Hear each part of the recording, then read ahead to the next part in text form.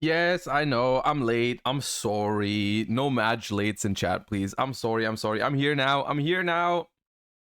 What is up, everybody? How are we doing today, duelists? Still can't believe the friggin' ban list was real, as far as I'm concerned, but apparently it was. You know, every day I wake up since they dropped the ban list, I'm checking if it's actually real. But every single day so far, it's actually been real. So you know. You had to get the pod collection. The pod collection is partially the reason, yeah, because it arrived. I didn't expect it to arrive today, but it arrived very shortly before the stream, so I had to check my overhead setup and everything. But yeah, that is one thing that we're gonna do today. Originally my plan was gonna be just play some new format on DB with you guys. We're still gonna do that, but first things first, we have this thing. Which is well, I hope it is the pod collection. So yeah, we're gonna open that up together, and I think we also have the little pod figurines that you have to assemble, which I think is gonna be fun. So we're gonna do that. Yeah, they only sent one, which is weird because I ordered 3, but I think they are in separate shipments because I ordered 1 and then I realized I wanted 3 because of the cards. So I ordered 2 more and they shipped them out separately, which is weird. Only 1 arrived, but here we are. Anyways, what to say? Thank you for the 14 months. And FSZ Open YGO, thank you for the 5. Appreciate you guys. Regardless, we're still gonna warm up first. So let me switch over. I hope it's the right scene. Let me see if everything... Yeah, okay.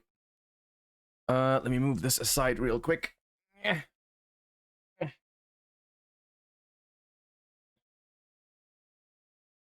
Let us proceed guessing some cards before we do anything else. I thought it was one... No, it was not once per person. I ordered multiples. Without a problem. Is this Kagamusha? I don't think it is. Hero of the East? Hero of the East.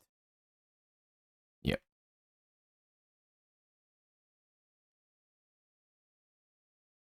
Ooh, this is Colossal Fighter Assault Mode. Yes.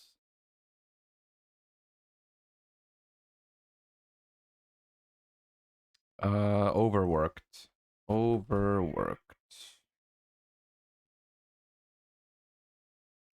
Dragon Kaiser, thank you for the prime. Appreciate you. Is this Milos Radiant? I'm not sure. Actually, is it? Oh, it's the Link one. The Mrs. Radiant. Right.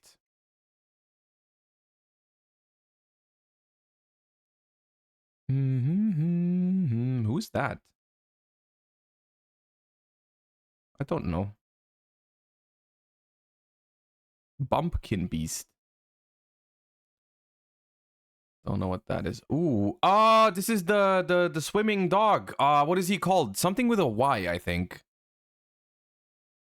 Doggy. Oh yeah, Doggy Diver. Well, that has a Y. That's not why I thought the Y would be, but okay, I'll take it. Oh, this is Herald of I think Ultimateness. Yep.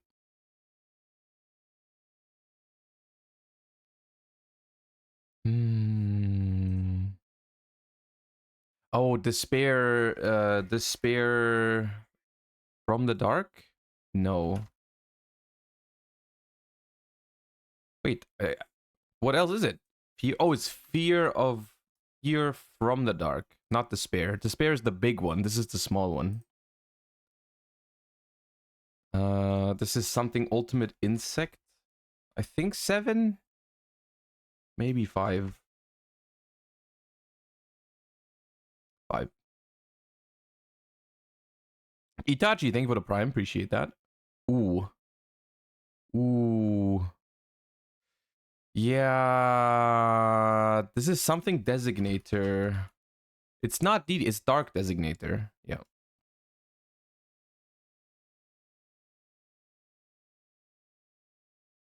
This is a battle wasp. pin, I think. Yep. Looking hella like a yugioh over here. But I can't tell which one that is. Oh. Is it this? Yeah.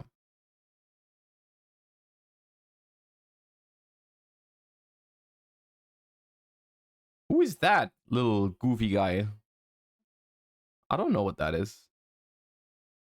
Hand holding genie. Okay, well.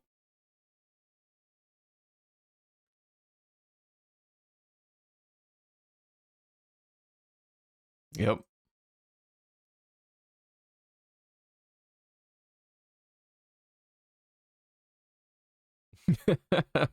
Well, it doesn't have to be banned anymore because it's already banned. So yeah, next time, spoilers, next ban list will not ban Isold. You get your wish shall be granted.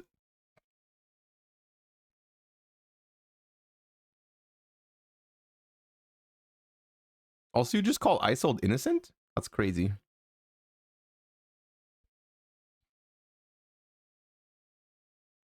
It's crazy to call a card innocent that has never seen a turn 3 in Yu-Gi-Oh! I'm gonna go out on a limb and say no game that Isold has hit the board has ever reached turn 3. I also haven't guessed the card in like 2 minutes because you keep distracting me. I'm blaming you. I don't care.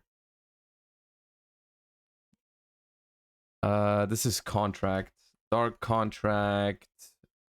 This is errors. Is it errors again? I don't think it is. Ledger?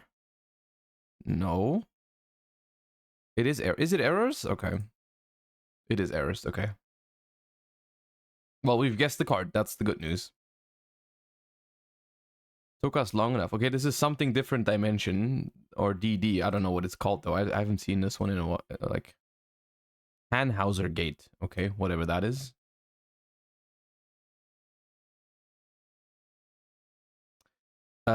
Ashura King.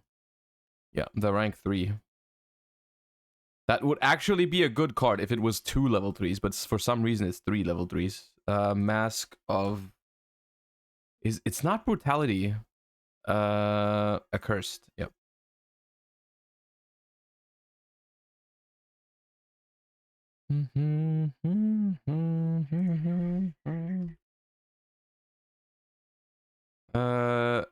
Infinite. Oh no, infinite machine, not omega machine.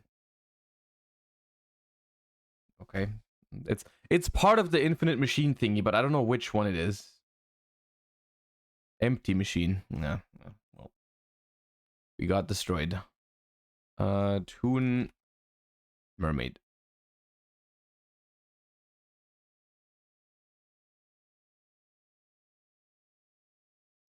That's a vanilla. Oh, that's a very old vanilla. I don't know what it's called though. It's like a level 2, 500 attack, that kind of thingy. Souls of the Forgotten.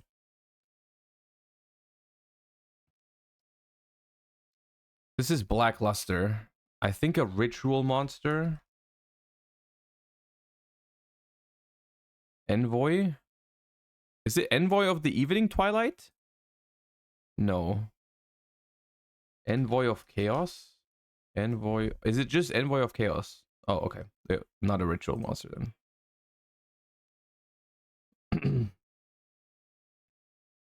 Oasis of Dragon Souls.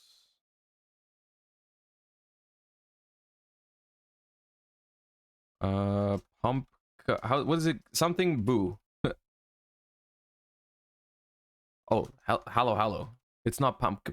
Hallow? Hallow, that one. Why did I think it was called Pumpkaboo? Oh, that's a freaking Pokemon, right?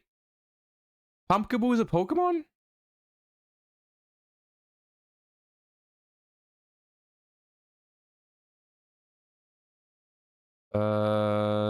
Something piercing. Dark piercing light? Yeah.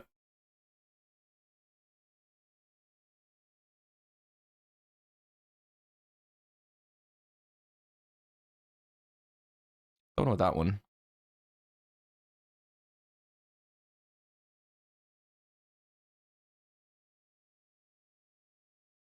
Is it this? No. Oh, it's the time eater. Time. This one? Yeah.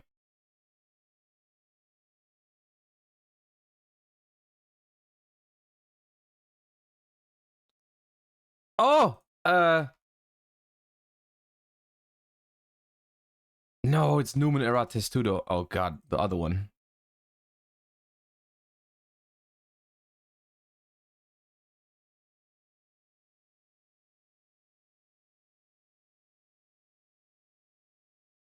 Morphtronic mix-up.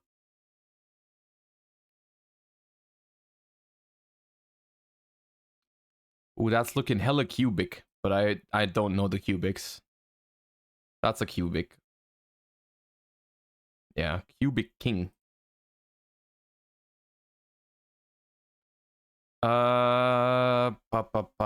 This is, it's not Ritual Sanctuary, I don't think, but it's this one. Yeah.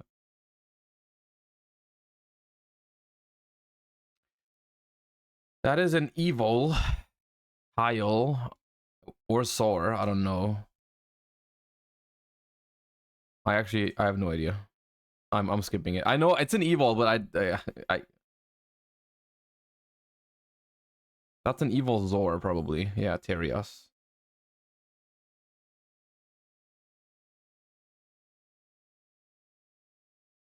Who's this? Oh, Cloudian support. Okay, I don't know. Aerosol.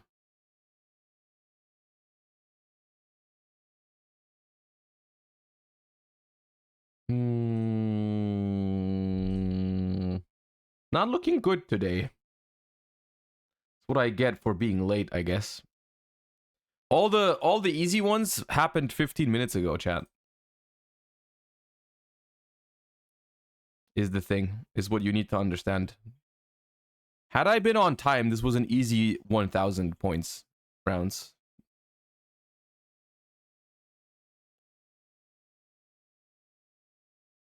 Ruddy Rose Witch. Is this a generator? No, it's Adrius.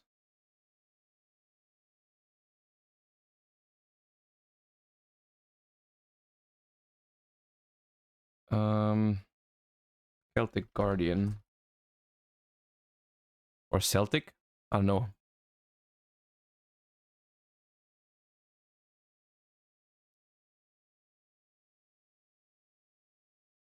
This is the Altergeist again. Altergeist, this thing. Yes. Lightsworn. Which one though? Lightsworn. Shire? It could be Shire. I think it's Shire. Dude, there's so many Lightsworns. Shire. It's at the very top. Okay.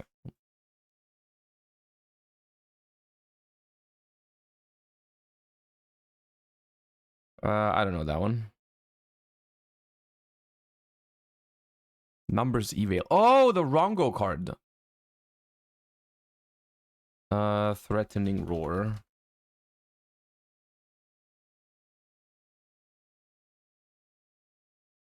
Book of Tayu. Tayu.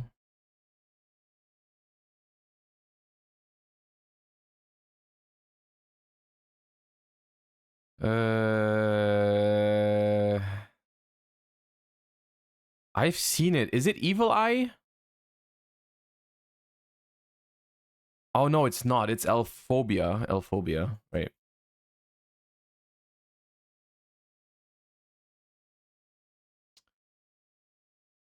Jinzo support. No idea. Factory of 100 machines. That's not a very big factory. DD trainer or Goblin trainer, I think. Something. Oh, Coach Goblin. That might be the one. No. DD trainer then? Eh? Second Goblin? Second Goblin. Okay. I think it's the same one on Coach Goblin. That's why I was confused. Copium. I have never seen this in my life.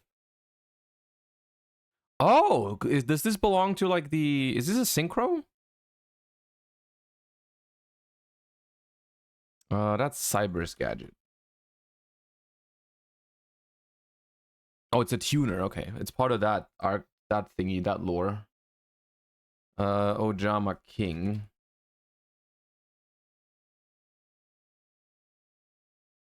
Come on, let's get 700 at least. This is Noble Arms. I want to say this. Yeah. The one that Pack played. That isn't standard, I believe. Ooh, this is a very old equip spell. Something Javelin. This one? Yeah.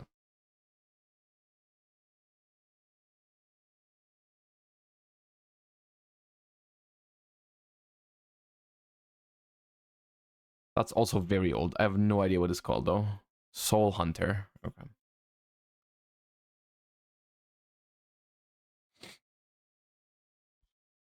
I don't think it's a 700 angle, even. Dream Mirror. Ooh, this one. This is Tainen. The Great Sphinx. Yes. Nathan Guy, thank you for the 3 months. Appreciate that. Welcome back. Thank you, thank you. This is something with Digrapher, but it's not unexpected die. It's okay, dimensional intervention or whatever, inversion. Man, it's washed. It's giga washed, man. Dude, it was gonna be 1,000 points 20 minutes ago, though. It's only because I'm late. Trust me, it was gonna be insane. It was gonna be insane. It just wasn't because I was late. I got punished. I got punished. Lunacy, thank you for the 14 months. Ooh.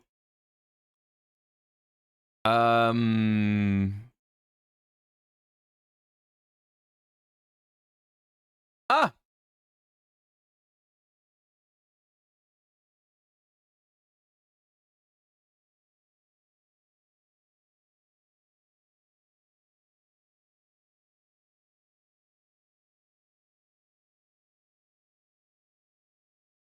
$1,800.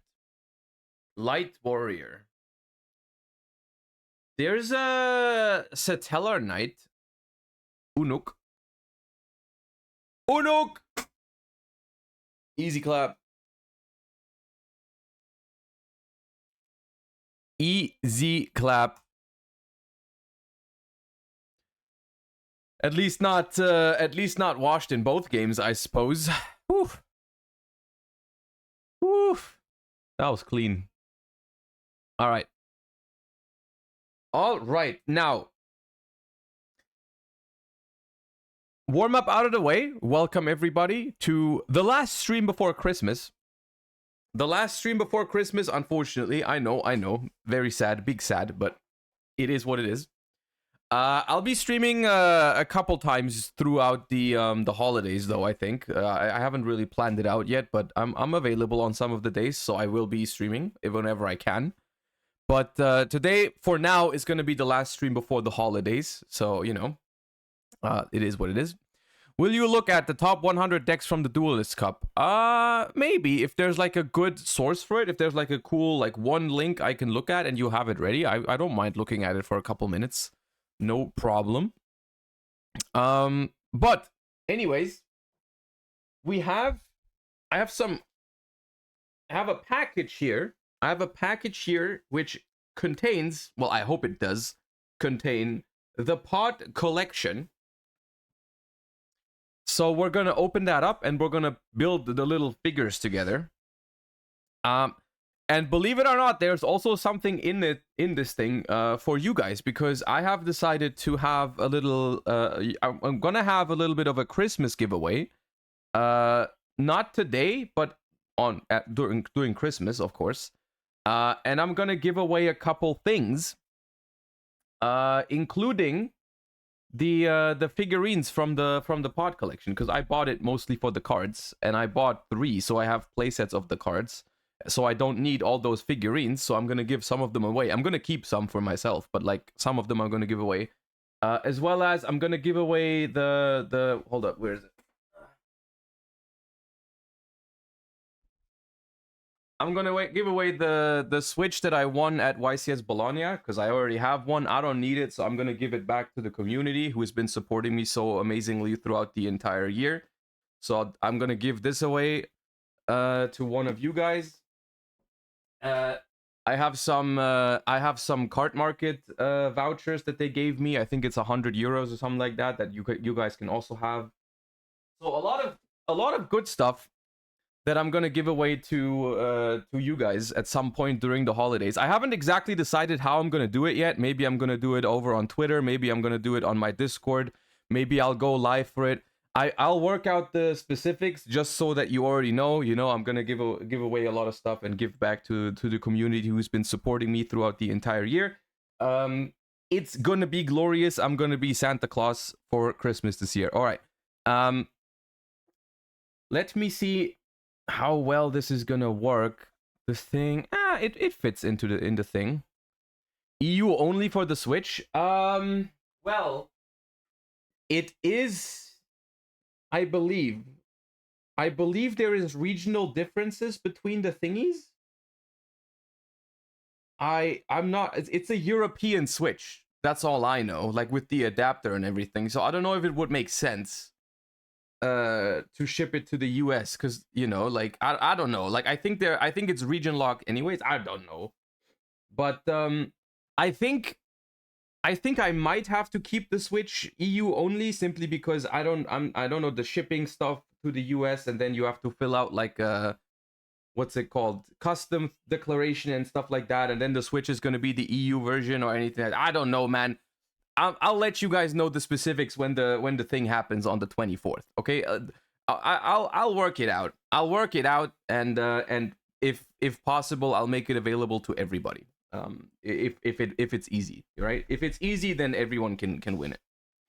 Because I think like maybe the worst thing that can happen is that like I have to pay a little bit more for shipping, but that's fine. That's not a big deal. Anyways. Let me make some room here, and I don't know exactly how this is gonna look inside, so hold up.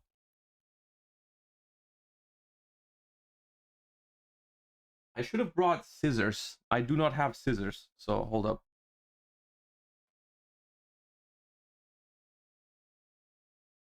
Yeah. Oh god.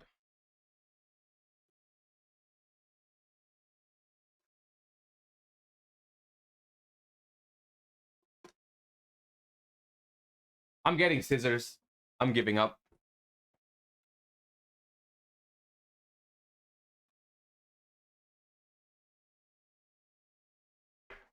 Okay, that was faster than I thought.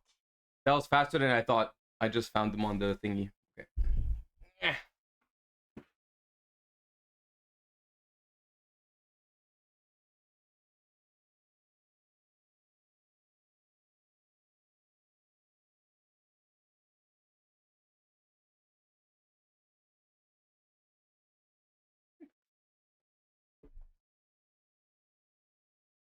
It's a lot of tape on this thing.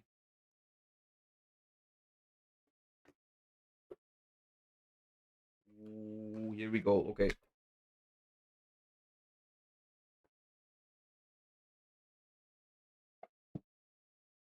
It's another box. It's a box in another box. Insane. Okay.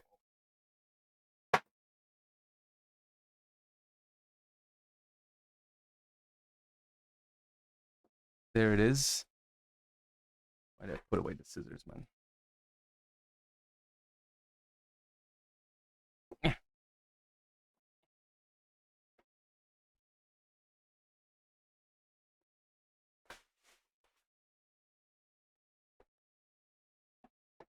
Here we go. The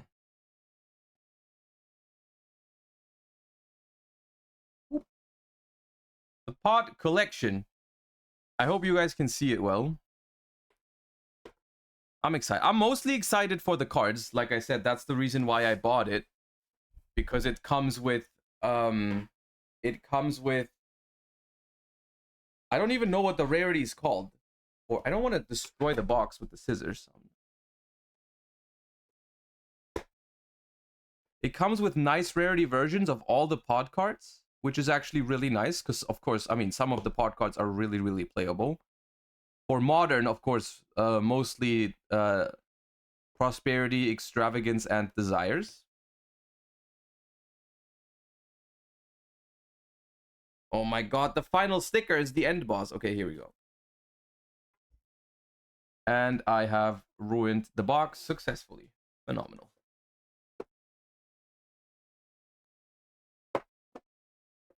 No, there's another sticker on the other side. I'm in shambles.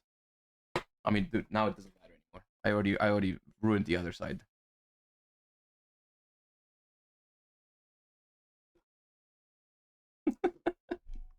Bro, now whatever, man.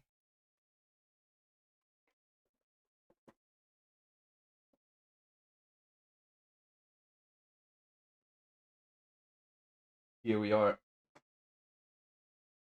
We have move my keyboard to the side.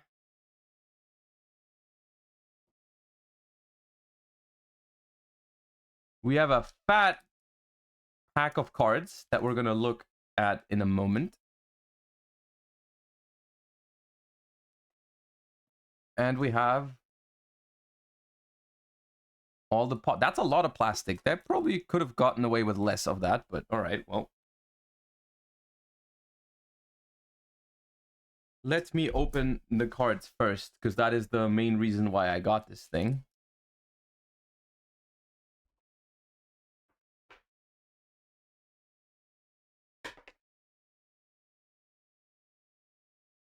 All right, we have a Pot of Greed in the new whatever it's called rarity. It's not quite quarter century, right? What does the first pot do? It lets you draw 2 cards from the top of your deck. Yeah, it's I don't know what the rarity is even called. They are a little bit bent as well, but I'm sure that's gonna be that you can get that out of the thingies. So we have the Pot of Greed, and then you have 2 Pot of Greeds. Oh, right, because the Pot of Greed comes in this rarity, and then everything else comes in the other rarity as well. So you get a Pot of Greed in the prismatic whatever rarity, and then you get everything in the other rarity. Hold up. We have the Pot of this one is, I would say, this one is nicer. This one is nicer, I think, but yeah, it is what it is. So this is, you got Pot of Greed in this. It reminds me of this very, very old. Now my cam is freezing. Okay. It reminds me of the very old Hobby League cards, but they are not as thick as the old Hobby League. They are like the old Hobby League cards, if anyone remembers those, but they are much better quality, I feel like. Those look too big? No. They're just regular Yu-Gi-Oh cards. All right, we have Pot of Generosity, which, you know, that's not very relevant. We have a Pot of Avarice, which is nice for Edison, I suppose. That's a nice one. We have Pot of Benevolence. We have Pot of Riches. We have Pot of Acquisitiveness. Pot of Duality. That one's slightly relevant. But only if you're playing Stun, I suppose, these days, or Flu. We have Pot of Dichotomy. Pot of Desires. This one is nice. This one is nice to have, especially now they came back to 3. Having these is nice. And now we get into the real heavy hitters. We have Pot of Extravagance. Looking hella nice. and this is probably the most important one. I don't know if these have prices, by the way. I have no idea. The collection itself was I don't remember. It's been a while when you had to pre-order these. You can't buy these anymore, by the way, sadly. But they were, I want to say, 160 for the entire thing. Are these even tournament legal? I'm pretty sure they are, because they are much different from hobby leagues in terms of how they feel. They feel like legal cards, but yeah. Which is, I mean, it was expensive. It's a lot of money, but I compared to like the freaking Platinum Dark Magician or anything like that, I was okay with it because you get a lot of cool looking cards. Anyways, Prosperity, and then you get the Spirit of the Pot of Greed. You get Moray of Greed as well, and you get Shard of Greed. And I believe that's the last one. Yes, that's the last one. They are not priced them. No, you had to pre-order these. This was a thing. You had to buy this. This is not something I got as a prize or something like that. Cart Market, the Pot Collection. Oh, they are on Cart Market. Okay, hold up. Let me check. Damn. Those are expensive. Those are expensive. But there's also not many. I guess they just started, you know. All right, well. Those are the cards. The main reason why I got these. Obviously. And then we have the little figurines. I think you need to build these yourself, which I think is funny. So we're going to do that. We're going to build the pods now. Hold up. I don't even know which one this is.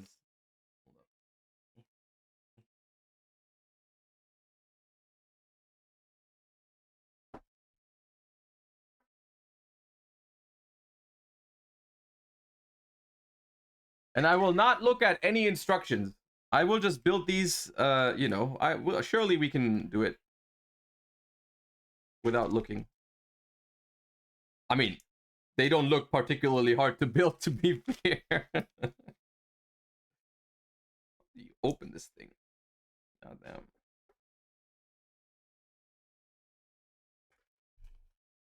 All right, we have the first one to build. Let me make sure you guys can see. Can you guys see this well? My top-down camera is not that good. I apologize. I already ordered a new one. Oh, this is Benevolence. Oh, okay, that was easy.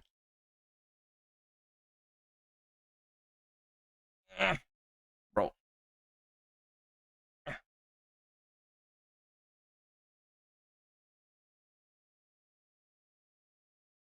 Is this even the right way? Let me look at the card.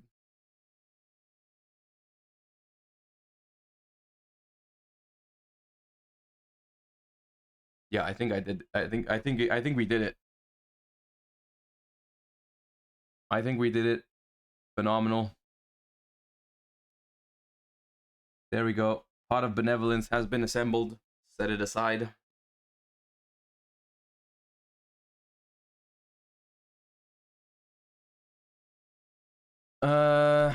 Dude, these are bigger than I thought.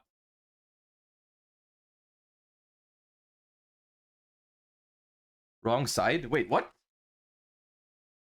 Oh, he's facing the other direction.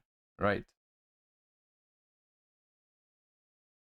Now it's been assembled. Okay. Okay, we failed the first one. We have failed the first one. Let's see if we can do better on the second one.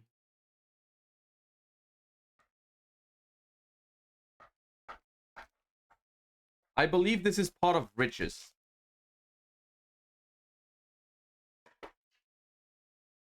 I believe this one is Pot of Riches.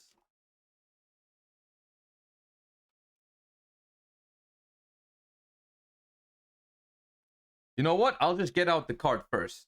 Actually, that's like looking at instructions. No, that's cheating. I won't.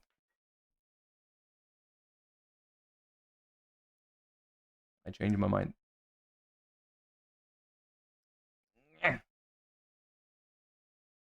Okay. Here.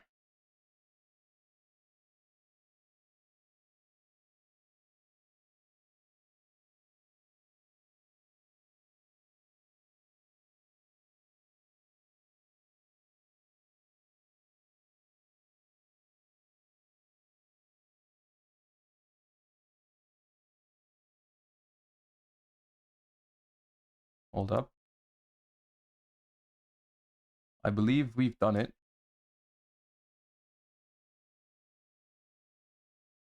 Tremendous. Tremendous. That is part of Regis, I believe. Hold up, where is it?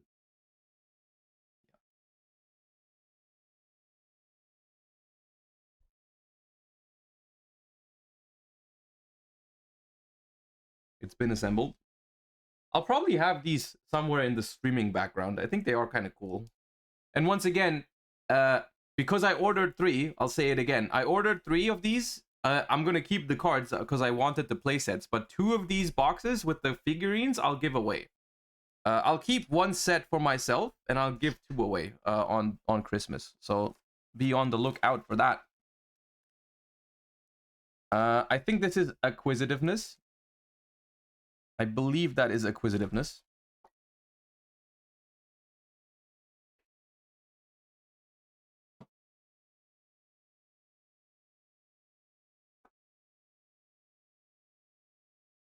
Open all at once and mix it up. You know, that sounds like a fun idea, but I think if I think I would regret that.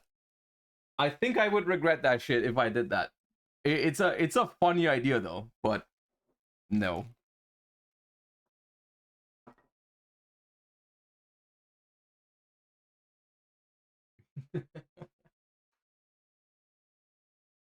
Okay, they made his nose its own thing for some reason. They didn't want to. Okay, I guess it's part of the building process is putting the nose on. Then we have this thing.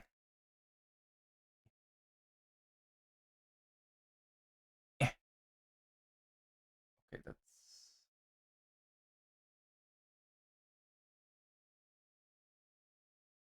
Why does it not fit? Oh no, that makes dangerous noises. Uh-oh. Huh?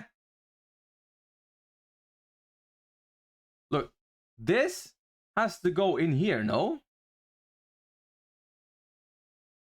Like this? Surely?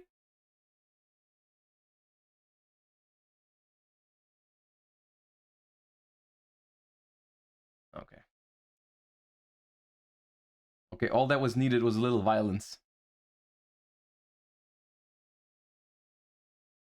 Just a little bit.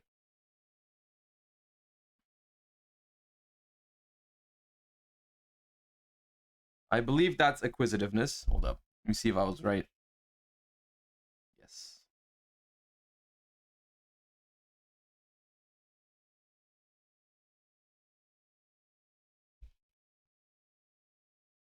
All right, who's next? Ooh, it's Avarice. Oh my god, look at the tongue for Avarice. Holy. Goddamn.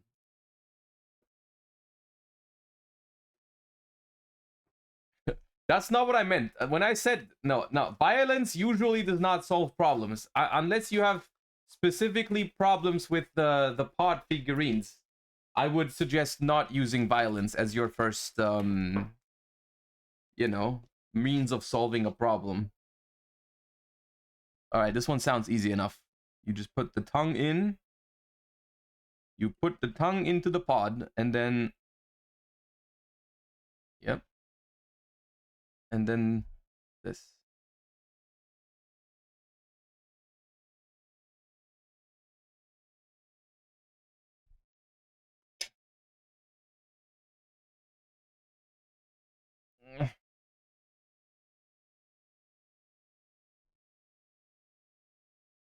Wonderful. I don't even need to double check with the card, but I guess just for comparison, that is in fact Pot of Avarice.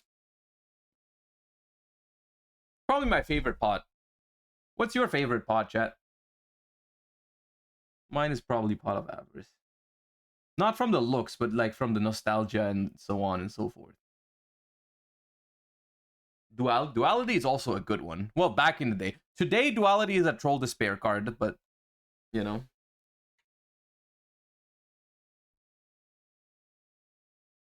Speaking of Duality, this is Duality. Wait, is this just the Shard of Greed? Is this it? Is the Shard of Greed just vibing here?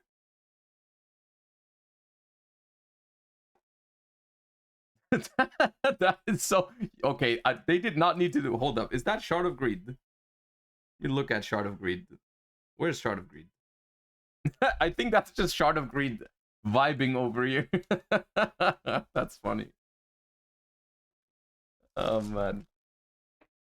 It doesn't even have its own stand. Like, where do you put it? You put all the pods on the shelf, right? They stand next to each other, and then what do you do with the freaking shard? You just put it on the ground next to it? Like this. Just put it on the shelf like this. You put it into the pot of greed. Oh, okay, that makes sense. No, it doesn't make sense. It's a piece of the pot of greed. Why would you put it into the pot of greed?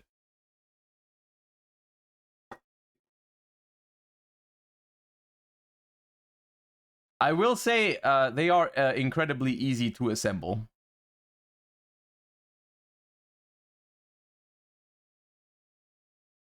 Maybe I shouldn't have said that.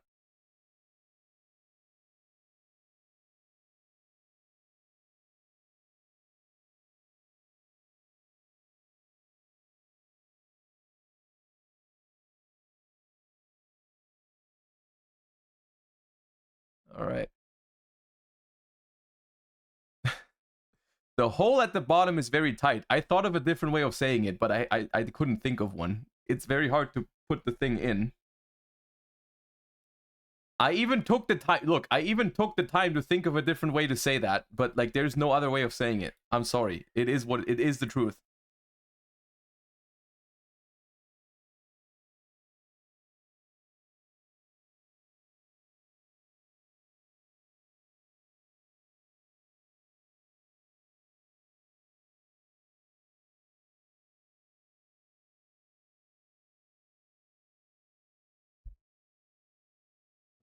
Say well said. I had no what. How else am I going to say it?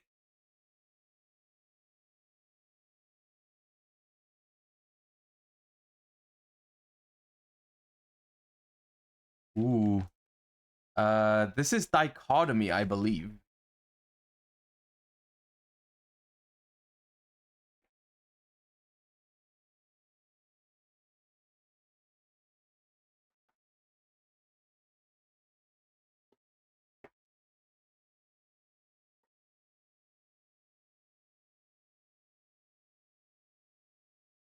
What is this?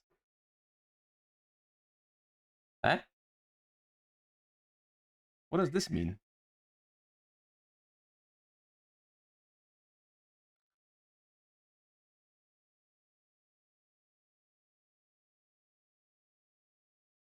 This. And then, oh, this goes around the thing. I see. Like this. Oh no, I the wrong way. Okay, obviously. This goes here. I didn't realize it had this.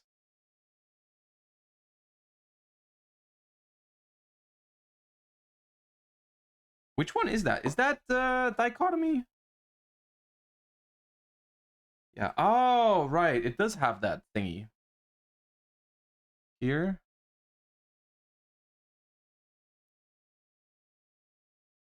Okay. Well. Here we are.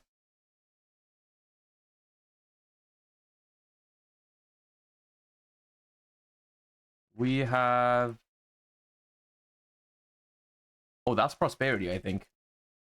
Is that prosperity? Oh, I forgot the stand, of course. There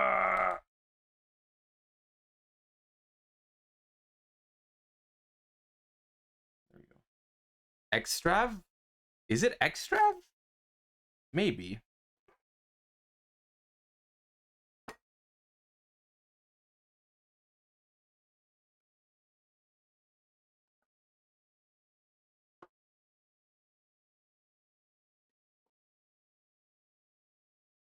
It's definitely a combination of pot of riches and pot of, I think that's benevolence. No, generosity. I don't know which one that is though.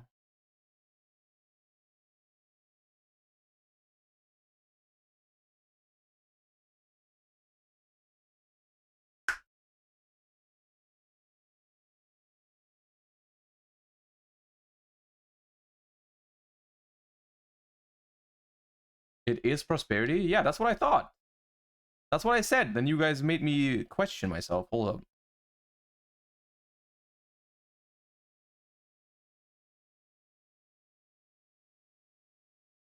That is prosperity, yeah.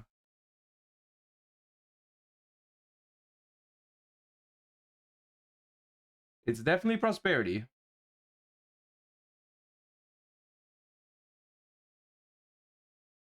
It's missing the silver area. The silver area? Where's this? What do you...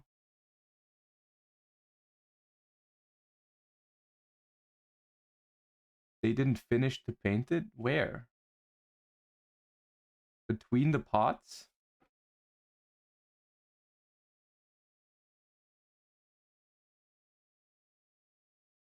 Nah, that's cap.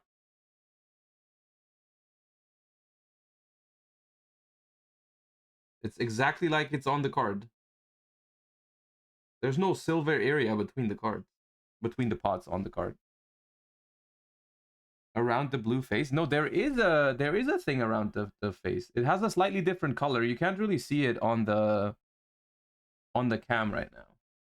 But there is an outline around the blue face. On the thing. Alright, that's prosperity down. Now we have... Oh, desires! Desires!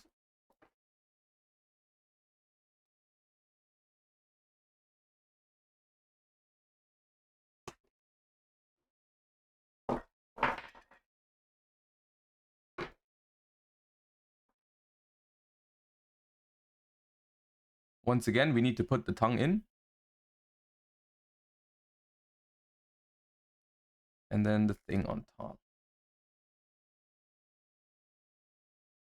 Okay, this is the first one where I have a complaint. Because of how like hard the lines are here. Like you can definitely see... You see what I'm saying? This? The others don't really have that issue. Like if you look at, I don't know, let's take one for comparison. Yeah, I don't know. Like because those are the same, right? Those are both avarice. On this this is half avarice, right? This is just avarice. Do you see the difference? They could, why didn't they just do it like this one?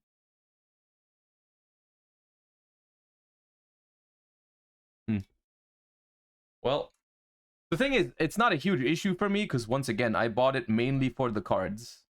And like, if you, especially if you look at the pot of greed in comparison on the other side, like it looks so much better because they didn't do any of the shenanigans here. Like, why not just print it in one thingy? Like with the other avarice, they printed everything in one go. It was just the tongue that you had to put in, right? Here, for some reason, they made it so like the mouth also goes out and the top also go. Why? Why not just do both in one print? Well, anyways. You guys are hurrying at the most normal words, by the way. Only because I said the word tongue, that does not mean you get the huh. Twitch chat. Alright? The word tongue is a normal word. I get to say the word tongue.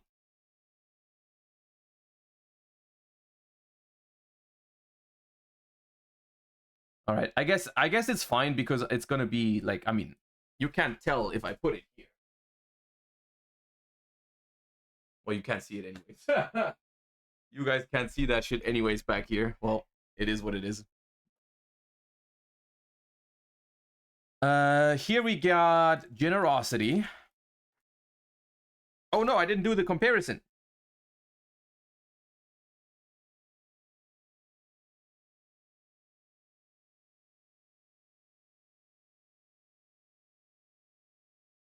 Yeah, this is the worst one so far, I think. Because it also, on the card, maybe it's just me, but on the card, it doesn't, it looks more round. The thingy, the pot looks more round.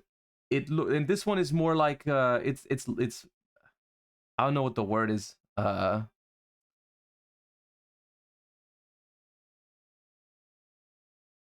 anyways, tall. This one's more like taller, elongated, whatever. Yes. You know what I mean.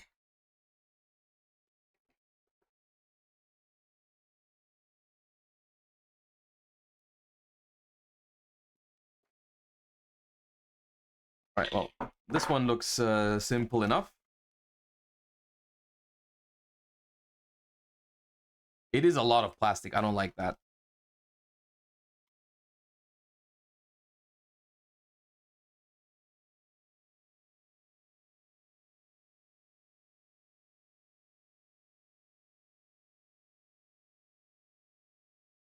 Mathmech collection when? I mean, if they want to... I don't know if with the Mathmech collection might be... If they make one, it might be the worst selling product ever, even after the Platinum Dark Magician, you know?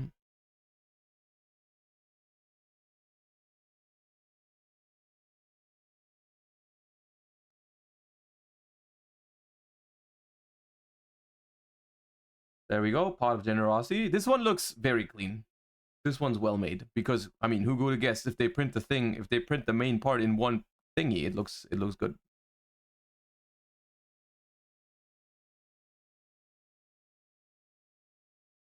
It is a very simple design though, to be fair. This one is like, I mean, very easy.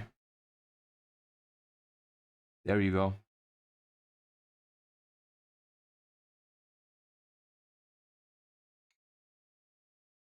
All right, we're nearing the end, and we have, this is Pot of Extravagance, I think.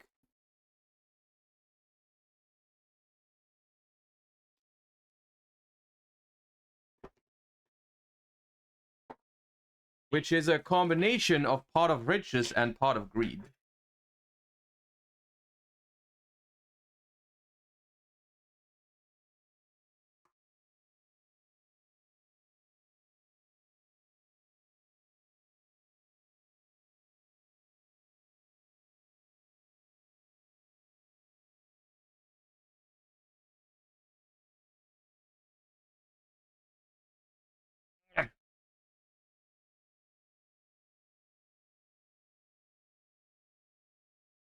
This one also looks very clean.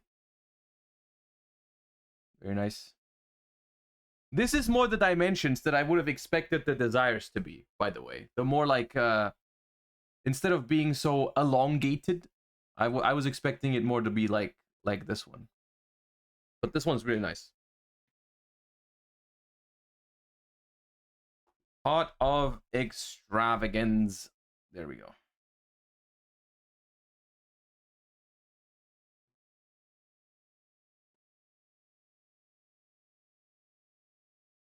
And then, oh, I forgot the moray. The moray was, and there's also this little fella. Ah, let's build the Pot of Greed first. Because this should be here. Yeah, this is the OG, the Pot of Greed.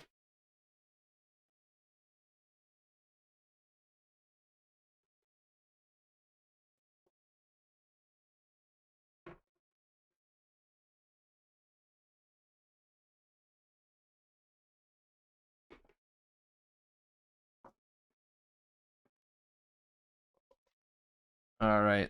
The OG, man. This goes here. The handle.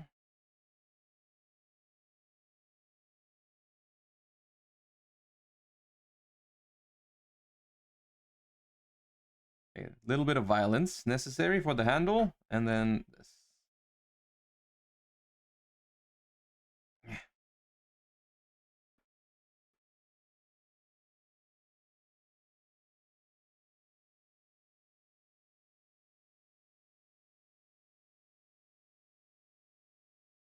There it is.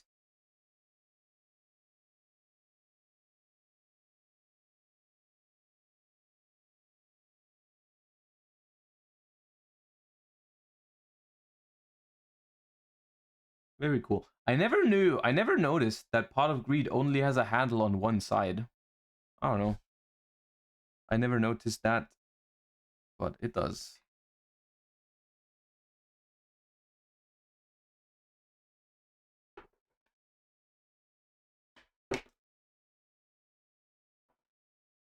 And then we got Moray of Greed. And this little fella. Which is very funny. Okay, let me see. So, Spirit of the Pot of Greed just looks...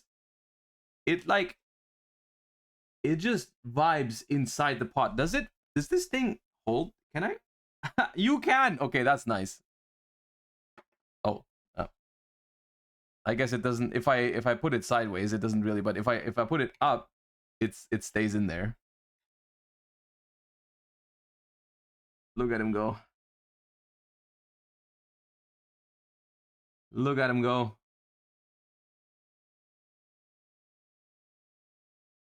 Phenomenal. And then Moray of Greed. Moray of Greed, I would have to lay down the pot and then it goes inside, which also works. It does work.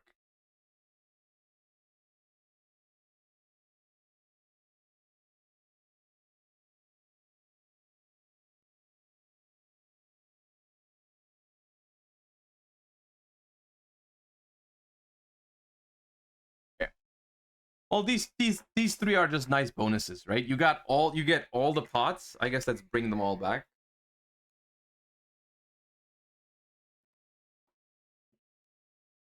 Funk Masters, thank you for the...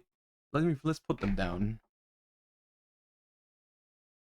We got Avarice over here. We got Desires over here. We got Duality over here. We got Prosperity, Dichotomy, beep, beep, beep.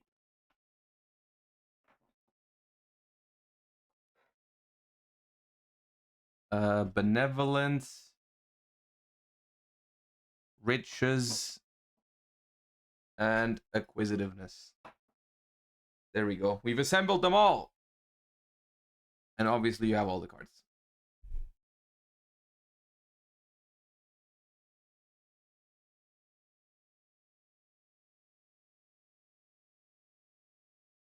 Very cool. Very cool. Obviously, disclaimer, not sponsored. I bought these myself.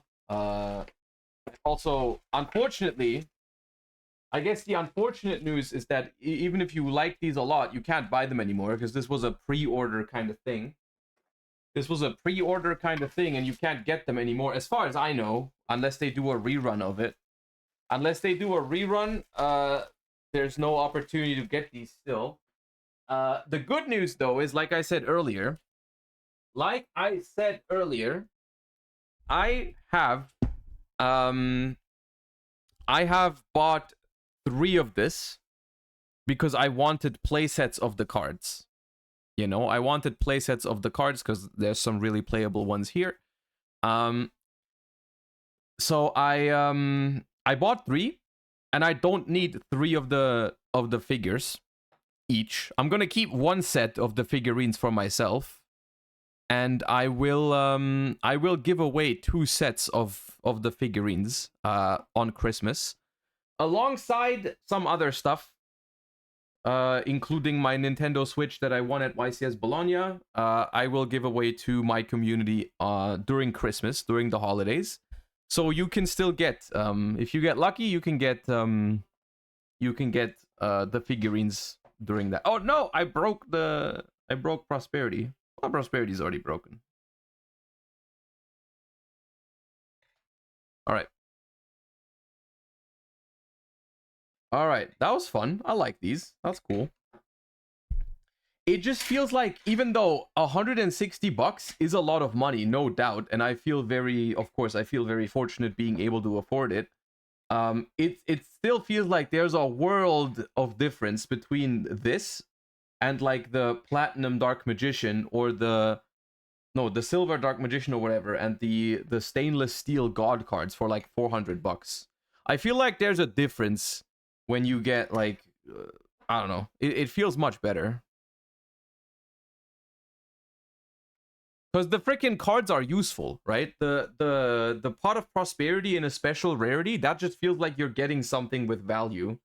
Whereas like, I don't know.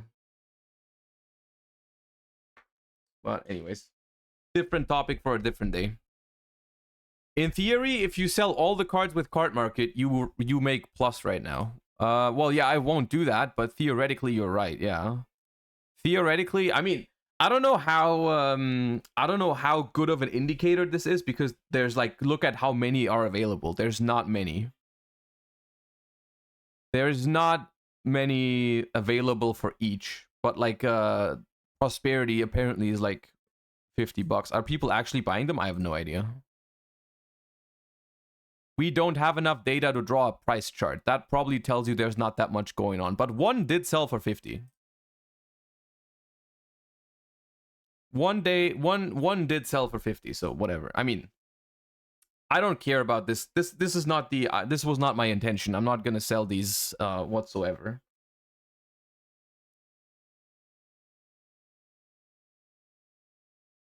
Except maybe the ones I don't need, but like, I'll have to wait and see. The quarter century pot apparently is expensive as hell. I don't know if people buy it for this though. 120 is crazy. All right. All right. Enough with the pot collection. Enough with the pot collection. Let's get into some actual Yu-Gi-Oh content. I know. Scatter. Ooh, Yu-Gi-Oh. Here we are. It might get off the list one day. I don't think they will ever unban Pot of Greed. Maybe that's just me though. Maybe that's just me, but I don't think they would. I don't think they should either.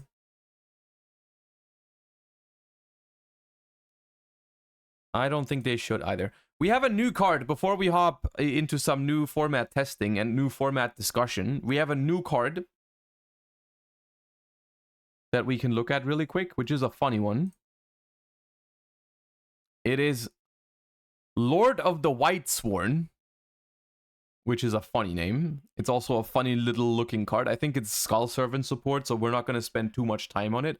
I mean, I'm sorry if I've insulted the Skull Servant community, which I'm sure there's people out there. I simply don't know much about Skull Servant, and I don't believe it's very powerful, but I mean, maybe I'm wrong. It's possible, but it's your job to convince me otherwise then. We have a level 1 light zombie effect monster with 300 attack, 200 defense. You can only use the second and third effect of this card's name each once per turn. This card's name becomes Skull Servant while in the graveyard. If you have Skull Servant and or King of the Skull Servants in your graveyard, you can send this card from your hand or field to the graveyard. Send cards from the top of your deck to the grave up to the number of Skull Servant and King of the Skull Servant in your graveyard. You can banish this card from your grave, then target a Skull Servant or King of the Skull Servants in your grave, special summon it. Is the deck really still about making this huge King of the Skull Servants? The one that gets 1000 attack for every Skull Servant in the graveyard? Is it still the goal of the deck? That's so base. That is so funny. That is so funny that's still what they're trying to do. I think that's hilarious. I mean, I guess if that's still the strategy, this card is good. The only thing that's bad about it is that it banishes itself from the graveyard, so you lose out on one Skull Servant name in the grave. It's also not a starter card because you already have to have stuff in the grave. It will, at the very minimum, mill 2 cards from your deck, right? Because you have to have one in the graveyard to be able to activate it. Then it sends itself to the graveyard, which counts as a Skull Servant. So in resolution, you're gonna have 2 at least, right? But I don't know how much this mills in like standard combos. I have no idea. I don't know enough about Skull Servant to tell you how much this mills in like an average Skull Servant setup or any Skull Servant combo. No idea, man. No idea. But it's looking like a cool card, I suppose. You know, I don't know. It's a cool card. Skull Servant players are probably happy about it. I highly doubt it's more than a meme deck, but I mean, nothing wrong with giving some support for a meme deck, I suppose. So it's probably cool. Should have made it not once per turn. I mean, they probably could have, to be honest with you. But I honestly think it's okay that they give the deck like that they print once per turns just out of caution. You know. How do I still get ads? You shouldn't, because you have a sub badge. If you are subbed, you should not get ads. That's maybe a bug then for Twitch, but you shouldn't really be.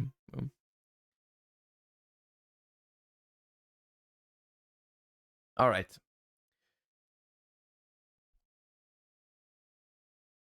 Now, we're doing obviously what probably most of you are here for, which is we are testing for the new format, quite simply.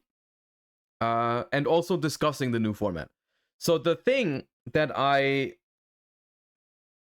wanted to do is, well, I want to do 2 things, right? I want to do 2 things because one thing I enjoy a lot after a ban list is theorizing, right? Theorizing certain ideas and so on and so forth. So I want to discuss a couple things, right? At the same time, I also want to test, and I want to give you guys the opportunity to test and play against me. So what we're doing is we're just gonna play. I'll just play against you with some decks that I have ready, or some decks that I'm gonna make ready.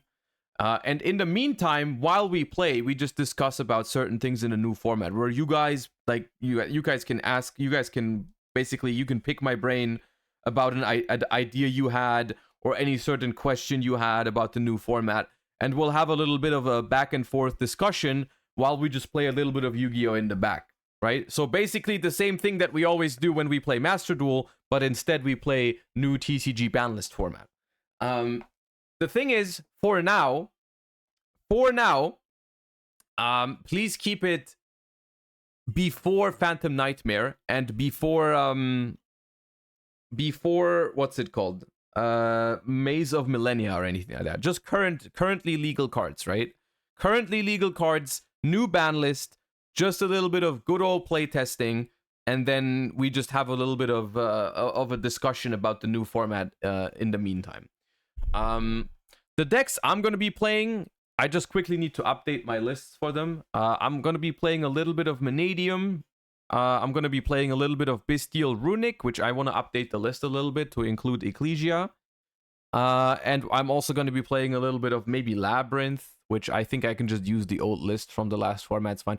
We're going to be playing Best of Ones with the simple reasoning that I want to get a lot of games against different decks in, and I also want to give a lot of you guys the opportunity to play against me. So we're not going to be playing long and grindy best of 3s, and rather play best of 1s. You guys can play whatever the hell you want, whatever you feel like trying after the new ban list. You guys can play. I don't mind. There's no rules this time as to like, please play a meta deck or whatever. You guys are free to experiment with whatever you want. And I'll just, maybe I'll do it. Maybe I'll try it like this. I think I'll try it like this. Yes. Yeah.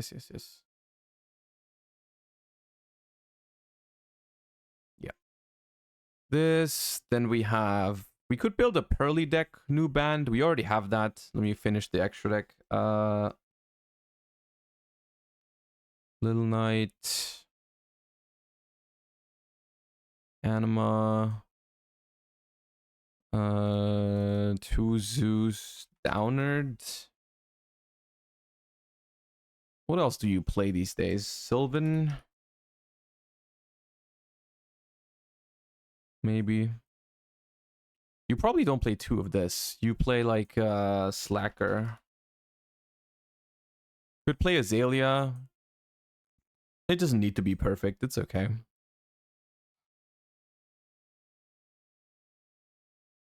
This seems fine. Typhon? Typhon also seems good, but... maybe I'll play a Typhon. Maybe you only need 1 Zeus without Kashtira. Let's try like this. Seems fine. Okay, we have Pearly, we have Runic Bestial, we have Labyrinth that's ready to go, we have Vanadium that's ready to go. Do I have a Centurion list? We can play Centurion with triple Desires. That seems fine. Maybe you even play Centurion with triple Desires and Upstart to make sure you have your starters ready.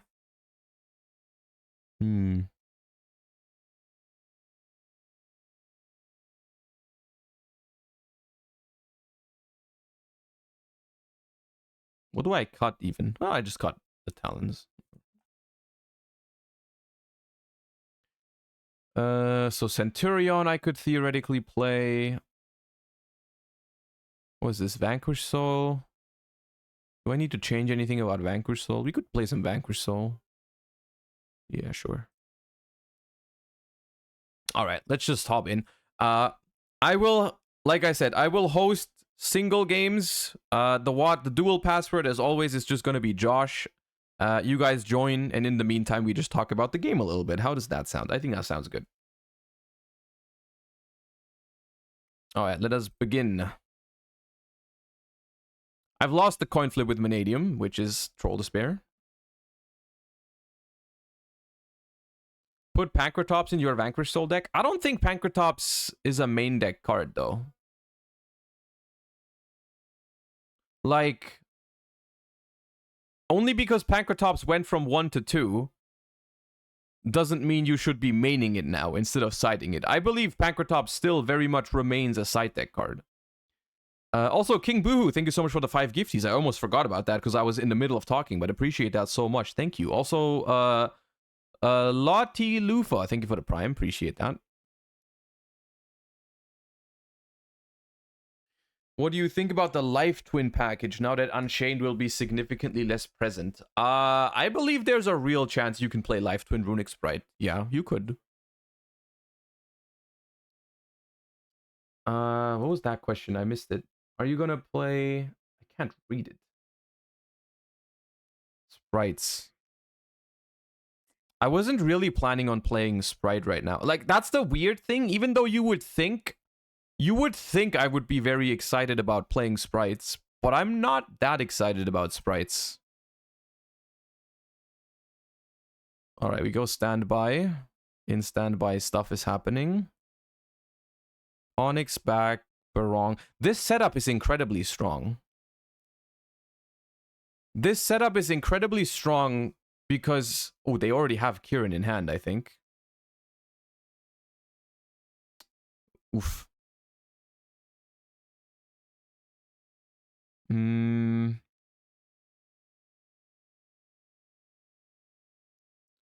can't win. I mean, the thing is, I can try. Do I summon these in defense so that Reichphobia has a chance to? I don't think Fenrir should be in defense position. Fenrir should probably be in attack.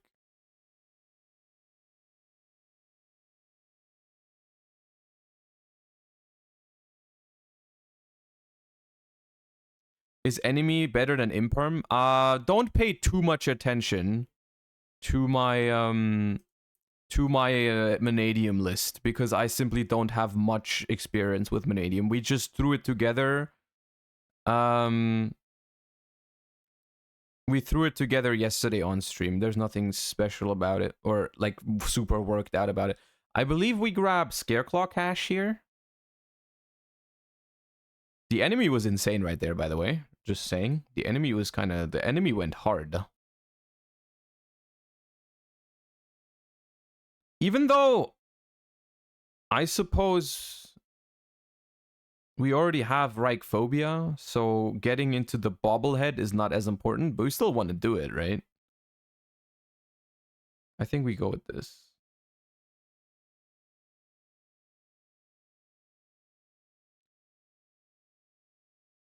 Banish.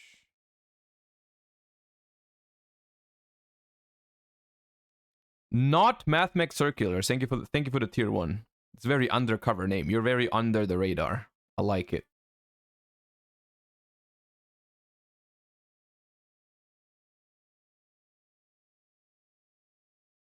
I guess getting the second Reichphobia is good anyways. Question is, do we SP here? If we SP, we cannot OTK anymore. But SP still seems like a very good card to make. We don't necessarily need to OTK if we can pick apart their board.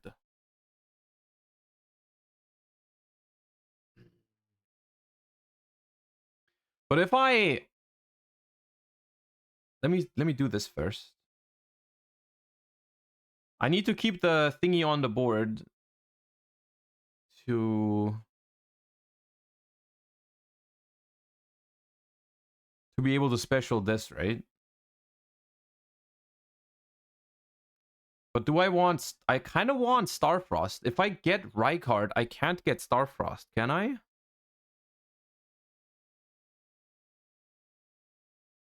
Maybe I can and I just don't know how. But if I get Rykard, I kind of want Visa Starfrost. You can if you pop Meek.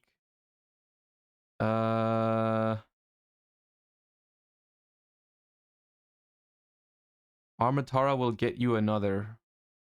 Hold up. So I grab Rykard. How do I make Armatara? A tuner and a light monster. Where's the light monster come from? If I grab Rykard. I think I need to get visas. Ryk plus Meek is... Oh, okay, I see.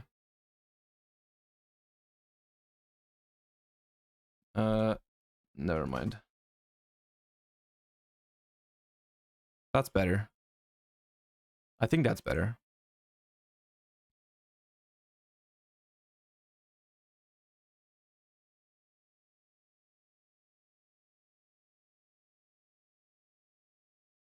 So this has to go here. And then we use the effect to grab... Dueling Book too complicated for me. Honestly, the more I kind of appreciate Autosim, the more I play Master Duel. I'm not gonna lie. Especially with Twitch chat on the side. Sometimes it's a little confusing. But now I think I just SP the set card to make sure I can play. I feel like I just SP the back row. And then I go for Trisugda. I think. That means I won't be able to kill, but...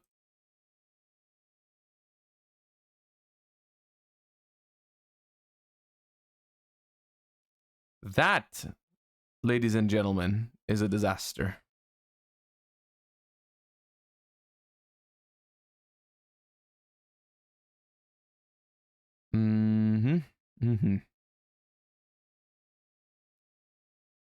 So, I mean, I have to revival the Rykard and then normal the Meek. I can still do stuff. Right? Where was Imperm? Just in case. I don't know where it was. Oops. Special. You can special Meek? Oh, I can't special Meek. Okay. Ooh, they summoned Garura in defense. So I'm gonna have 3 defense position monsters. That's good. Here in effect was to be expected. Pops the Avatar, which is target of fire, special summon it, but it negate its effects. Yes. Yes.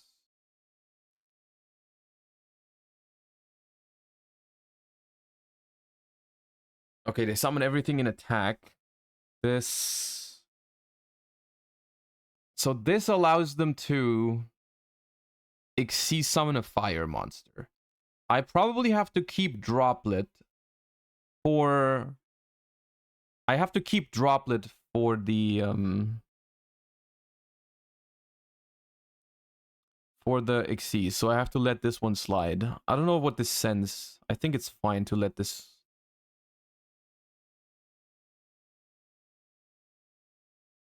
Oh wait, no, they pop Kirin.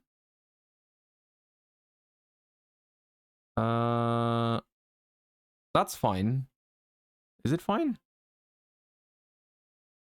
No, it doesn't target. It's not fine.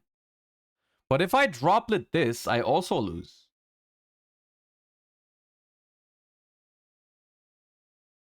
If I Droplet the Garunix, then I can normal summon Meek to not play into this thing. But then I make Trisugda, I bring back, and then they just pop after. Right? And then I don't have Droplet anymore. Yeah, I just lose. And I couldn't go enemy to take this because Kirin doesn't target. A rival has protection. It's only Scareclaw Link monster. It doesn't protect the Rykard. Well, it's okay. Maybe there was a way around it, but honestly, that it would just require me learning Vanadium more, which is the entire reason why we're doing this, right? So it's okay. Let me play something I know a little bit better. So actually, let me play something that I know, so that I have more mental capacity to talk with you guys. Because if I play something I haven't really played much, I have to think way too much while playing.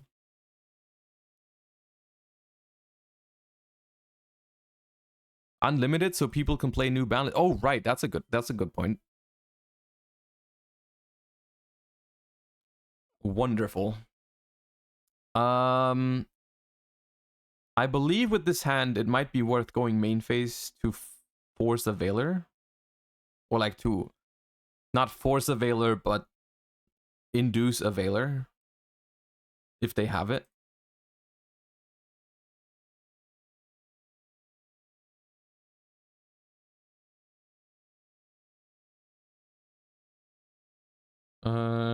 We get Fountain. It plays into Droll.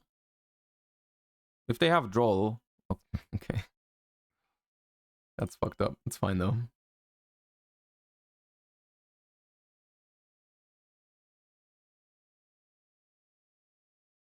I didn't expect them to main deck Droll, to be honest.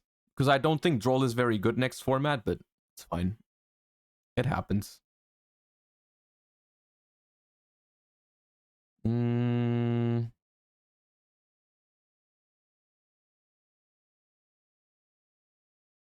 I could still make an SP if I wanted to, but I don't want to.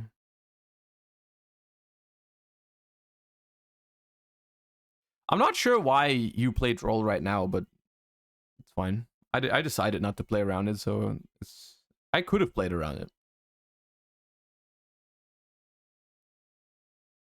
Rye Brigade. Okay.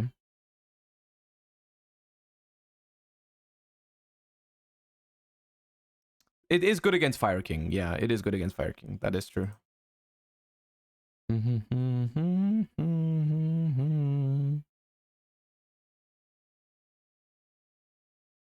Why should Droll be bad? I just don't think it's good in the main deck for next format, because there's too many decks that it's not good against. Like Labyrinth, for example, which I think is a big deal.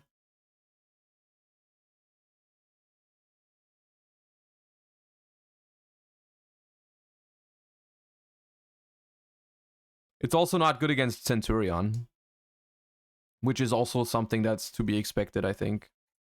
Fire King Fire King. Oh my god, I used both my destructions. That's criminal.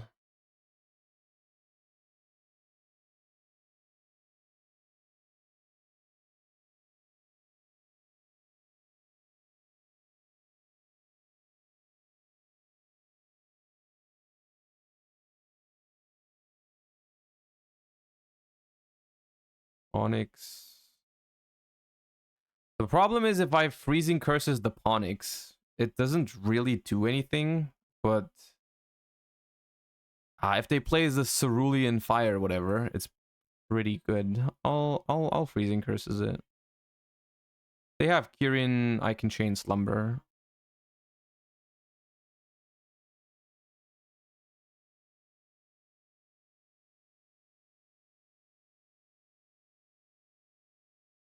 So we banish 6.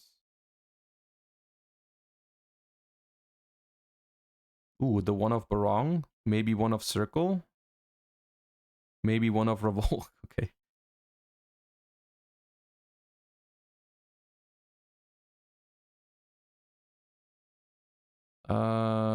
Fountain.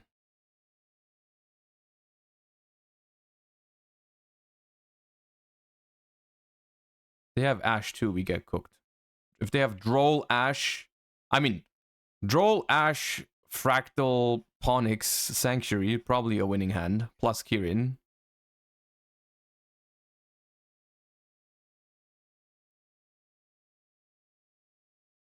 Pro. Okay.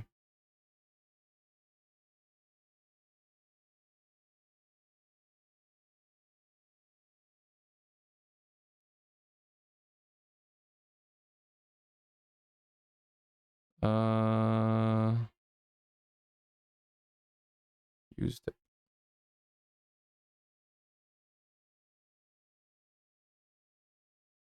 Destruction.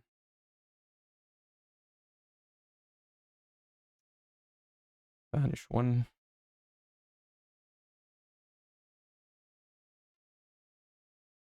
Another Arvitar.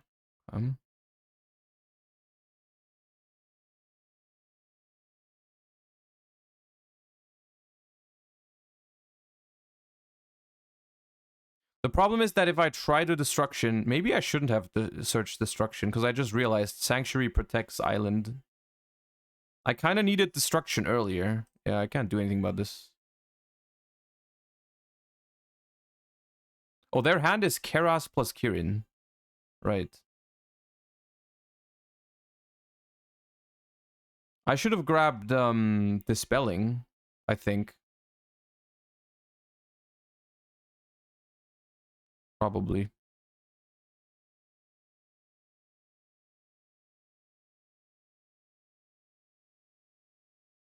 Am I crazy or did you only draw 2? Yeah, because they crowed my Slumber.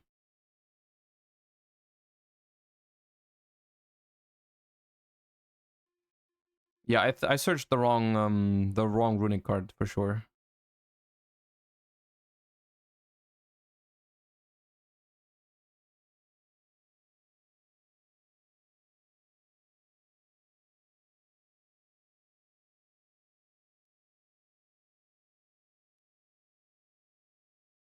Special of Fire King from hand or grave.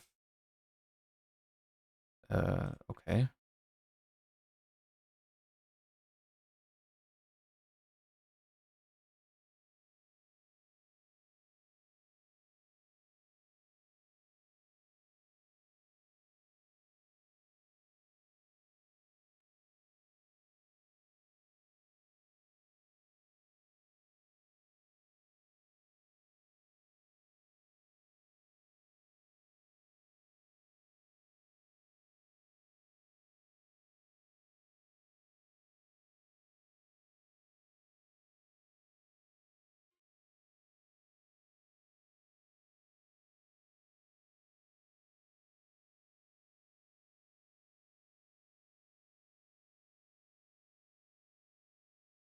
If only I added Flashing Fire, man.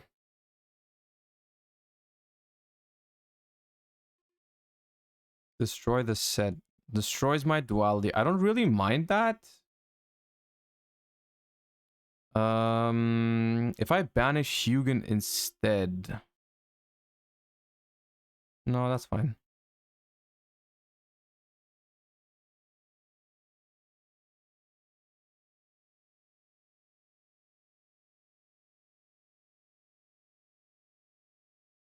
It's fine. This... Wait, they didn't use the effect of the... I'm confused.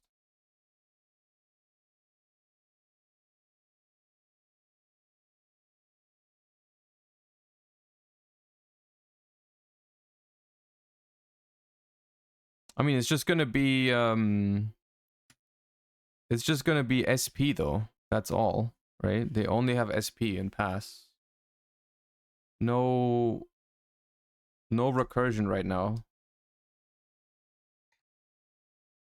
Because the hand is fractal. Not fractal, Keras. Can that attack under slumber? Oh, right. The Ponyx can't attack.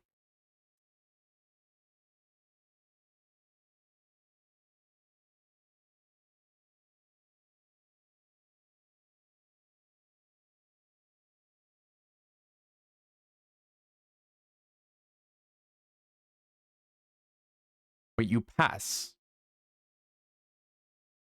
So we just win. There's no way. Okay.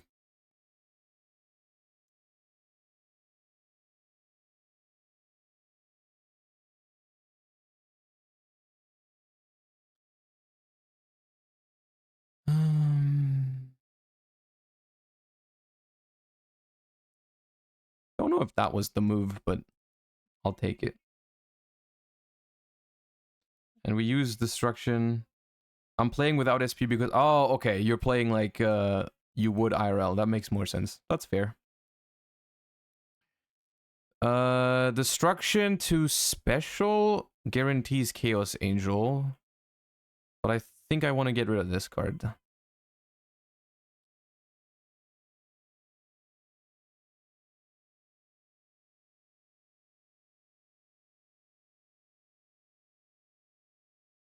Ooh, the Rang Bali is huge.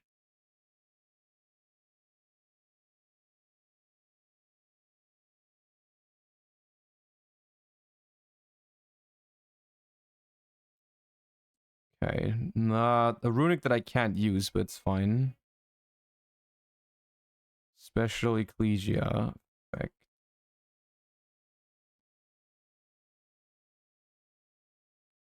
Special summon the Golden Sword Soul.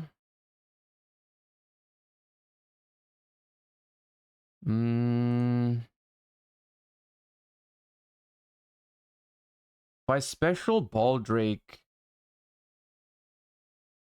I get to make a Chaos Angel, and then because the... Yeah.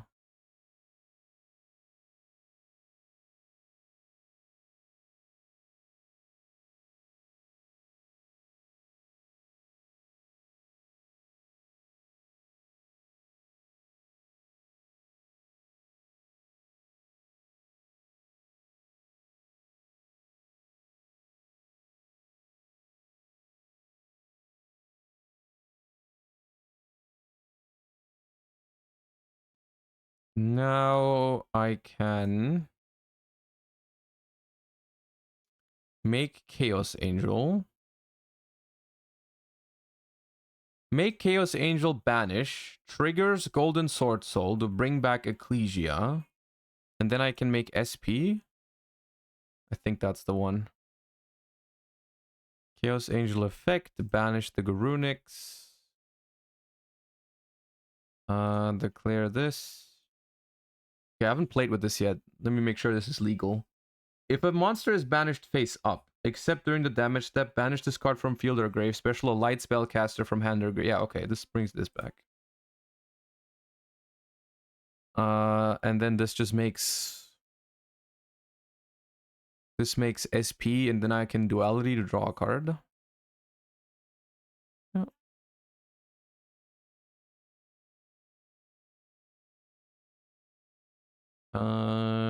If I banish the Fire King Island, it pops the Ponyx, which is annoying because then it comes back to hand.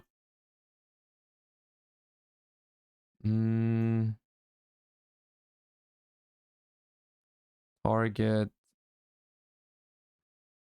At the same time, Fire King Island is way more annoying than another Ponyx because their hand is a normal summon. So if I'll take the island away. I mean, I have destruction for the island, but if they go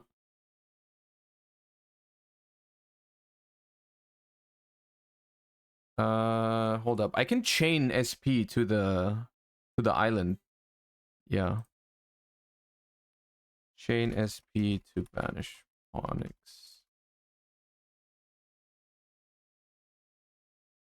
Yeah. Now the Ponyx is going to be on the board instead of in hand, which is better for me.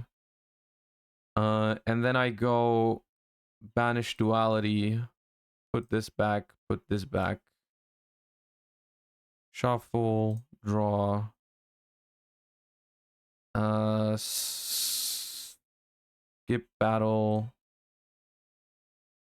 get back SP and Ponyx.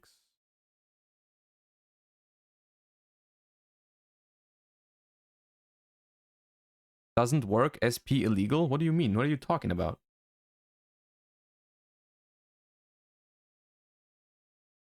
That was definitely legal.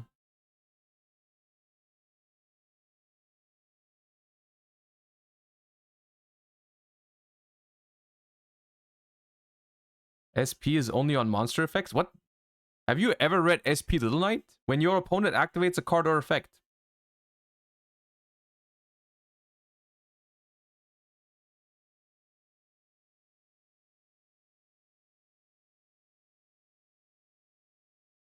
The friggin'... You know... The... What's it called? The freaking Keras is actually scary. Because Keras for 4 kind of messes my fountain up. I need to do something here, which is very annoying. But the thing is, like... What do I even do? I guess I go special a freaking Sleipnir and draw a card before the Shureg hits the board.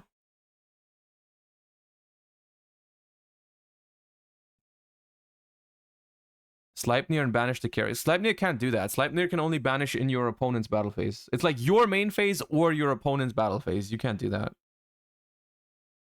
I could grab another fountain for next turn, which could be good. Like I could Hugin. I could Hugin just so to make sure I have fountain again next turn. That might be the one.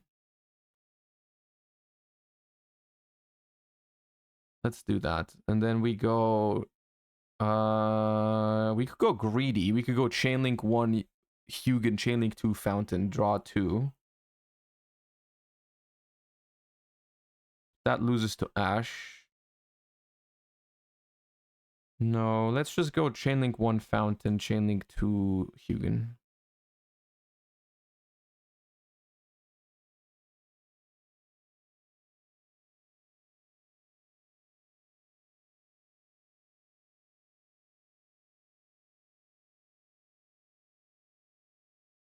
Okay. There's exactly 4 in gray for Shureg. Yeah, there's exactly 4. But the good thing is we can SP away the Shureg so they don't get the search.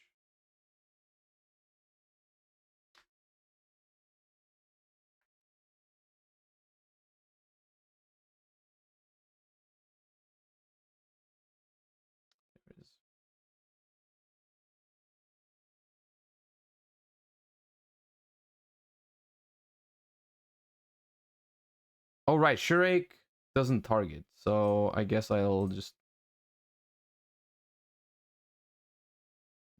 banish. Rest in peace, fountain. Yeah. And now we just hope that Ash gets us through the turn. I mean, it should. Ash should get us through the turn. We're on 8k. They have 1 card in hand. I think Ash should make us survive here, realistically. I don't know.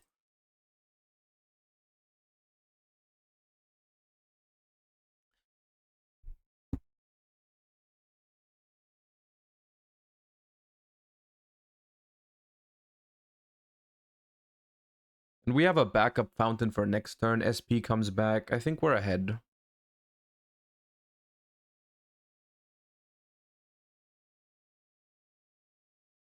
Ferrigeet into a name from hand. They could go Ferrigeet into a name from hand, but I don't think that kills us because they would only be able to banish 2 from the graveyard because right now they have no tri-types in the grave.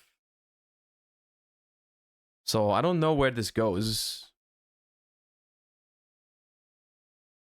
Ferrigeet into Ponix? Well, we have Ash for that, right? Like, that's the thing. The scariest one card that they could have is like access to Fire King Island somehow. But that loses to the Ash that we have, right? Sprint? I don't know if they... I mean, Sprint into Kit into Nerval, I guess. But then they don't have a normal summon anymore.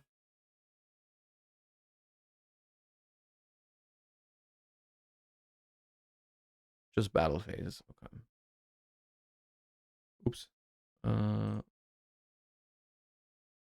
12.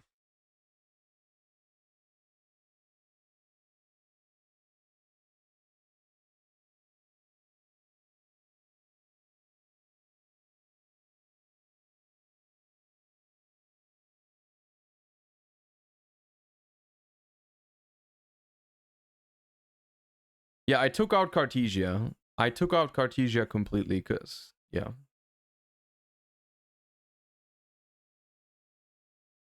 Linkuriboh. But... okay, now they now prepare for the most debated SP Little Knight ever. No, Dark. Okay. Ooh, a Baldrake. Okay. Sadly, didn't draw into another Bestial, but okay. We can Flashing Fire that. That's fine.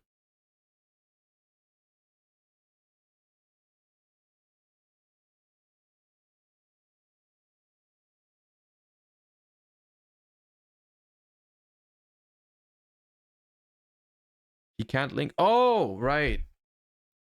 You can't link off the Linkuriboh.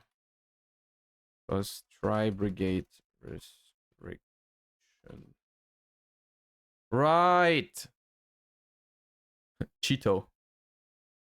I mean, they said they're playing the deck for the first time, so cut them some slack. It's alright, that happens. That's definitely... I missed that too. I completely missed that. It's been a while since I've played against Tri-Brigade or with Tri-Brigade.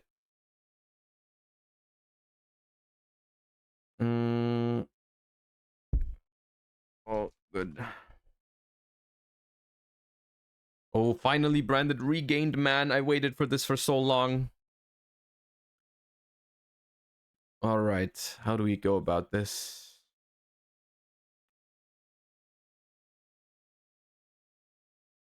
Definitely Fountain. Definitely Fountain. Regained. There's a funny thing we can do, is if we Flashing Fire the Shuraig, it goes to the graveyard, it triggers to search, I can chain SP, banish the Linkuriboh to draw a card with Regained. The question is that necessary? SP's effect to bring it back is not a summon. It can definitely come back, guys. Calm down. Sleipnir banish. I can do the same with Sleipnir, actually. Yeah, you're right. That's better. Let's do that with Flashing Fire. Special Sleipnir. I love Sleipnir, man. Effect. Target this. Banish. Regained. Target the thingy. Draw. Okay. We still haven't picked up a freaking tuner. Let's go Hugin. Fountain for 2. Keep 1 in the back just in case they have Ash here.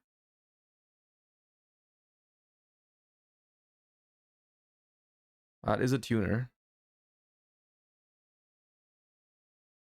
The cool thing is you can also reuse Golden Sword Soul, right? Because you can summon it back with this pattern. You can do some really cool stuff with this version.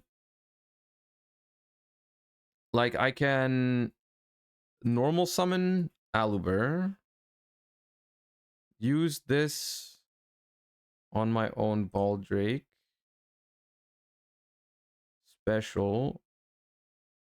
I can make this pattern,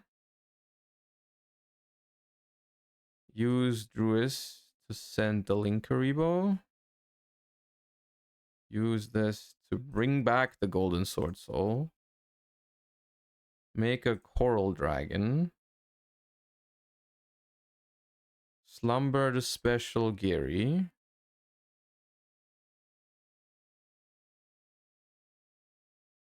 make Baron, draw. Oh, God! Baron pop.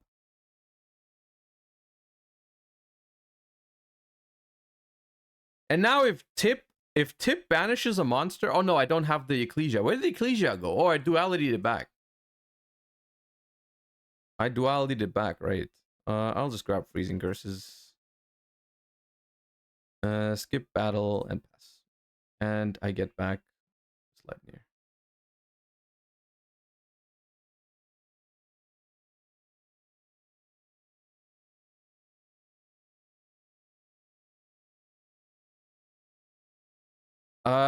This is not really a budget version. Hold up.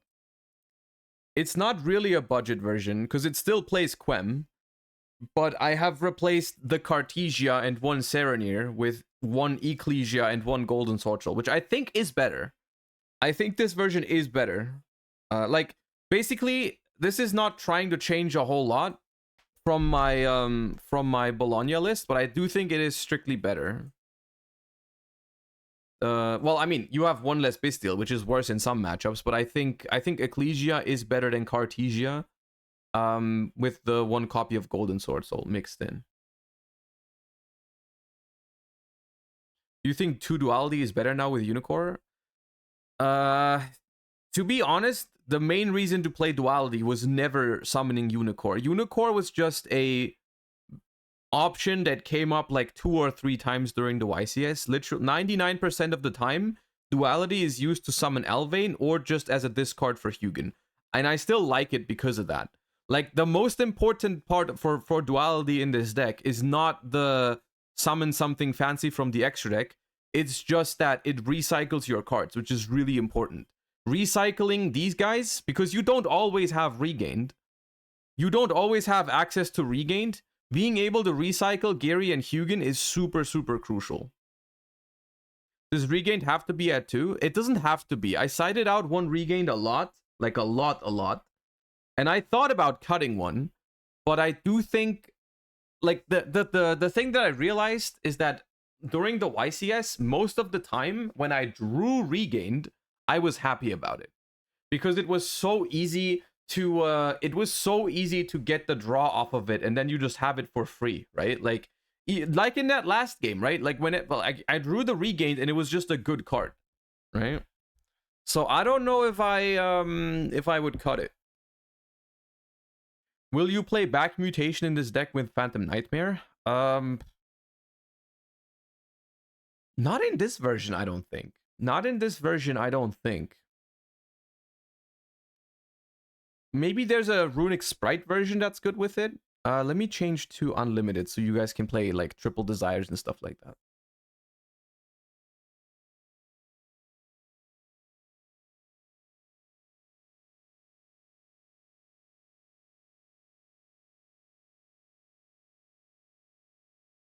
If you only play one of the Bat Runics, do you prefer Dispelling or Smiting Storm?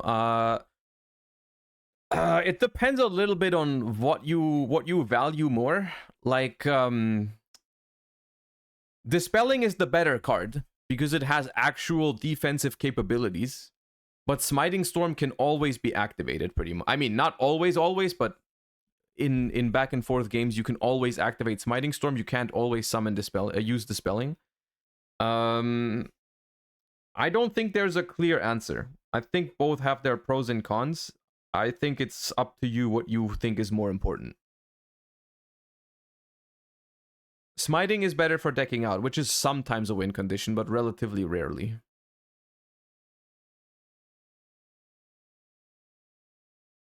Oh god. Oh no. Okay, well, I'm afraid we lose. This seems like the kind of matchup that you don't win with Runix going second. We should have won the coin flip. Oh no, man. What?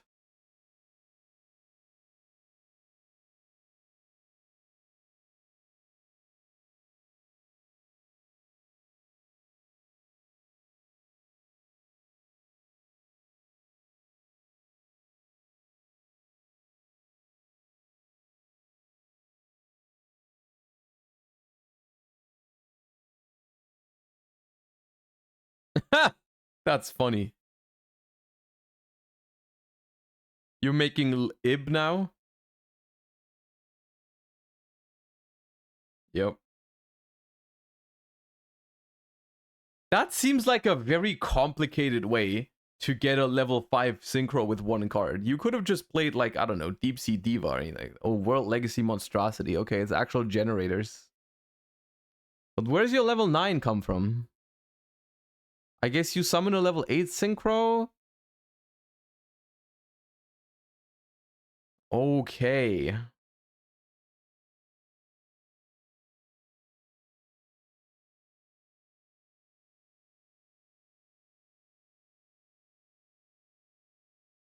Target an insect or a plant. So this is now a tuner.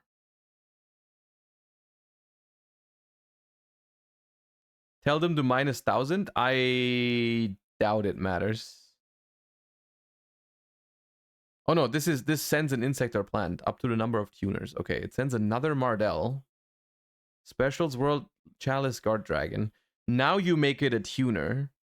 And then you make a level 9 synchro. So that you can activate Freak the Monstrosity card. Okay.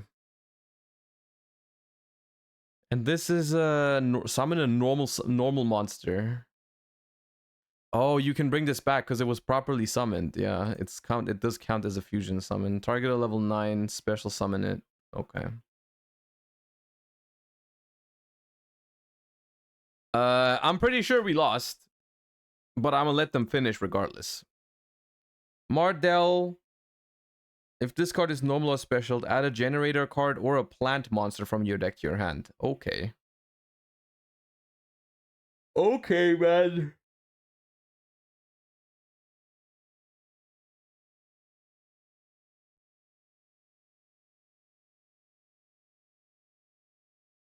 We still are not nib safe, by the way. We would still die to nib here. But, I mean, I'm just saying.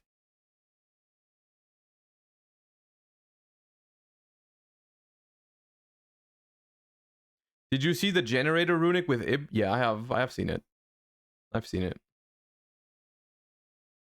This shit hand loops you, right? It hand loops you because when you draw,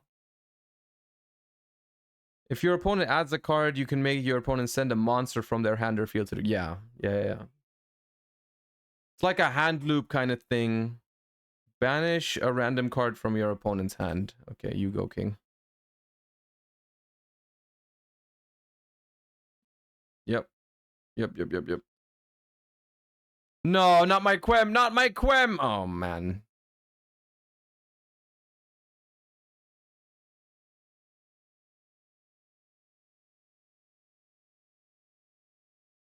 Not the Quem, man. Oh, God, no. Not another one. Obviously. Naturally.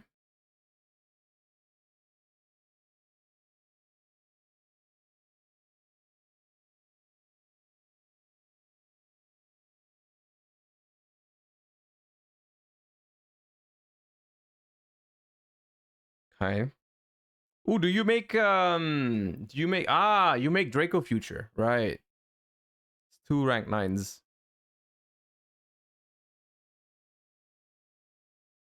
But is this all? What does boss stage do again? If a card is added from the main deck to your opponent's hand, special summon a generator. If you special summon a generator, get generator tokens, destroy them during the end phase. Okay. So is this it? I mean, this is still, it was kind of impressive, but I mean, I've seen crazier things done with freaking Orphis Scorpio. And this also would have lost to every single hand trap in the universe, right?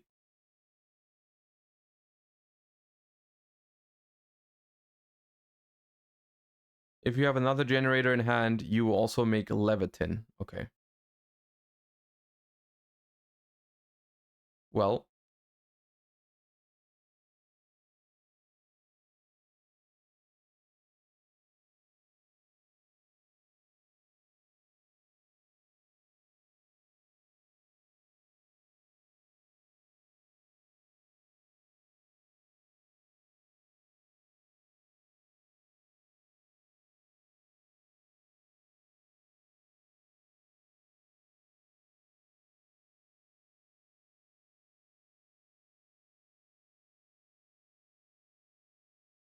Maybe I needed to prevent that? I don't know. This is during the main phase. Tribute.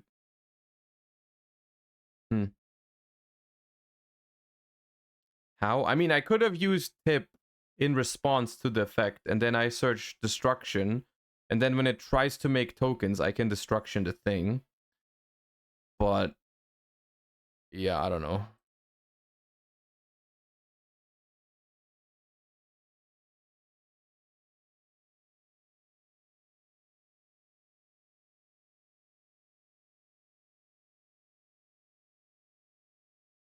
Banish one. Prosperity. Okay.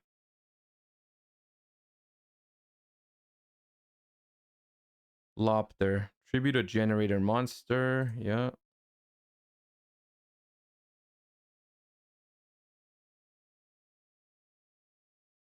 Do they play multiple horrors?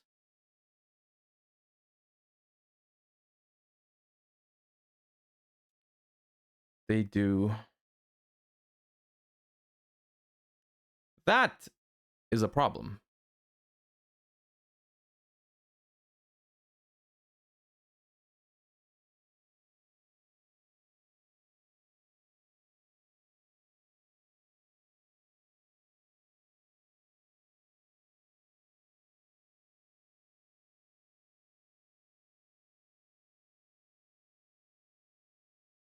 Okay, generator, very cool deck. Very, very nice. Very interactive as well. I like that.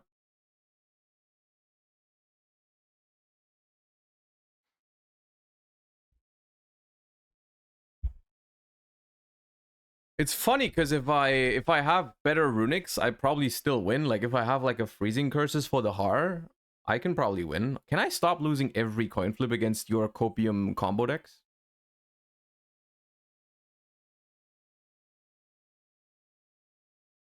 No. Okay, cool. Noted.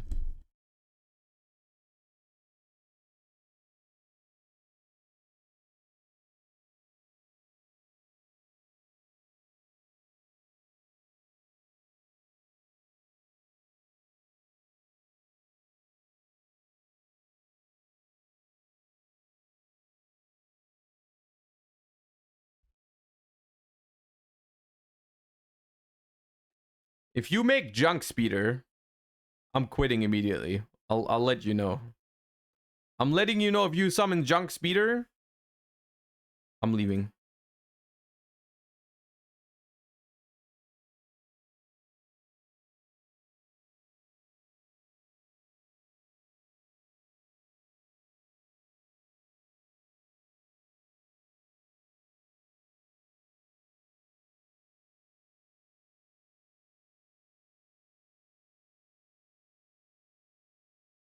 Oh god, oh, this is pure adventure.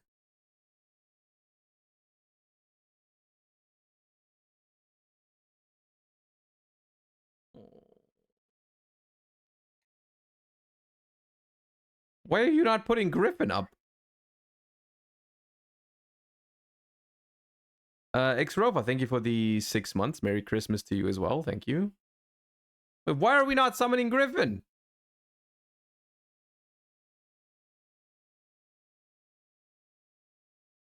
Okay, now.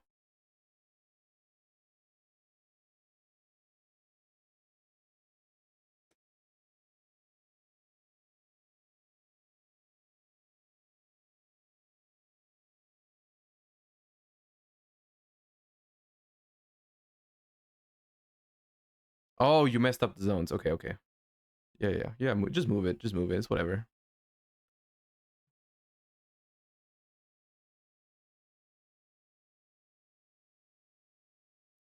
So Phantom Knight, Adventure, Horus, maybe? Like, it's 40 cards, though, so maybe no Horus? I don't know.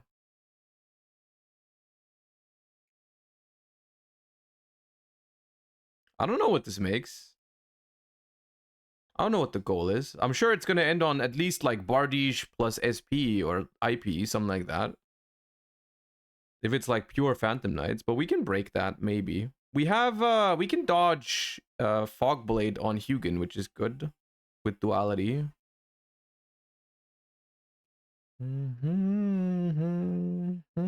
But the Griffin negate is kind of a problem. Wait, 4? Wait, that was... You use all... No, it was... Okay, just those 2. Okay. Yep.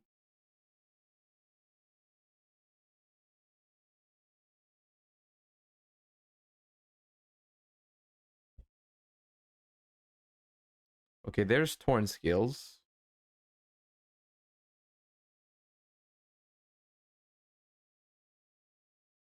One Fog Blade.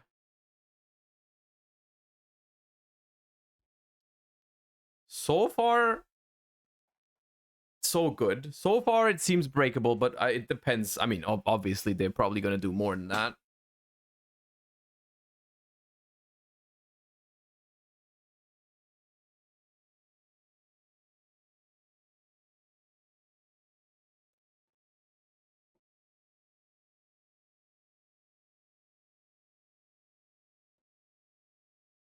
The -1 Bestial is being felt right now. I mean, I replaced the Bestial with Ecclesia slash Golden Sword Soul, so it wouldn't be in this hand, technically, if you want to argue like that.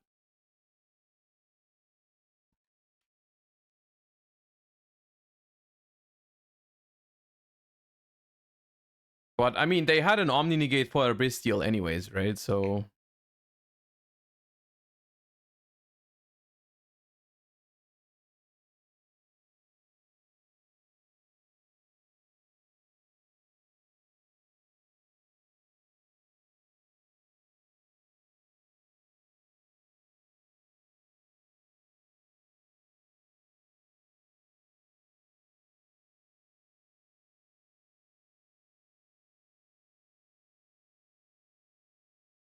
Alright. So, IP, Griffin, Fogblade, one set that I don't think I know. Oh, Rite of... No, it's Rite of Ramesir, right? You added back Rite of Ramesir? Or did you discard it again? Oh, no, you discarded it again. Right. Unknown. Alright. Yeah. The last card is unknown. Alright. Regained is okay as a pickup. I don't mind it. Standby main.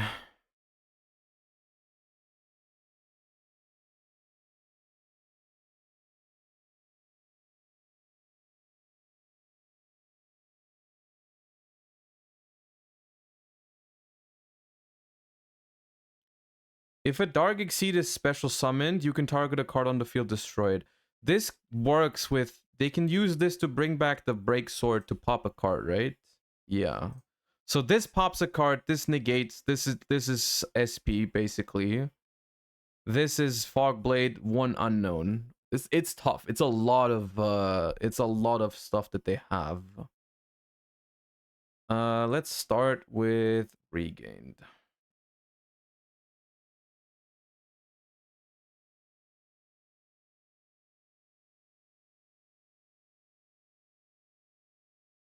Let's normal summon Quem and see what they do about it. If they do anything about it. Fogblade the Quem. Fogblade the Quem is probably fine by me.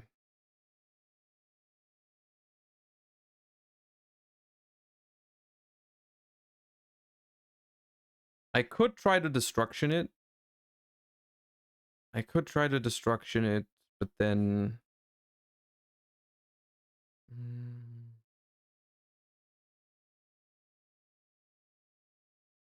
If I destruction it, they negate. Do they negate? I mean, if they negate, I think it's fine. Yeah, I'll destruction it.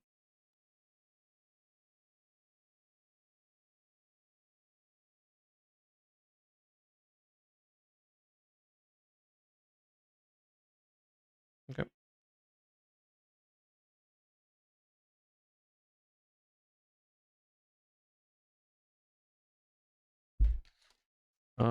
Banish 4.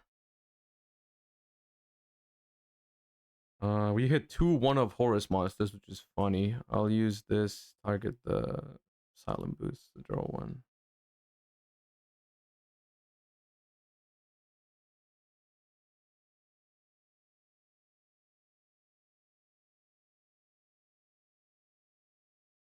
Yeah. Yeah.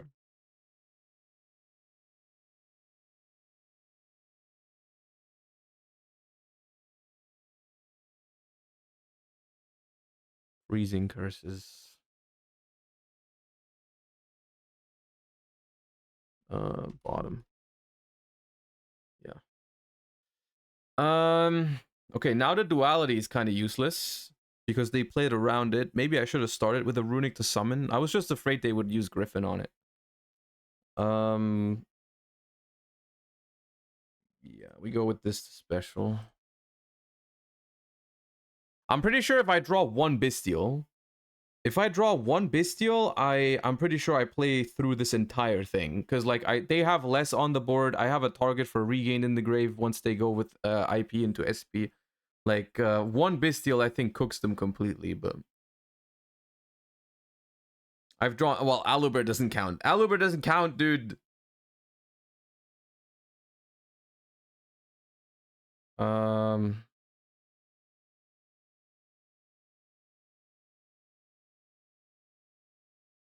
Problem is if I use this here, they probably just negate it. But I might as well try to bait the negate.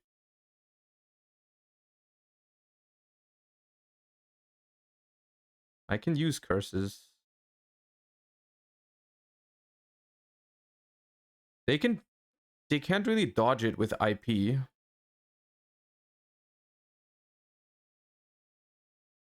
Because if they chain IP, they still don't get to negate. Because this thing needs to go back into the deck. It needs to go into the deck. Okay, yeah. Banish. 3.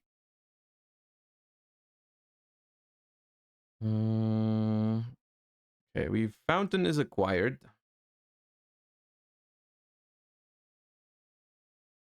It's still a lot of work. Charge Warrior, Tri-Edge Master. I could go SP now, but then I'm out of place. If I go SP now, target the Rusty Bardish.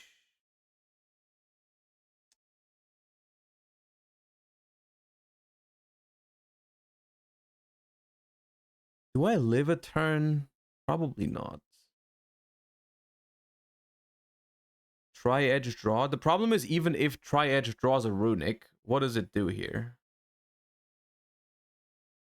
If I go SP, target the Phantom Knight Bardish. Activate Fountain. I need to like regain the draw. Yeah, I did.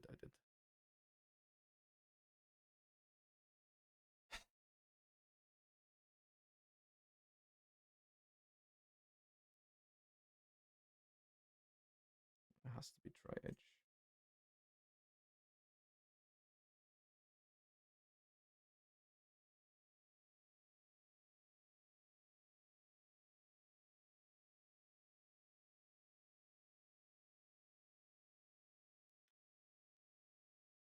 Well, now is a bit late, bro.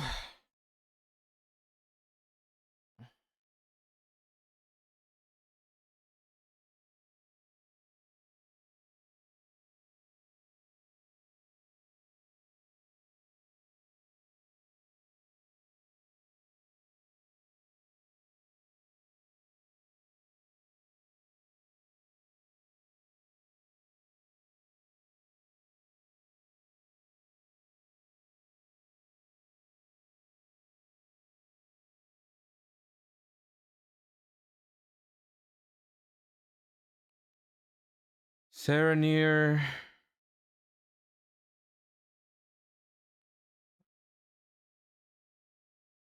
If I make Typhon, they bring back. Yeah. I mean, the thing is, I can't. If I could force them to use the thing on the break sword, it'd be good, but I can't. Serenir.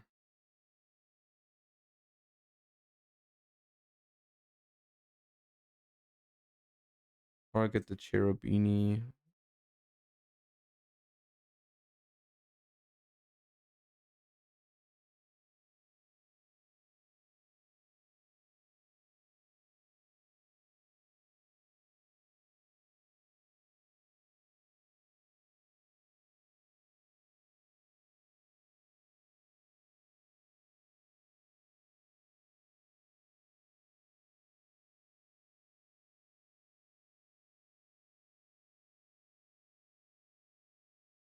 If I target Bardish.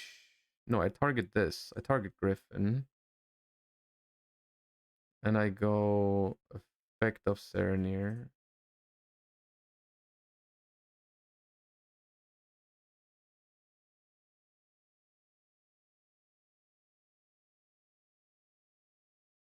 I don't play Malong. Malong is like Malong keeps coming up a little bit. Okay, that's weird because I just chain SP on both.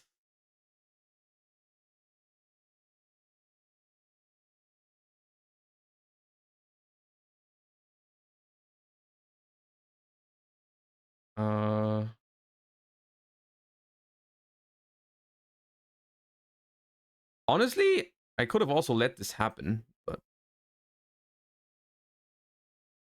I'll send. Do I send a Druid's Worm because Regain could bring it back, or Magnamut? Put Magna.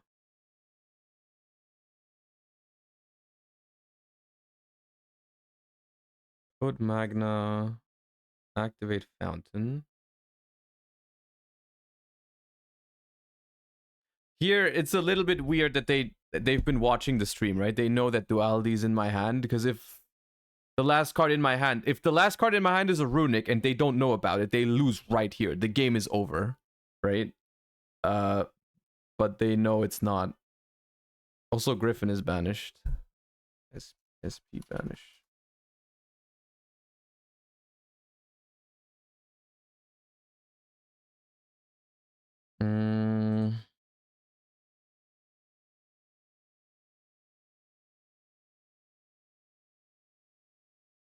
Yeah. Maybe I should have pitched Duality for instead of the Aluber, because I could have drawn a new card here. Probably should have done that, because both of the Fog Blades were already gone. I don't know what I kept Duality for. That was not very good of me. Now, I guess I just have to keep it here.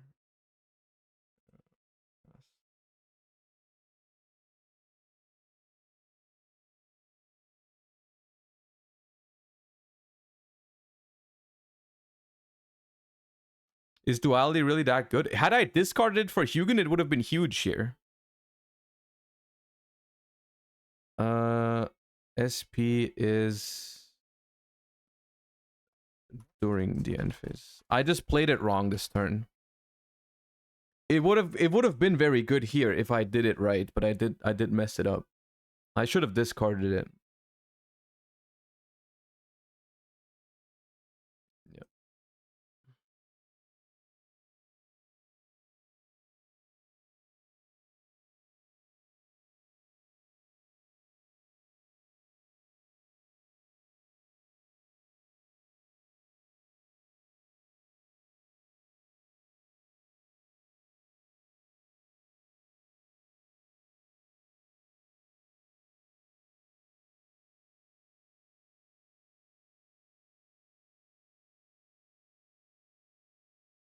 Chaining 1 Rusty, chaining 2. What is Clails?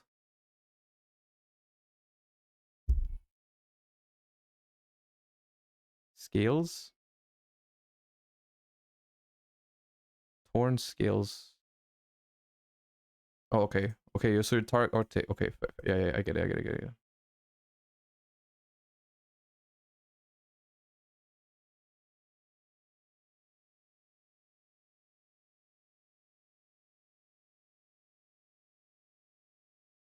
I don't know if this was that good of them.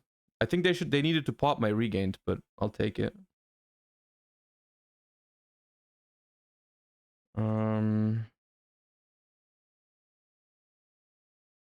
I mean, now I just have to shotgun Baldrake, and then Regain needs to draw me a Regain needs to draw me Runic, and then we absolutely cook.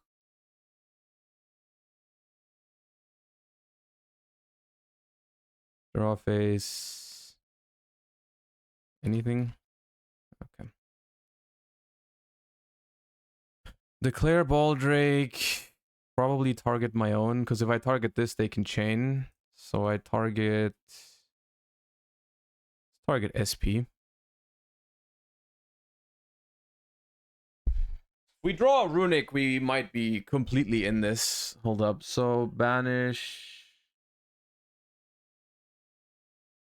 Baldrake or regained effect.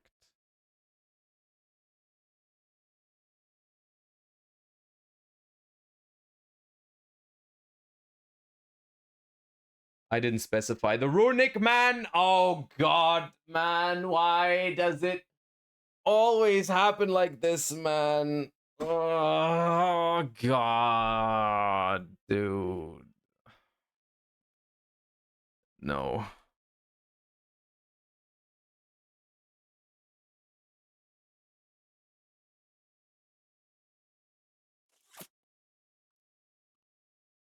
God damn it, man.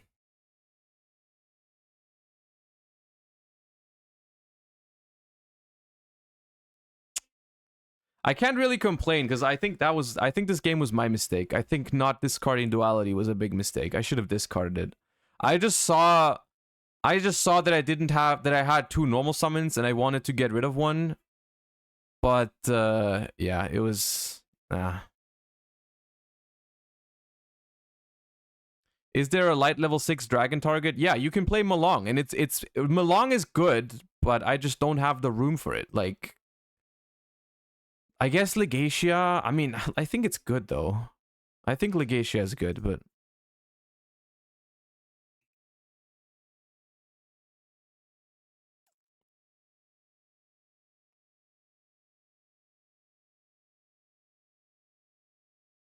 yeah, we lose here. Yeah, one draw deeper, man. One draw deeper, and we would honestly probably would just win there. Because that end board really wasn't that good, but yeah. The duality discard was massive. Alright, well, we go again.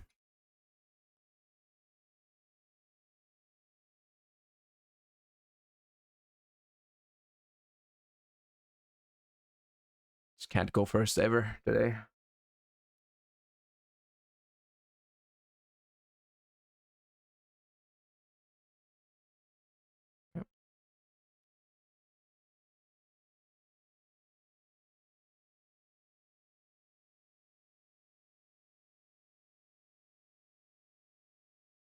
Oh god.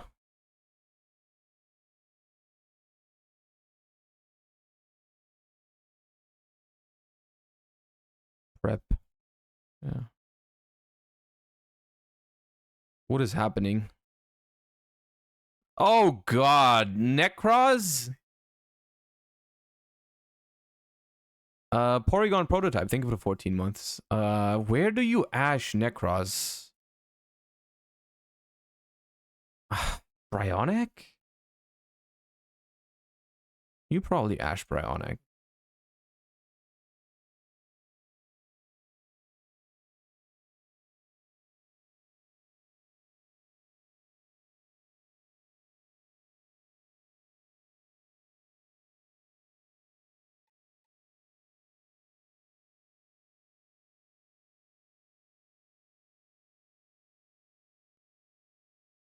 Discard one card, and if you do, special incantation. Yeah.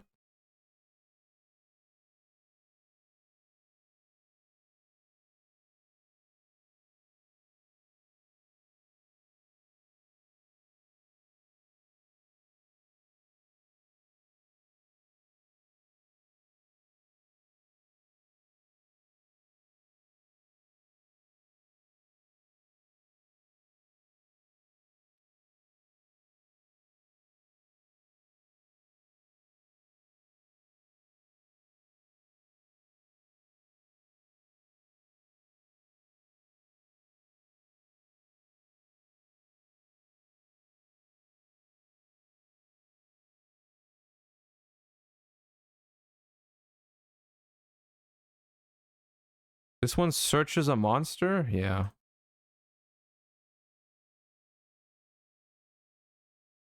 I hope I won't get Jin locked, man.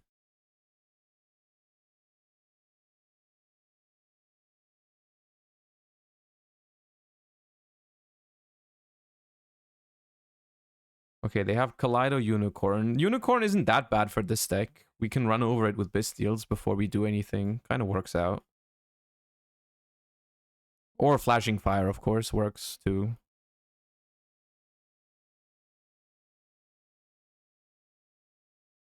Ah!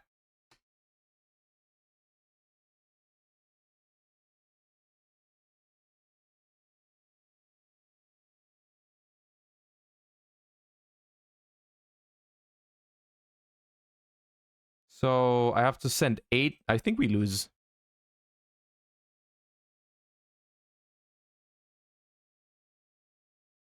One, two, three. Wait, you choose?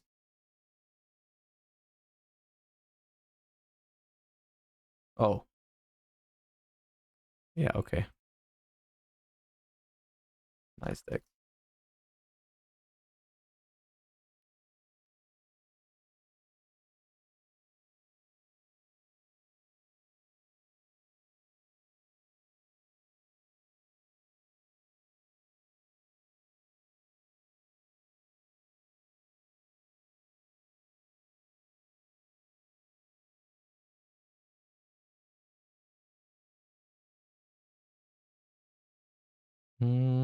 This.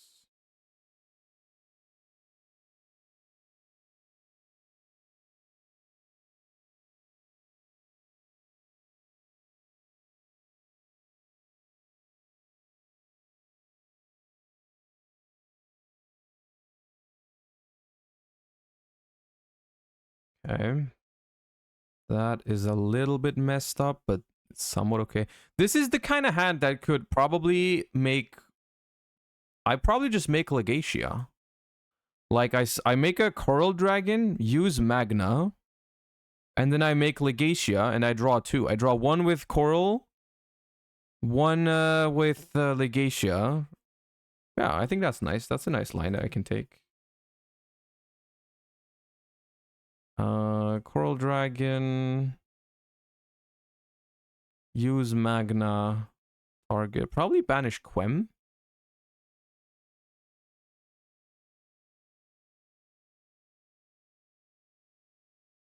And then I can draw 1 with duality later too. So I'm gonna have a full... I'm gonna have 5 cards in hand again. 1 Lega, 2 Coral.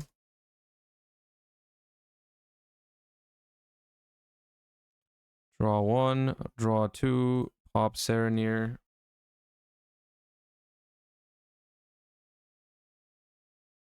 Yep. Go ahead. Send Lubellion.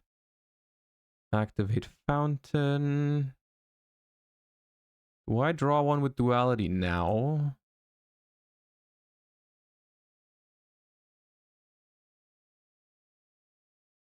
Two. I guess.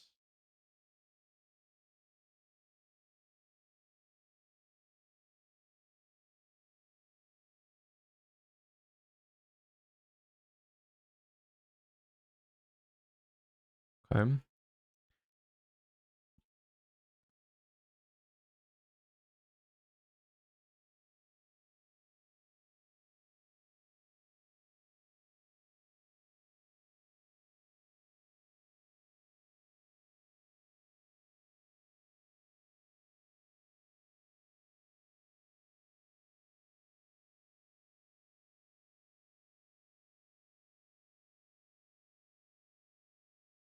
Game 1, I kind of like setting runics because of SP Little Knight, sometimes forcing away your fountain. And then end phase, I'll grab probably a Baldrake. Yep. I'm pass. That's fine. How does this deck handle Droll? If you think Droll is popular, you can do the Hugin search in draw phase. Why not make SP here? Because I forgot. You probably do make SP.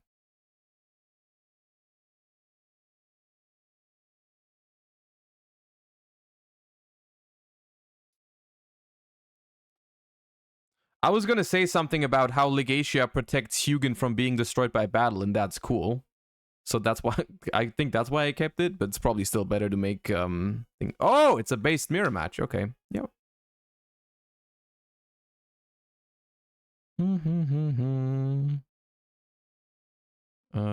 Discard for cost.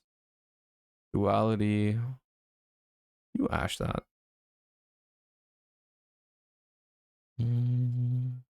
That probably means they don't have Quem. Well, they have that already. It's kind of nasty. I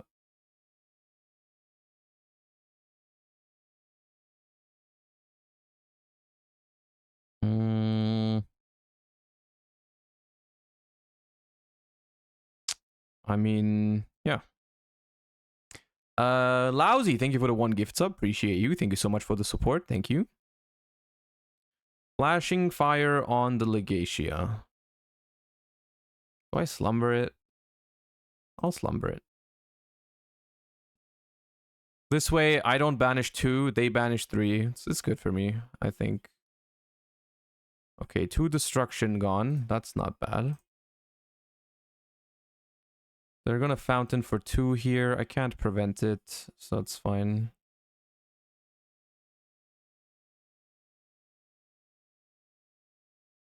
They don't have a tuner yet, which is good for me.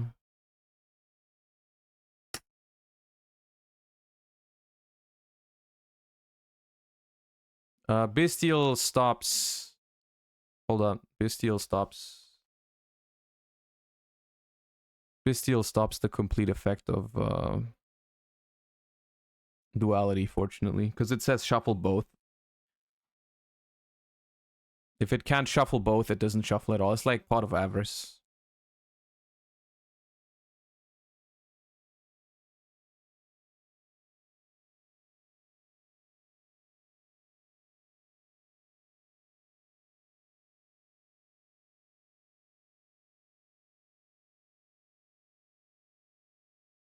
Let's pop this.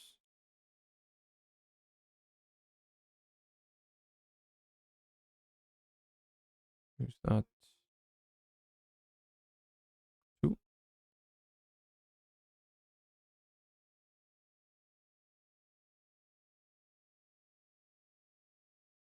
Did I put them to the bottom? Because I drew the same ones. Hold up. I put both to the bottom and drew the same off the top. Okay, that's funny. Well.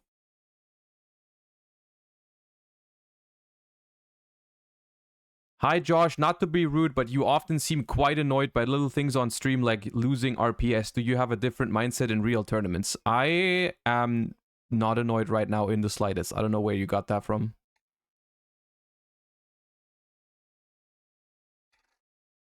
Slumber. It's a special. Yeah. This. Ooh, the greedy way. Okay, I see. I like it. Yes.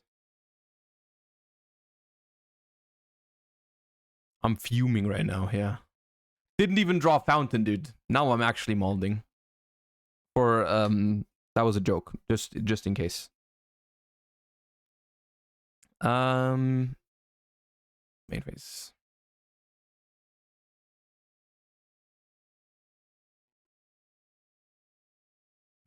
Not Toaster, thank you for the 6 months. Appreciate you.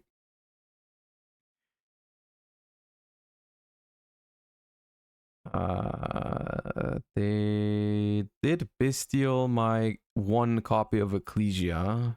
So I guess I just sent this directly. It is kind of cool that you can send, if you play Golden Sword Soul, you can send something for Quem that has a graveyard effect, even if your Quem is like negated or anything like that later. Like, or if they remove your Quem off the board, you can still use the Golden Sword Soul effect in the graveyard. So like you send something with the graveyard effect with Quem. It's kind of neat. So what do I do here? I just SP, right? I just SP and then trigger Quem. Yeah. Does Golden mention Albaz? Didn't know that. It does mention Albaz, yes. Yo, what's up, Quantal? Thank you for the 10 months. I probably just make SP. Chainlink 1 SP, target fountain, chainlink 2 thingy. Albaz mentioned! And now... Ooh, I can this patter. This patter. Codename, thank you for the 5. Appreciate that. Thank you so much. Also, Sacrifice to Poulet, thank you for the 4. Appreciate that. Thank you guys so much. All right, so... I mean, I guess I throw down Regained. And kind of... So if I make this patter...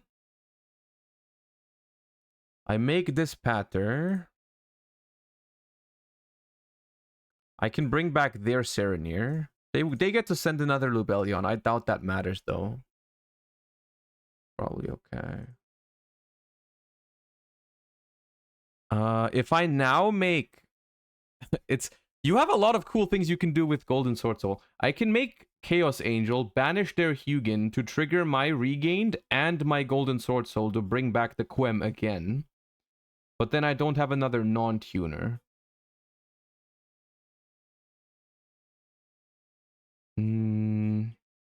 I definitely make a Synchro here.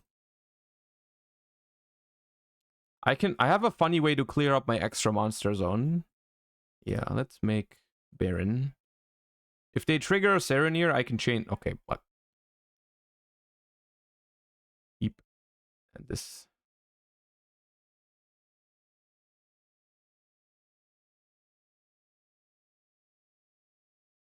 Regained. Target.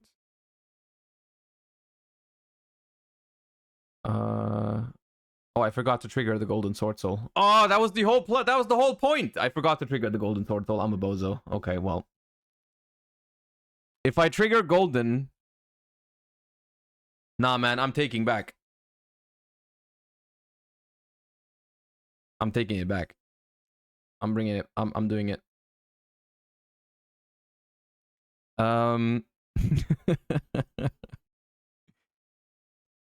And then what was I gonna do? Right, Slumber or Flashing Fire to summon, because I haven't drawn with Fountain yet. Ooh, there's so many things I can still do this turn. It's phenomenal. So I summon this. I use Fountain for 1. Bottom. Draw 1.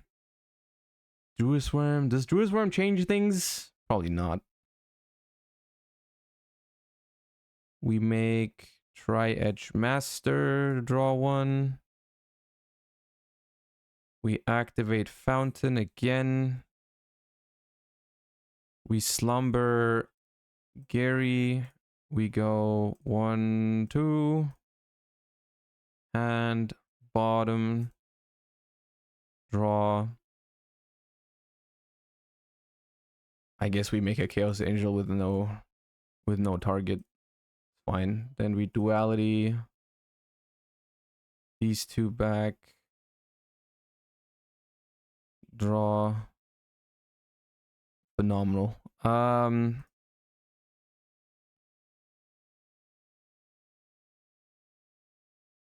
I think we're in a good position.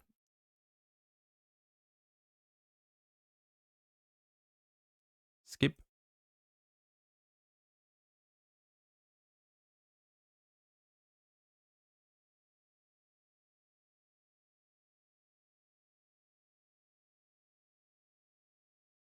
Fountain.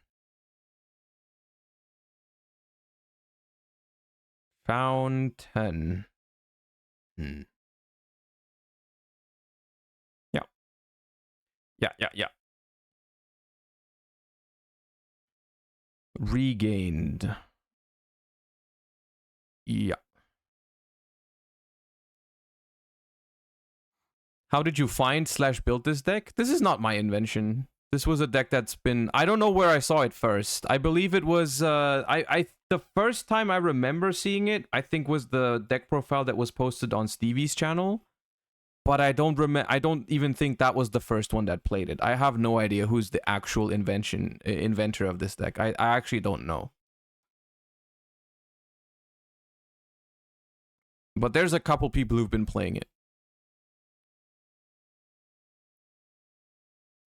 To summon.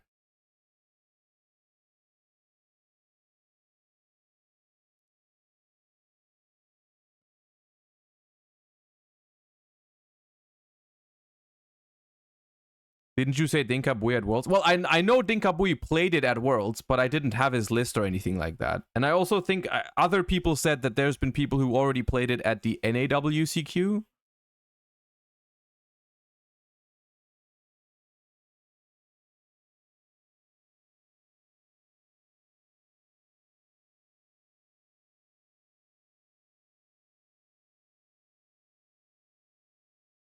Dude, Regained versus Regained is so awkward. Chain Regained on the same thing. It's so frustrating. Yeah.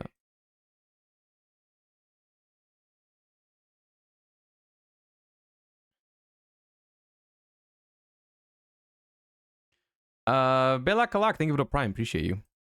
Let's play something else. Let's play some lab.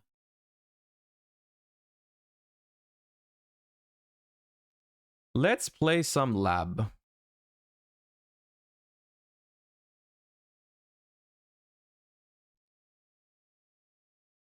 Did you cut Aluber? I haven't cut Aluber, but I was considering it.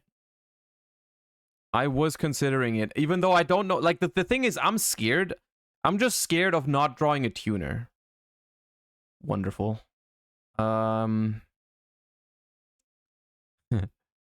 Arias to summon Lovely is a funny play that we have. Hear me out. Hear me out. We go Arias to summon Lady, a Lovely, I mean, and then we Storby discard Imperm to get back the Imperm. And then we have Lovely. That just has to be it, no?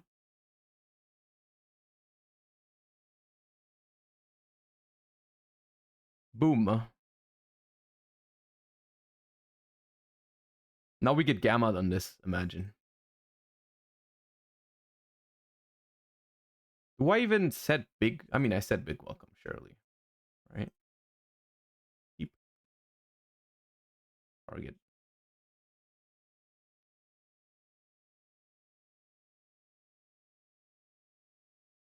Boom. Phenomenal. Combo lab. Combo lab. We went hard. Then we lose to one Ash? No, we don't lose to an Ash because we have Lovely on the board, literally. No, not Druid's Worm, man. That's not fair. All the bestial Andes. Yeah, fine.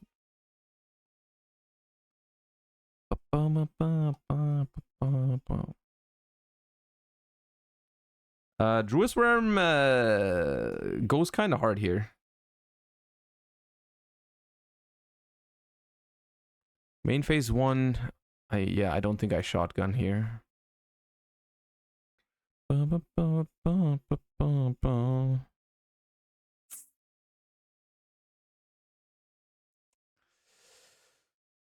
So it's Dragon Link or it's another Runic Bestial, which if it's another Runic Bestial, we just lose the game. Like, the game is over. It's not winnable for us. It's curtains. If it is Dragon Link, I kind of want to Ash Lubellion. I'm ashing Lubellion. On res. Think on res. Yeah, I'll use this. Try ashing me now, brother. But what do? I can get this. summon it back out so that when I imperm, I get another trap, but I can't set that one. I can get an Ariana for next turn, but that's going to be all I have.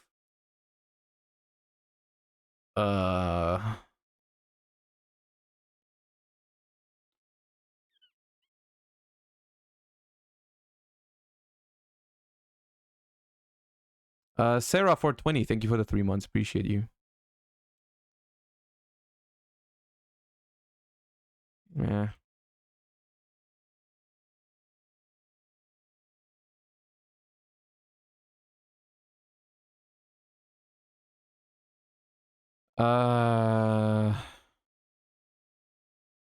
This one. Centurion Bestial. Okay. Here.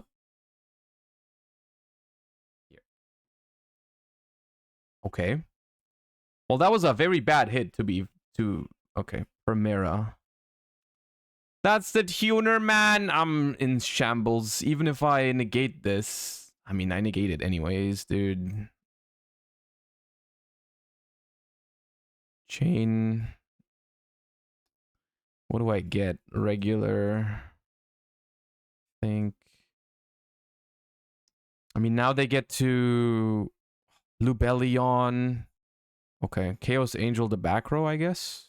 Yeah. Or Baron the back row. Yeah, we have nothing, dude. Goodbye. Now Baron pop the back row, attack this. Good lord. Yeah.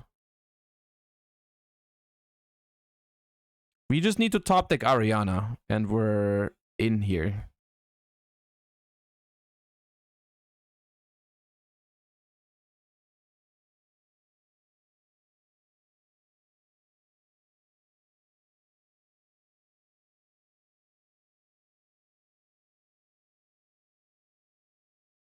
It's funny because... Huh? Oh, tag out. Yeah. Sure. Wait, tag out? Ash. No play. One time. Battle phase pass.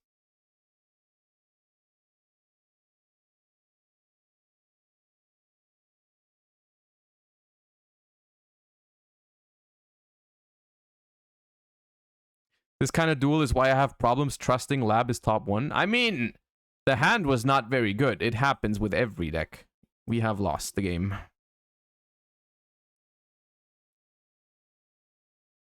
Oh, no. I brought the Runic Bestial. Hold up.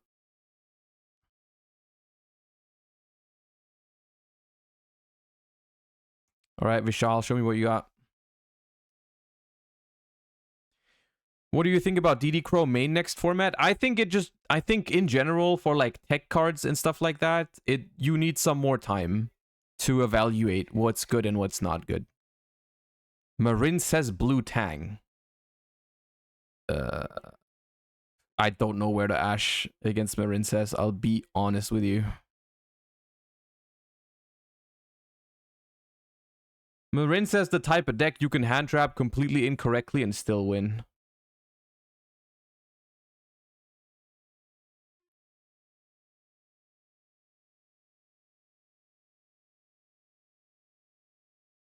Okay, they did hit.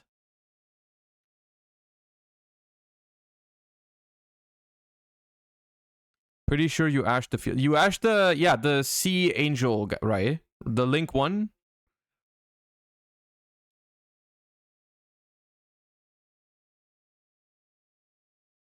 I'm ashing as we speak. I've done it. I've done it. You can also ash the one that searches the trap, I suppose. Depends.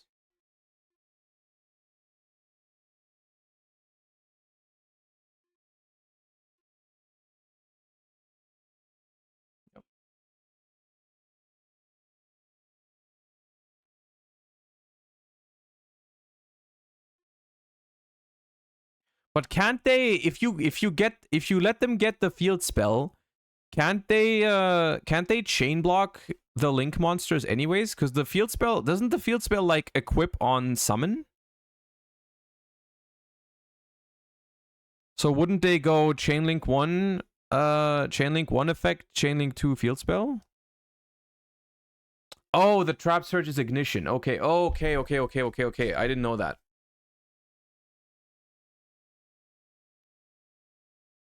The link 3 is not on summon. Okay, I thought it was. Okay.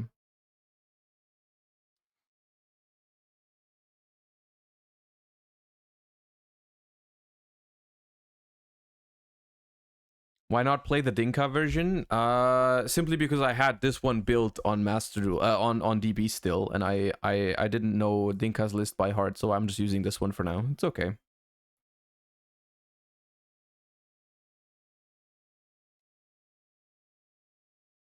So what's happening? What are we waiting for?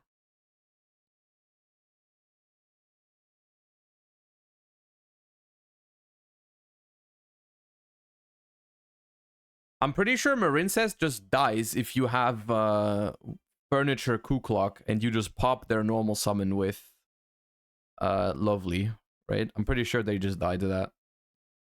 They need like hard draw dive pretty much, I think.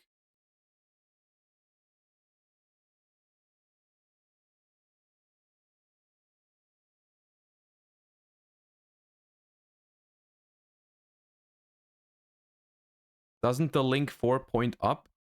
Uh you can just go.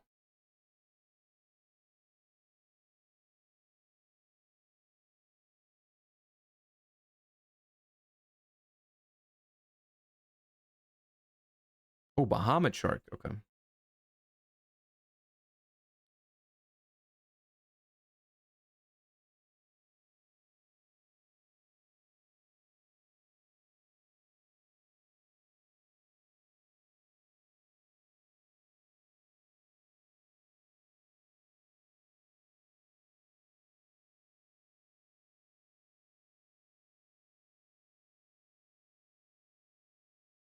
Bubble Reef. That one.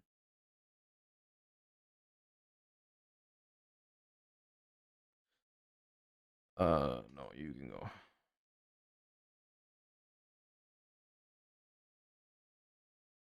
So they have Wave, which is like imperm and makes their stuff unaffected, right? Hmm.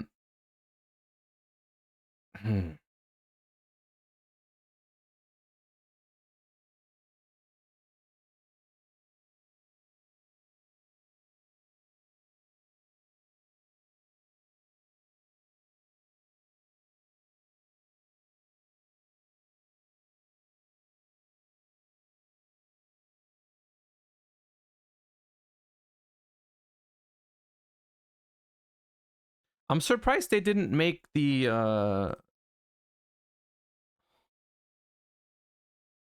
I'm surprised they didn't make the one that negates, but I think that one needs to have stuff in the back row, right? To summon like an equipped one or whatever it's called.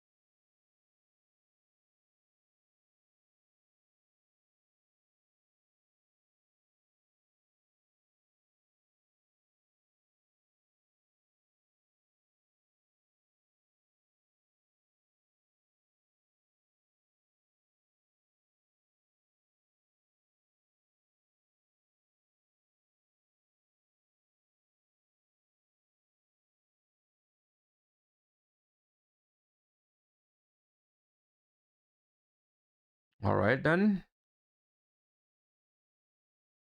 Mm,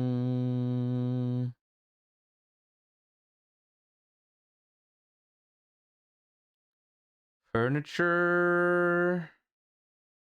Probably furniture. Oh, Arias to summon Lovely. What about that?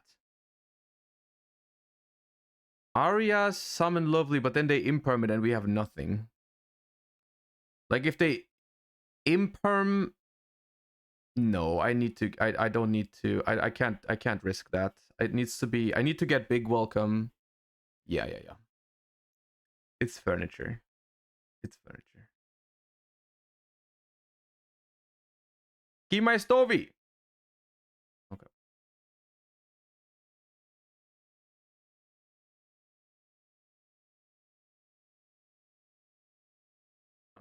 Set big welcome. Although, hear me out. If we get the field spell and they don't have Ash, can they have Ash? They have. We know they have Wave. Do we know anything else? They add back any of the stupid little Marincess monsters?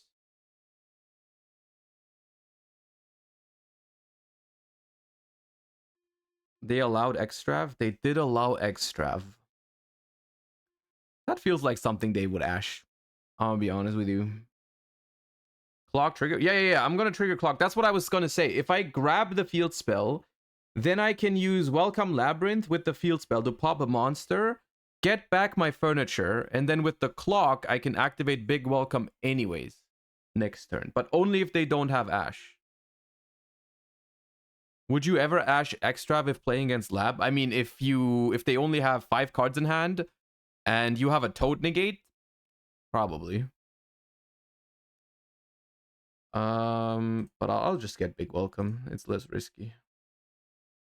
And then trigger Coup Clock. Probably to hand. Don't need to set it up on the board, I don't think. I'll pass. Because we drew this, it's kind of messed up. The fact that we drew this is kind of messed up because now I can't like welcome Lab for it. Because if I could just welcome Lab for it to stop them from ashing my big welcome, it'd be all dandy. But I can't do that now, which is kind of troll despair. Maybe it was the field spell. The field spell on their normal summon, if they don't have Ash on Welcome Lab, seemed kind of good. It might be better. Because now if they have Imperm on my Lovely, I just kind of lose, no? I mean, they can just play, is what I'm trying to get to. That's what I'm trying to say.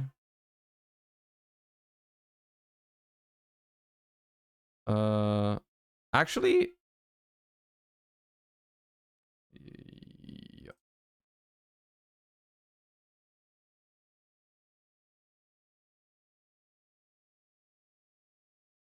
Here... I don't know, what is this?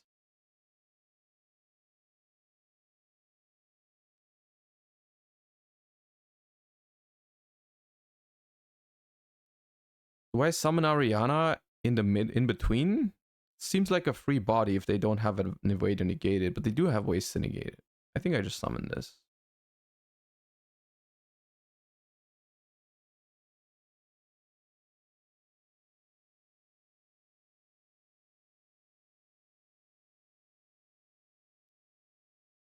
You can chain big if it's imperm. Yeah, but I really want to get the set from Lady.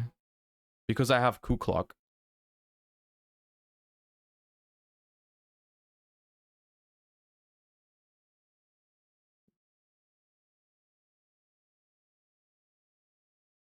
Yeah.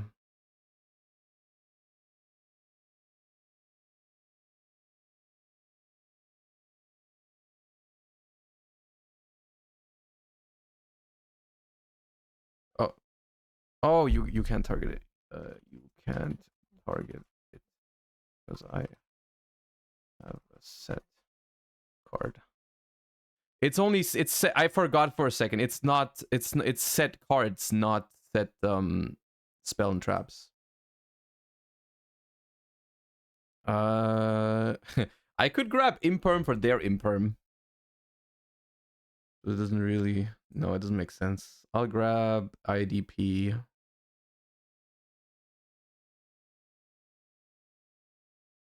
And then I'll summon this, bounce back this. trigger this and this. That's fine. Special Torby, and then declare Clock.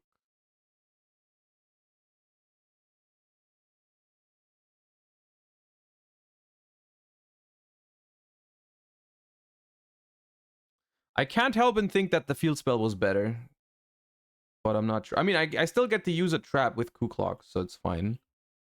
Yeah, you can proceed.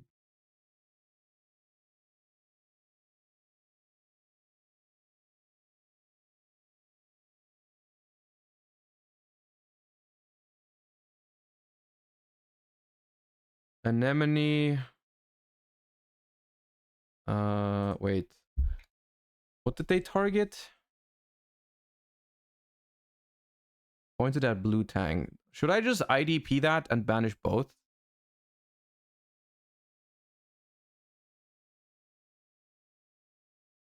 But they can wave to make it unaffected, no? Let me read Marin says wave. Marin says wave. Target a face up. If you control link 2 or higher, unaffected. I mean, I'll IDP. Target Blue Tang.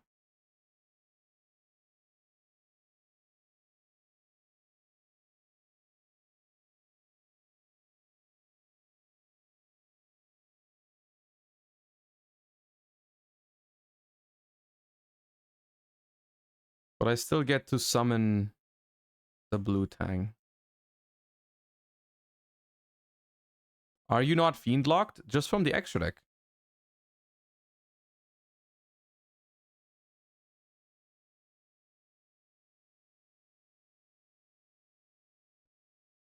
Imperm column? I mean, we'll just act like that didn't happen, so it's fine.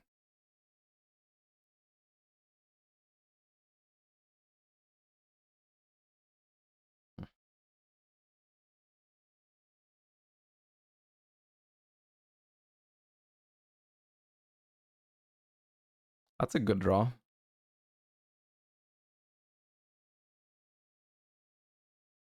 We'll see if they can get rid of the entire board. I mean, they can Zelantis, right?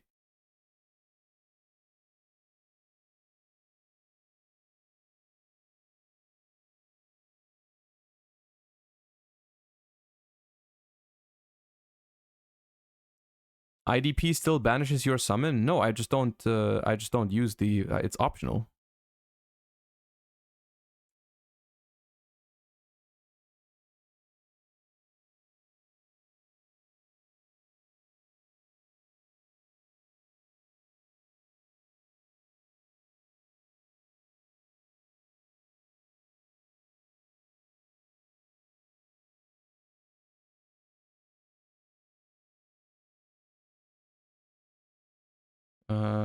Triangle locks.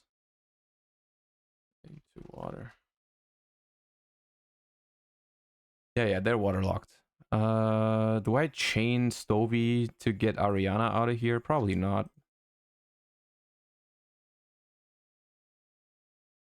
Do I get this back or do they get this back? To their owner's field. You get it back? Oh, God. I should have banished it then. Well, I did not know that. Yeah.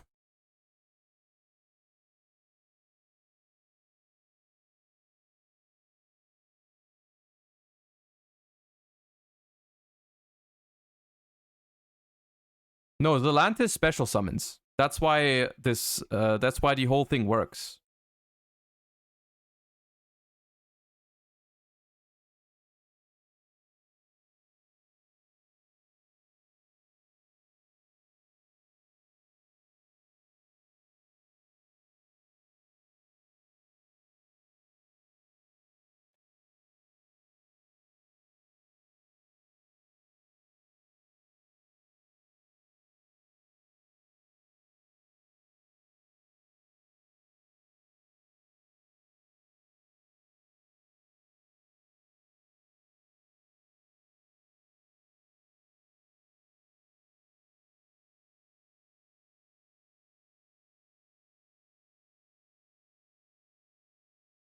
I can't help but think we could have won this game. Or like, I mean, we're still playing, but like, I think we could have won this game. We're probably dead here. But I'm pretty sure if I get the field spell, it's looking way better for me.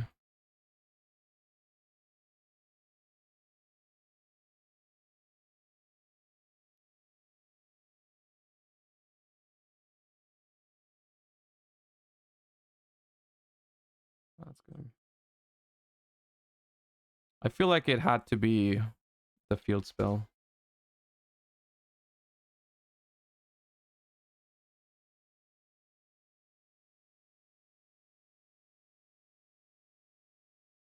Free circular.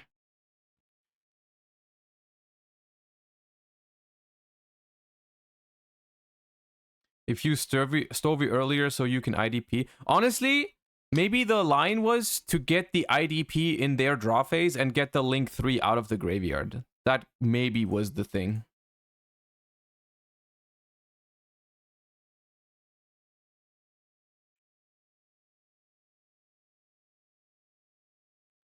Bro, I keep drawing like garbage, man.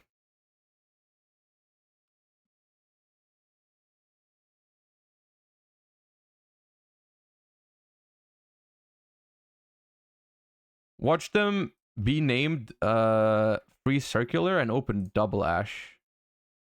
Watch.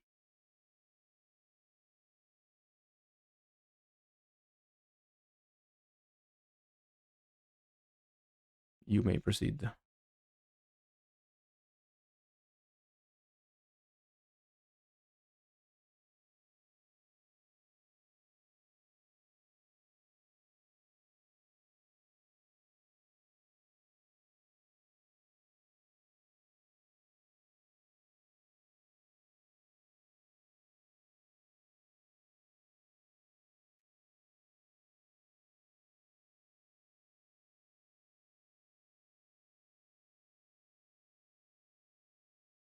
What are we thinking about?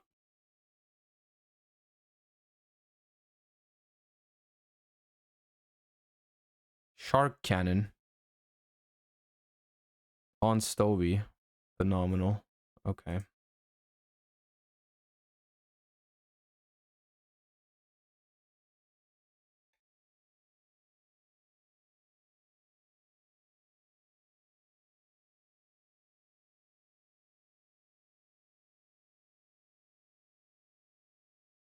I'm thinking about just getting Ariana. Because if I lovely, and I don't pop an important card in their hand, I'm just cooked. But like, I feel like I get cooked anyways.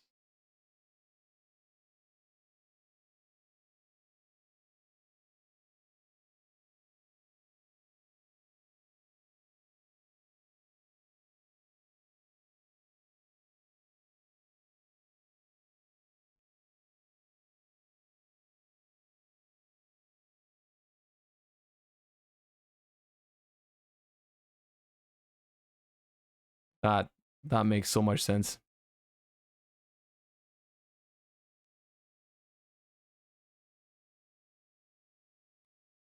I too like to queue up into Labyrinth and open Double Ash, Lightning Storm, Rhoda, Widow Anchor, Shark Cannon. It is my hobby, essentially, to open that.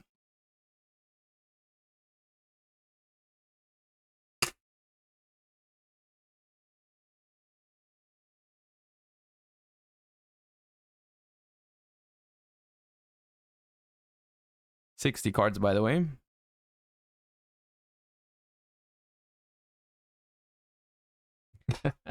Bro, it's fine. It's fine. It's all right.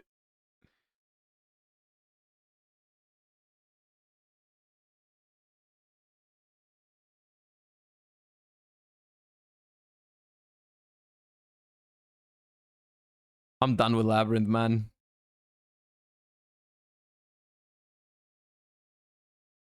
Oh yeah, we're so back.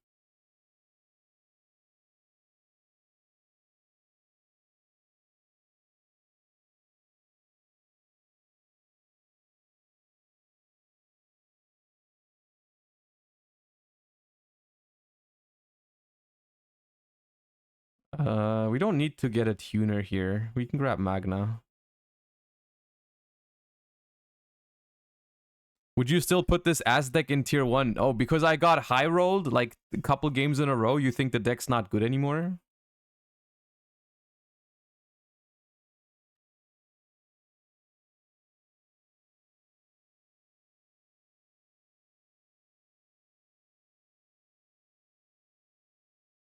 You guys think the deck got like 3 top 8 spots at YCS Bologna because it sucks so much? What is going on with Dueling Book? Oh, they paused the game. Sick. How do you even do that?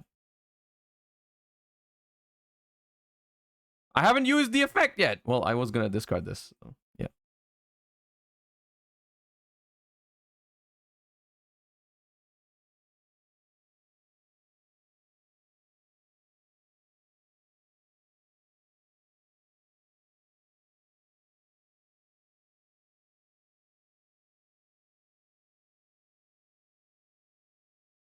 Go with these two. Draw. Ooh, Ecclesia. Ecclesia changes things surely.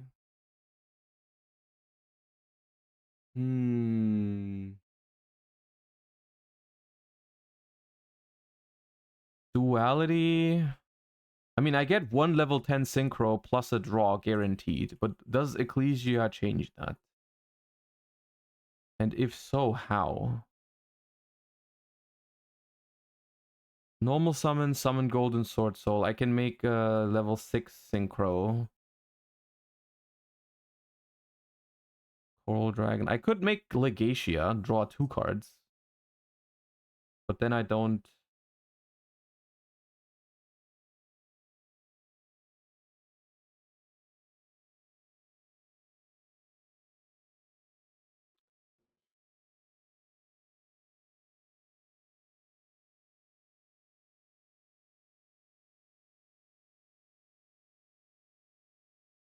Special Golden Sword Soul.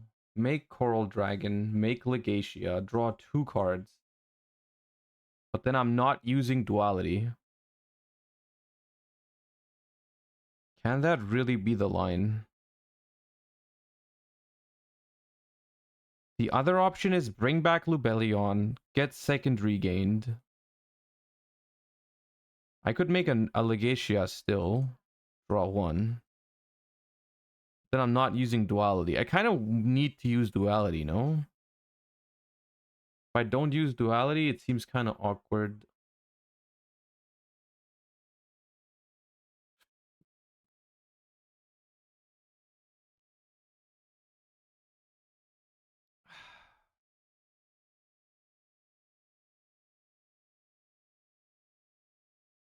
Oops.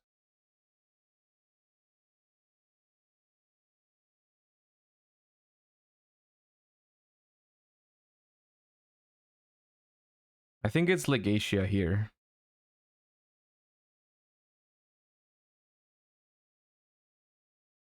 And then I can still Duality if I want to.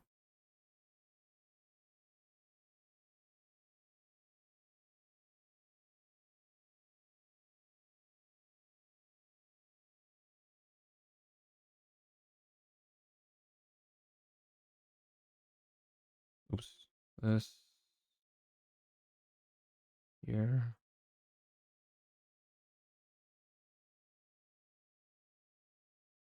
The one thing that sucks a little bit is that all of the only Dark in the Grave I have is Magnamut, and I kind of want to bring that back with Regained.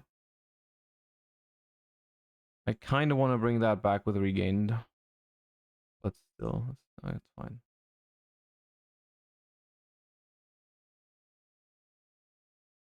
Shuffle, draw, another Duality.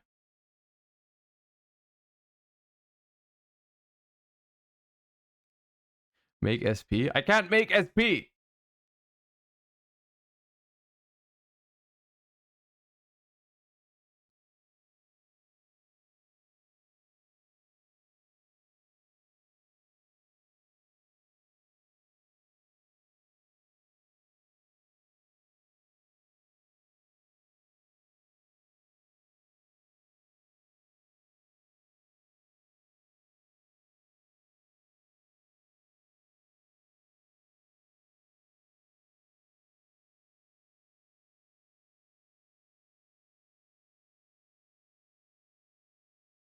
Very awkward hand.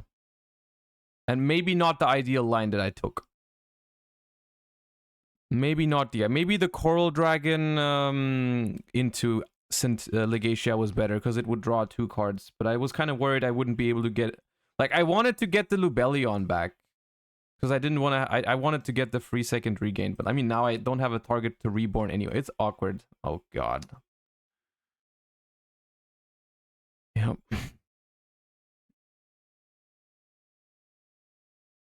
Oh, yeah, I get back Ecclesia. I forgot about Ecclesia.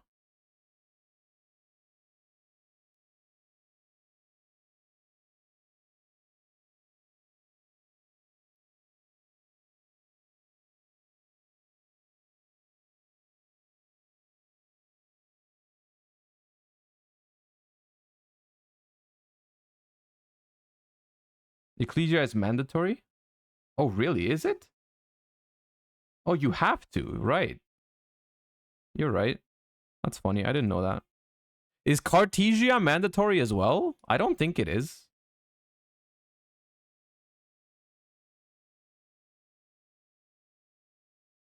Cartesia is not mandatory. Okay. Interesting.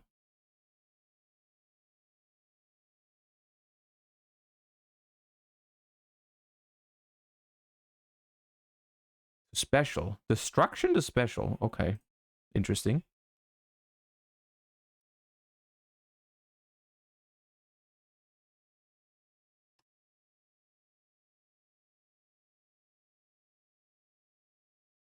Using Hugin.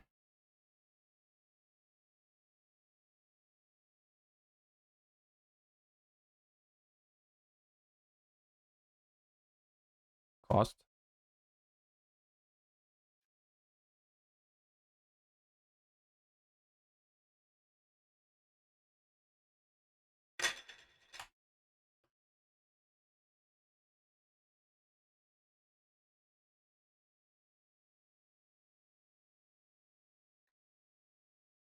Diviner. Ooh, is this generator runic? It might be. I think.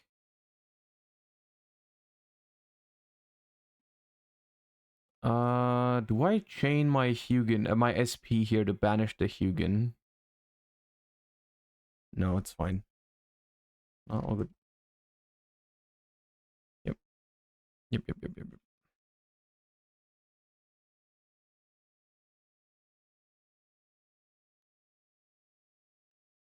Fountain activation is okay.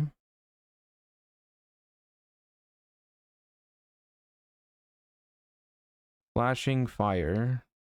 Targeting SP. Chain SP, target itself and their Hugin.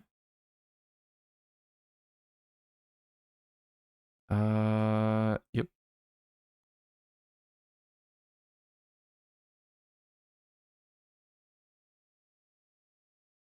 Vanish.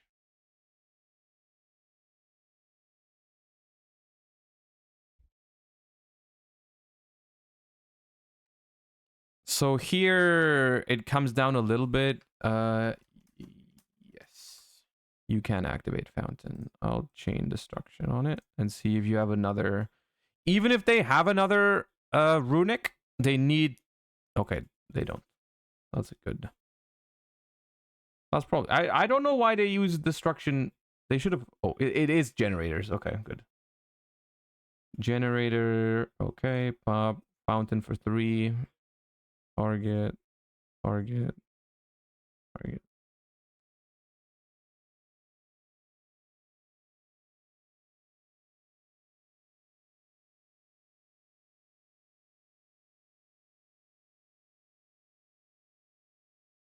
Okay. So Ecclesia, the Ecclesia Golden Sword Soul Quem package makes it so that Quem basically is 3 tuners instead of 2. Which is something I'm currently trying. It makes Quem 3 level 4 tuners because you get the Quem, you get the Golden Sword Soul from the Ecclesia, and then later on the Golden Sword Soul brings back the Ecclesia. Lopter.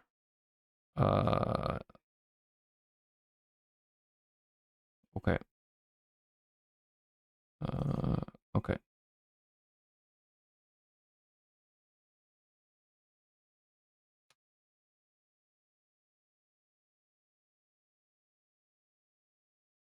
Okay.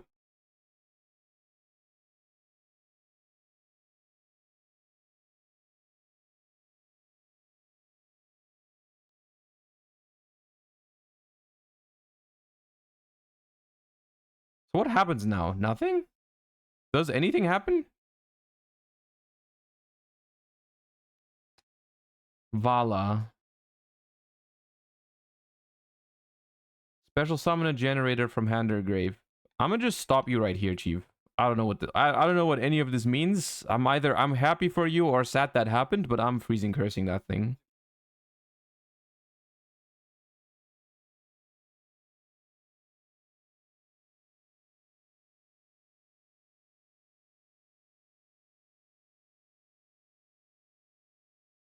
I can use the golden sword soul here to special summon Quem from hand. Use Quem.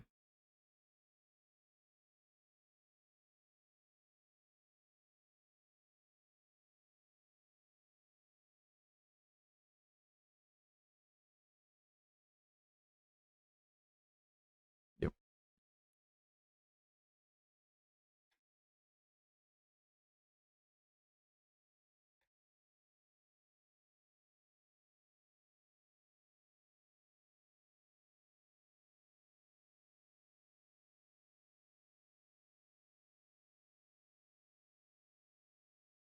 Okay. There's no way generator stops what's about to happen, right? Oh, SP comes back. Right. SP comes back. And Yugioh also gets back.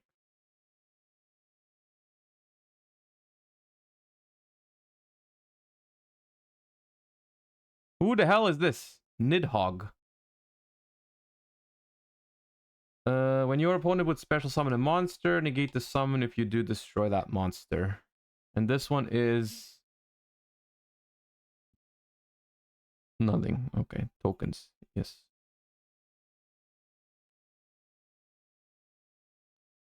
So we just win? Question mark. Huge question mark, but I think we just win. So this is like Thunder King Ryo, yeah.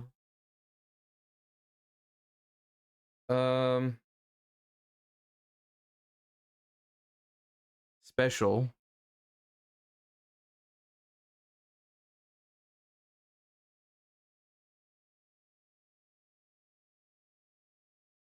And then I don't know. Slumber 2 special.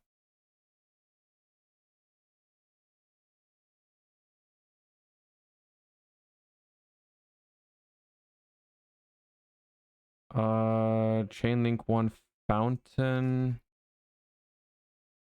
Chainlink 2 Quem. Do I search another fountain? I don't need to. Chainlink 1 fountain, chainlink 2 Quem. Target.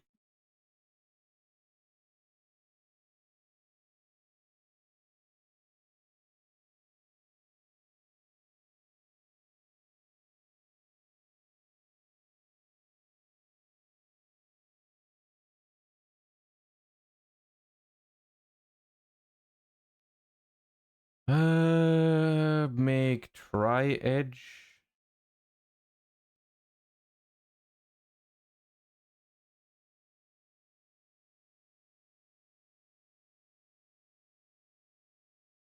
Try edge effect.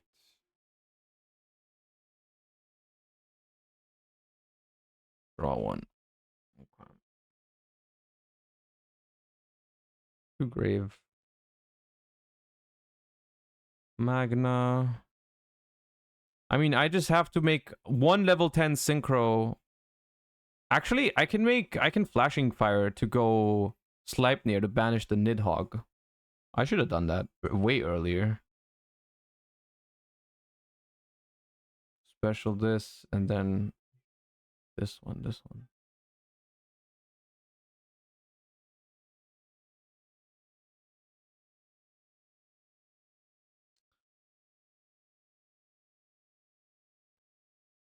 And now we party, right? We absolutely fucking party. Hold up. This and this. Changing. This.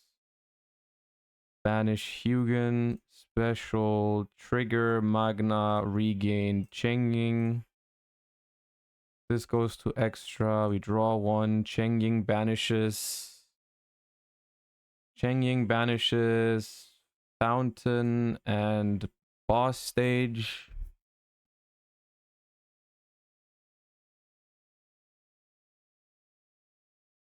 This makes this pattern.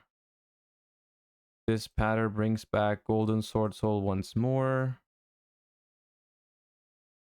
And now we're locked. Phenomenal.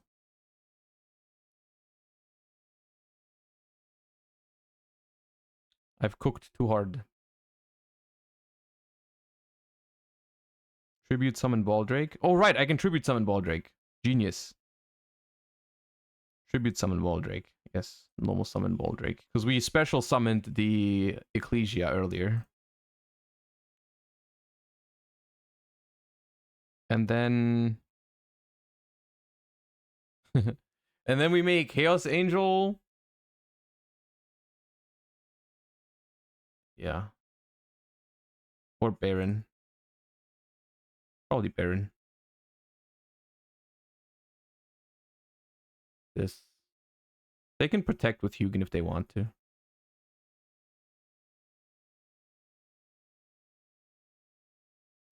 This to recycle. Try Edge. And Alvin. More flashing fires. All right. End phase. Resolve Magna to search Druis.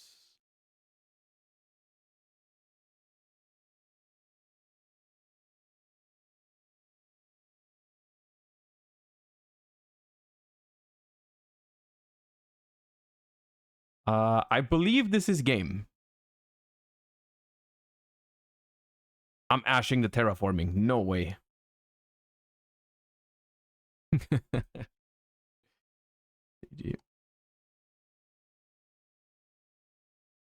Oh, right. I forgot Sleipnir as well. Yeah, right. True.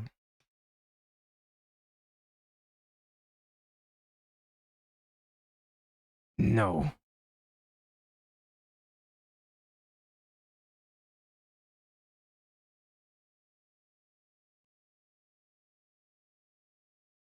Hey Josh, have you seen the new plant combo post Banlist and post Phantom Nightmare? It puts up the same endboard and has 3 different lines based on what you open. No, and I don't want to. Please don't tell me about that. Bro, what's with all the runic piles now? You've all been infected. I mean, based. The majority of it is runic generator though so far, and I don't think that's that good. It's not terrible, but I don't think it's the best runic version you could play. Granted, the runic bestial might also not be the best version of the deck you could play. Is this stun? Are you stunning me? I feel like you might be stunning me.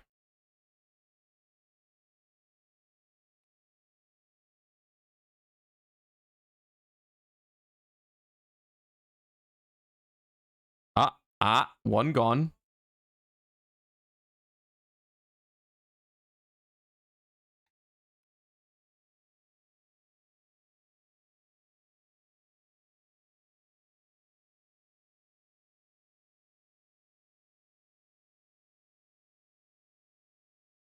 Chain link 1, chain link 2. Freezing curses. That is fine.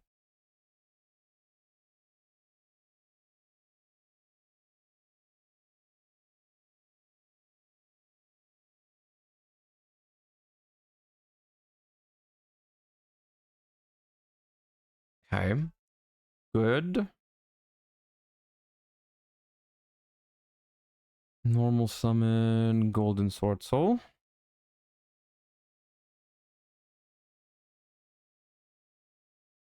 Make Coral Dragon.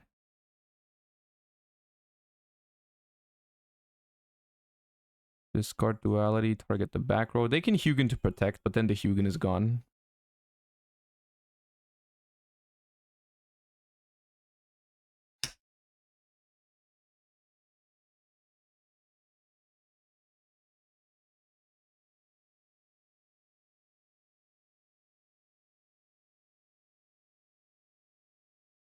Okay.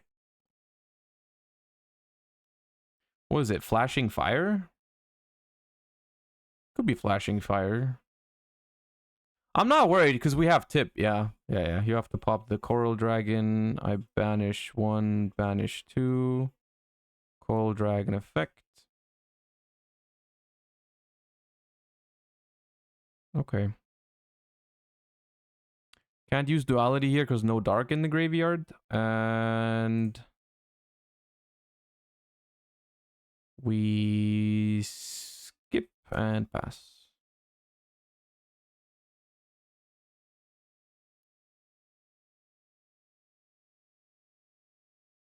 Yep.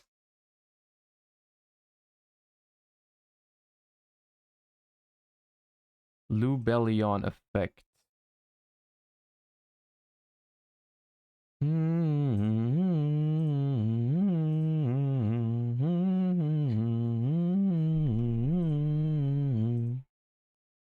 I could try to snipe with Dispelling. I could do that. But I don't think that's... Yeah, that's fine.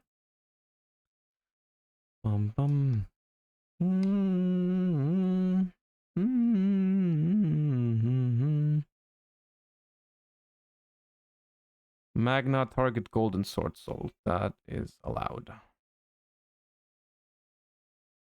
I will do this. Banish 3. Fountain. Please don't have Destruction last card. Okay.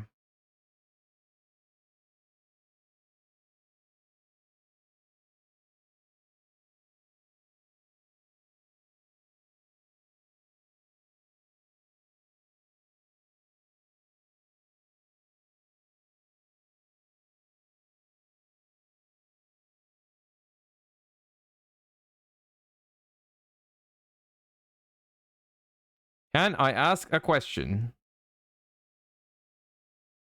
What do you do if you open 5 runics and get ashed on Hugin? I mean, you do what you just did, yeah. What you did was the only thing you can do. No, you can't do anything else with that. Like, it's only the only time you can play around that is if one of the runics is tip. Like, if one of the runics is tip, then you have a way around it. Like, the play I like to make if I have, let's say you have any 5 runics. I mean, 5 runics doesn't happen very often, first of all. Where was I? 5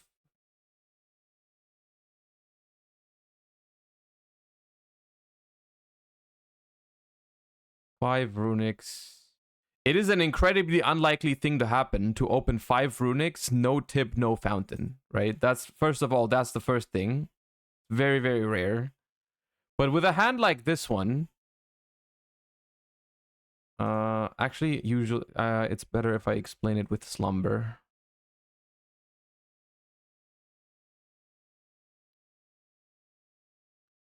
The best way to play around Ash, I mean, if you have tip, if you don't have tip, you can't really play around Ash, right?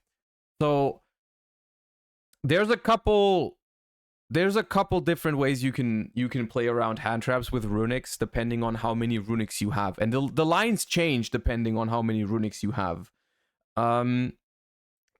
If you have a hand like this one, what I like to do is I like to use a runic to special Hugin first, discard a card.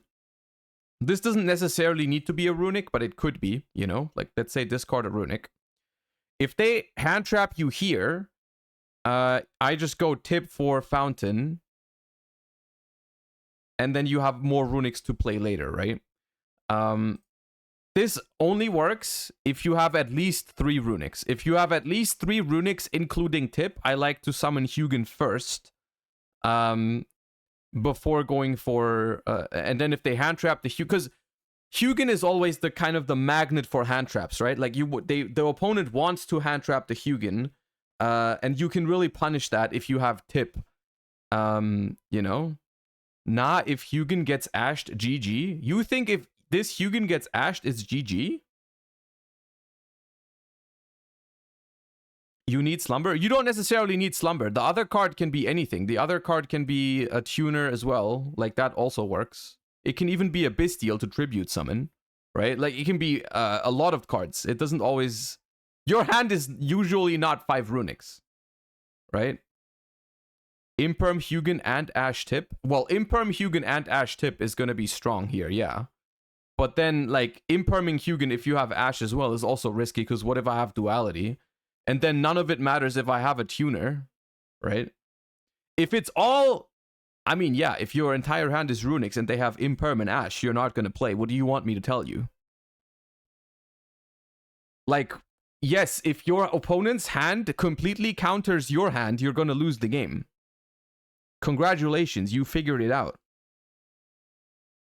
Like, you figured it out. If your opponent's hand completely counters all the things you can do, then you're not gonna have a way through it. But that's true for every single deck. That's not really it's not really that's pointless, right? It's a pointless thing to think about. Like, if your opponent has all the answers to all your plays, then yeah, you're gonna lose.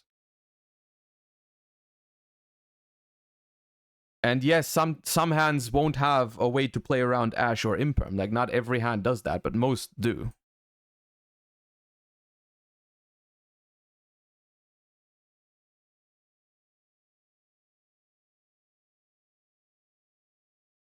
Some Centurion, maybe? We can play a Centurion game after this.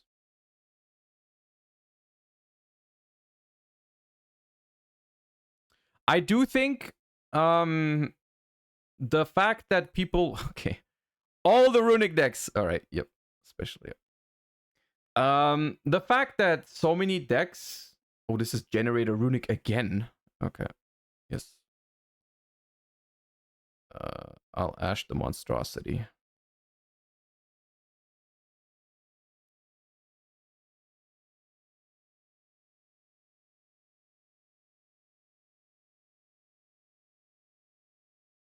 I do think the matchups for this deck get a little bit worse, because the deck is really good against apparently Generator Runic. Loses to 1 Ash. Cool.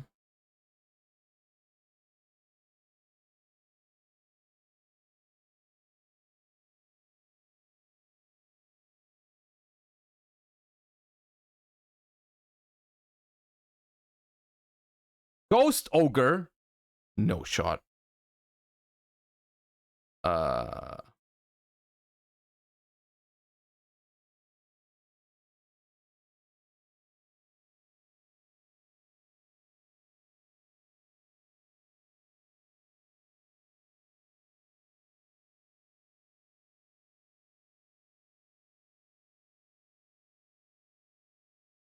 What was I going to say? Oh, yeah. The more I play this deck right now, I think it does really matter that decks like Unchained and Tearlaments are not going to be as popular anymore, because those were 2 of the deck's best matchups with the Bestials. I don't know how good Bestials are going to be next format, and that's a big deal for this deck. How good Bestials are. I might end up discarding Serenir here to chain. I mean, I don't have to chain block my Fountain. I could just go Chainlink 1, Fountain, Chainlink 2, Quem, keep my Serenir. That's probably good. Chainlink 1, Fountain, Chainlink 2, Quem. Bring out Ecclesia. Draw 2. Nice. Okay. Ecclesia effect. You could get a token here with the Sleipnir if you wanted to.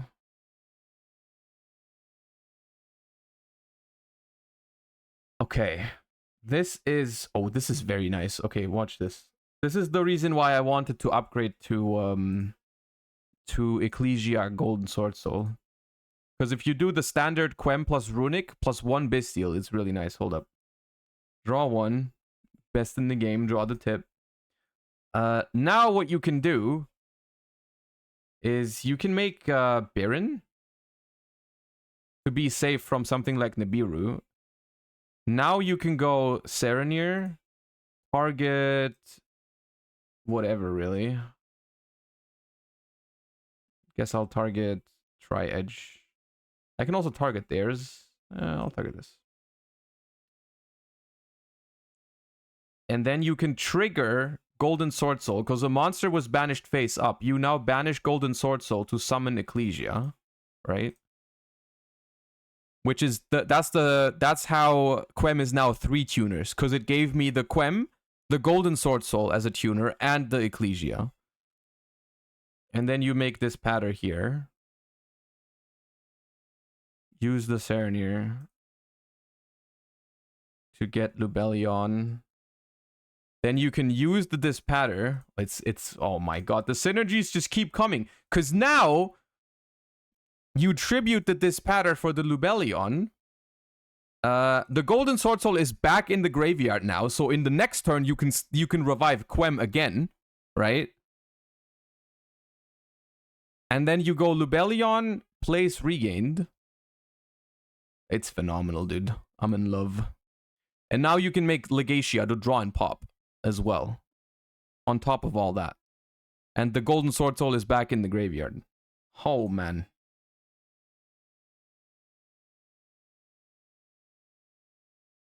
Suck. Ash?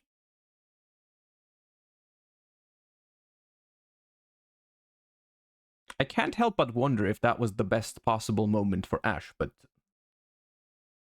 I guess I'll allow it.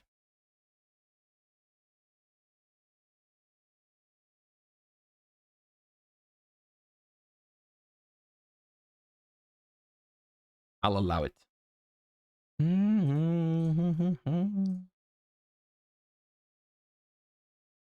Okay, the tip was too much. The tip was too much. Man, it's a very, I mean, the thing is, right? If you draw Quem, Runic, Bestial, it's completely nuts, right? Quem, Runic, Bestial is completely nuts.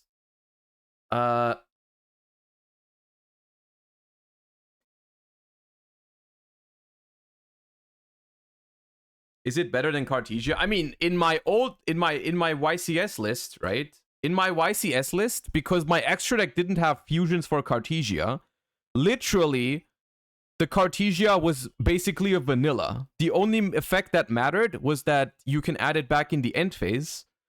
And the fact that you can special summon it from your hand when you have the Bestial Aluber engrave because it counts as Fallen of Albas, that matters. But if you directly compare Cartesia to Ecclesia, right? If you directly compare these two, the Ecclesia also has an effect that special summons itself, right? But I think that one's easier to do because all that Ecclesia needs is your opponent to have more monsters than you, right? The fact that they don't know you can't activate Cartesia matters. You are right. That's a good point. That's a good point to talk about. The Cartesia, right? The fact that, like, your opponent doesn't know whether you run a fusion monster for this or not, right? So you could argue that plays some role in mind gaming, right? Like when you have a Cartesia on the board, your opponent doesn't know whether they can imperm the Hugin or not, you know, those kind of things, right? I would assume that now that people know that I didn't play fusions for Cartesia, that it loses a little bit of that value. Also, I don't really remember many scenarios where that did matter. Like where I don't even know if it ever happened that my opponent didn't use a card because of my Cartesia potentially summoning a fusion. But it is, you know, it is true that you could consider that. Yeah. But another cool thing you could theoretically do, another cool thing you could theoretically do is you could play Cartesia with fusions again now, right? Like you could do that. You could go one step further and be like, yeah, now that everyone thinks you don't play fusions, you start playing Grand Guignol, so you can do some stuff with that, right? It's an interesting back and forth, but I do like the Quem Ecclesia Golden Sword Soul lines, because I'm pretty sure, like, I mean, hold up, let me look at this really quick. If you have one bestial card, let's say you have Serenir, like earlier, one runic and Quem, right? Just one runic. We just ignore the rest of the hand for now.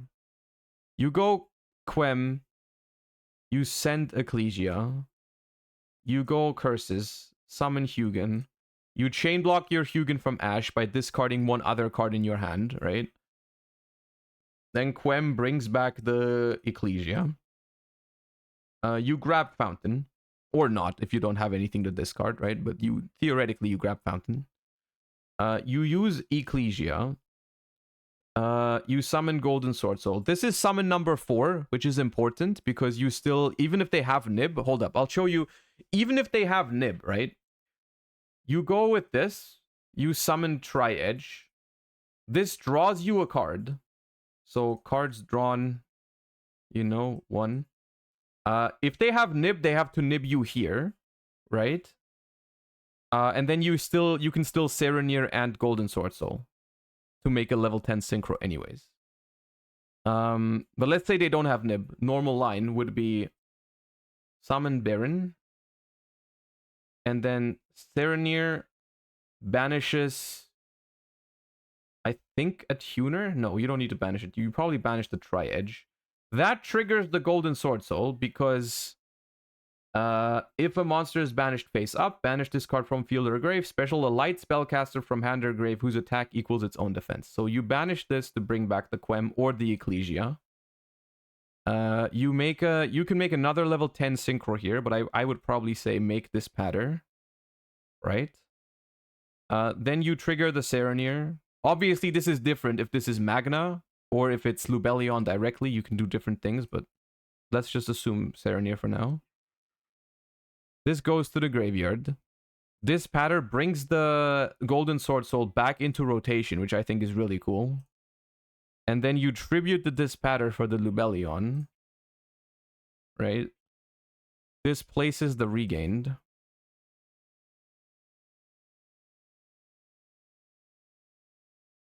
This makes Legatia.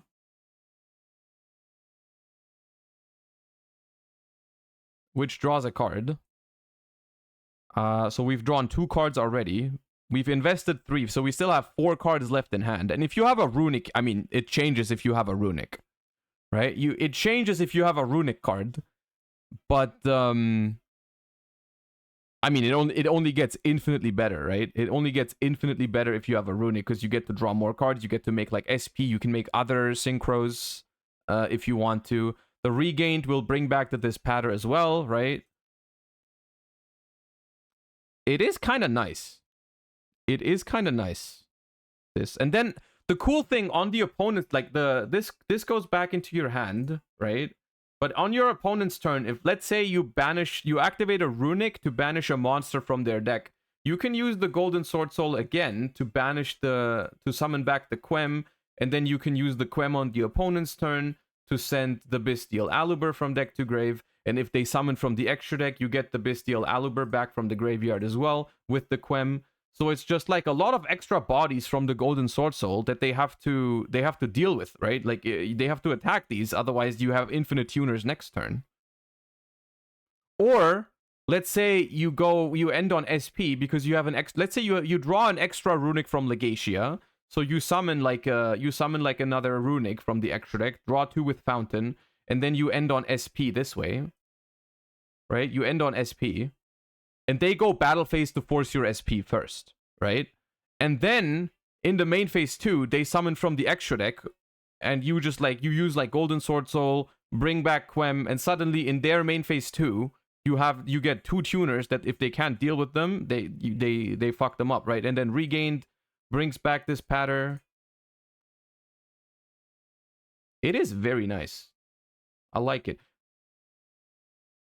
The more I look at it, the more, I mean, I don't know, man. Would you really cut duality to play like triple Ecclesia? Because the thing about Ecclesia is that Ecclesia also is better than Cartesia alone, right? Because Ecclesia alone is still 2 tuners, right? Because you go Ecclesia into Golden Sword Soul, and then later on, when something is banished, the Golden Sword Soul brings back the Ecclesia.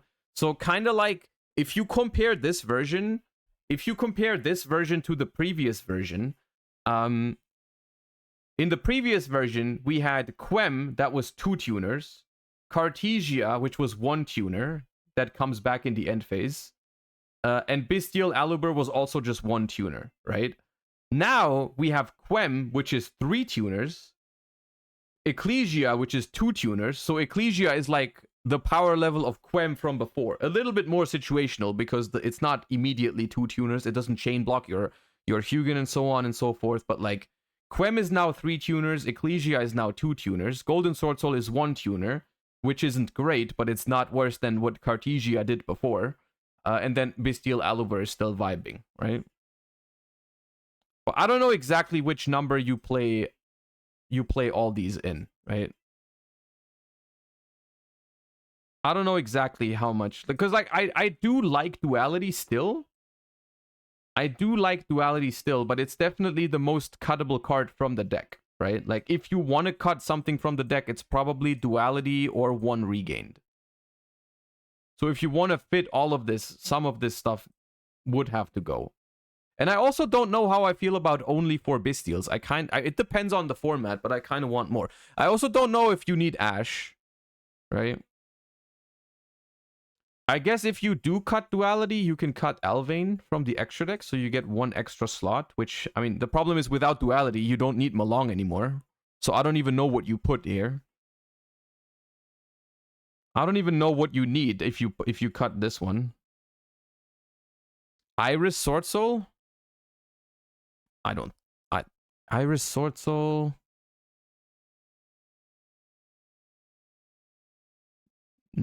Probably not, no.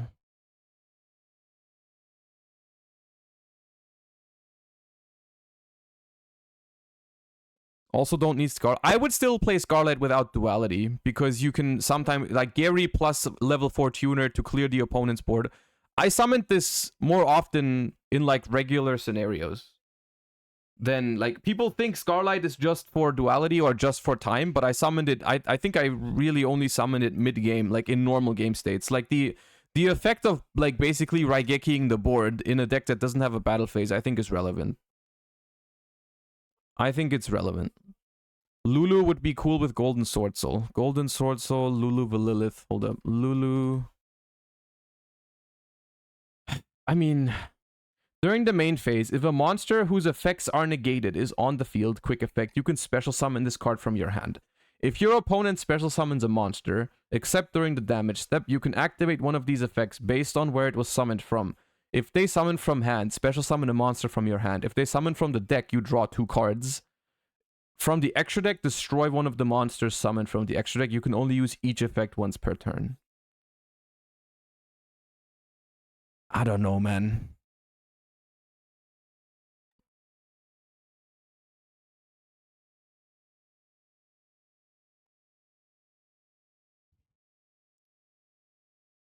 I don't know. You can summon Iris with Ecclesia. I mean, it is... Hold up. It is true. It is true. I don't know if it's worth the brick, just to be clear. I don't know if it's worth the brick, but if you play the Iris Sword Soul, there is one thing that is scary about it, or good about it. Let's say this exact hand would do that. Hold up. Once again, the same thing. Bestial, Quem plus Smiting plus a Runic, right?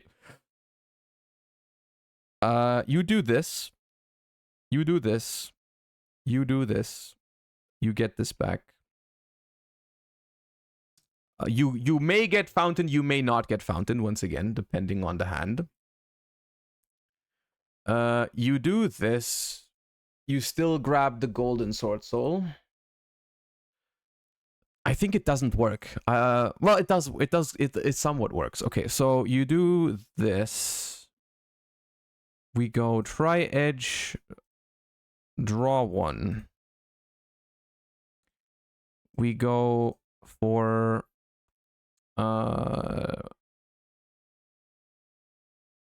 where's my try edge?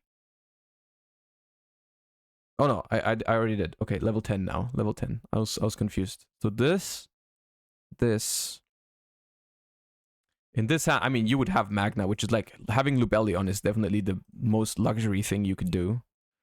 Summon this by banishing probably the Tri-Edge. Then you trigger the Golden Sword Soul, banish, summon Ecclesia. And then you... Oh no, wait. You bring back the Lubellion to get regained access. You get regained. Well, yeah, you use Magna effect, obviously. But like, even if it's not Magna, even if it's like just Serenir. And then you do this. Into Legacia, draw another card. Wait, where was my Dispatter? Oh, I shouldn't have made... No, you make Dispatter first. I messed up. You make Dispatter first. Then you tribute... You bring the Golden Sword Soul back, and then you tribute Dispatter for the Lubellion. I skipped a step from earlier. This, and now you make the Legacia and draw a card. This way. So that way this pattern is in the graveyard for the regained.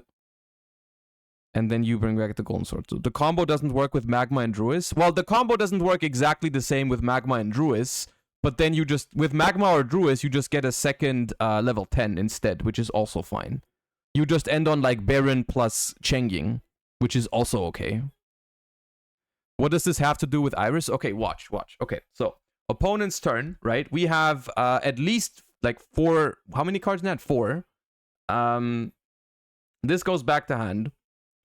On the opponent's turn, if we manage to banish a card with a runic card, or if we make SP or anything like that, right? Like if we have more extenders, we can make SP, draw with Fountain.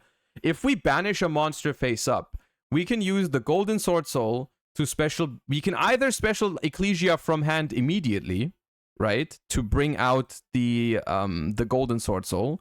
Or we can summon Quem from the graveyard, send another Ecclesia from deck to the graveyard, and then when a card leaves the extra deck, because our opponent plays the game of Yu-Gi-Oh!, we can bring back the Ecclesia, and this thing can now quick effect summon out the Iris Sword Soul, which is just another layer of disruption on our opponent's turn. Because now, if they summon something from hand, we can summon from hand. If they summon from deck, we draw 2 cards. If they summon from extra deck, we can destroy the thing from the extra deck, right?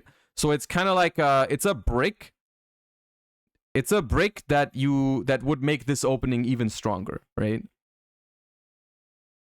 So in some ways it could be win more, because I'm gonna be honest with you, if we ever get to do all this, if we go first with Quem, Runic, and the Bestial, I'm probably not losing the game. I'm probably not losing the game, honestly. Like that usually doesn't happen, right? But in theory, I see where you're coming from with that idea. I see what you're saying, right? Albaz, but then make what? I mean, yeah, you can play Albaz for the same thing, but like you don't have the fusion monsters for that. Like you'd have to play like there's nothing. You can do you can't really do anything with Albaz. You simply don't have the extra deck space for it. Yeah. And this is, by the way, this is what I love so much about the design of like Quem, Ecclesia, Cartesia, when you are not locked into freaking fusion monsters. This is what I mean when I say I find it sad that Branded Fusion is the entire centerpiece of Branded, because a lot of the cards are actually so cool if you don't have to lock yourself into fusions. Like a lot of the Bestial and the Tuner stuff is like super cool in my opinion. What's Bestial Aluber for again? Bestial Aluber, if you put Bestial Aluber into your deck, you have a lot higher chance to draw a tuner monster. Like, basically, the entire point of this deck is to open a tuner and a runic, pretty much. If you don't open a tuner, you have trouble getting your runics out of the extra monster zone to keep activating more runics. And if you don't have a tuner, yeah, you basically can't do that. And so what Bestial Alubert does is, because it's a tuner that's called Bestial, it makes it so that your Lubellion can search a tuner worst case, and it also makes it so your Magnamute can search a tuner, because Magnamute obviously searches Lubellion, or the Alubert directly. So if you don't draw a tuner, you have a lot more ways to find one. And it is a suboptimal tuner, because essentially the effect doesn't matter, it's just a vanilla. Like, if you compare Bestial Alubert to something like Quem, it's like a lot worse, but it's better than having no tuner, right? So, yeah. Ash feels very meh. I mean, the non-engine in this deck depends a lot. I mean, depending on the format, you can cut Ash and play different non-engine, or even play more engine, right? But it's just like, that is something you have to wait. Like, that's the hard part about testing the format right now, is like, you have to wait and see what other people play, right? Because also, in general, the viability of this deck, I think, depends heavily on what other decks people use, right? How often did the Bestial Tuner come up for you during the 17 rounds? I believe it's 18 rounds, but yeah. It did come up a couple times. Like, I don't know the exact number, and I sided it out a lot. Going second, I like to side out some amount of Lubellions, one Regained and one Aluber, because one thing I like to do a lot with Runic decks is side out some of your engine pieces going second, because simply you get an extra card, so you're more likely to see your engine pieces already. Like a tuner, for example, you're much more likely to see a tuner in 6 cards than you are to see a tuner in 5, right? And so I don't think it's a big deal to side out the Aluber going second. Or even side out like 1 or 2 Runics going second, because if you draw 6 cards, you are still more likely to draw enough Runics than you are when you go first, right? So like siding out something like Dispelling or Smiting Storm going second is something I did a lot, right? Duality with Iris into Dragoon is an option too. I don't think so. I don't think Duality should be seen as like a win condition for this deck. Like, I don't think you should try to look for the most broken thing you can summon with Duality to win the game. The best use for Duality is literally just Alvain, I think. I think you could play Duality just for Alvain and that's it. I would really like to play more targets for it, but I think everything else is like too situational. I think the Fabled Unicorn was okay, but going back, I would have already liked to play the Legacia instead, if I could. Like, if I could go back, I mean, the tournament couldn't have gone any better, so I guess I wouldn't have changed anything, but like, I think moving forward, I wouldn't play the Unicorn anymore and play Legacia instead.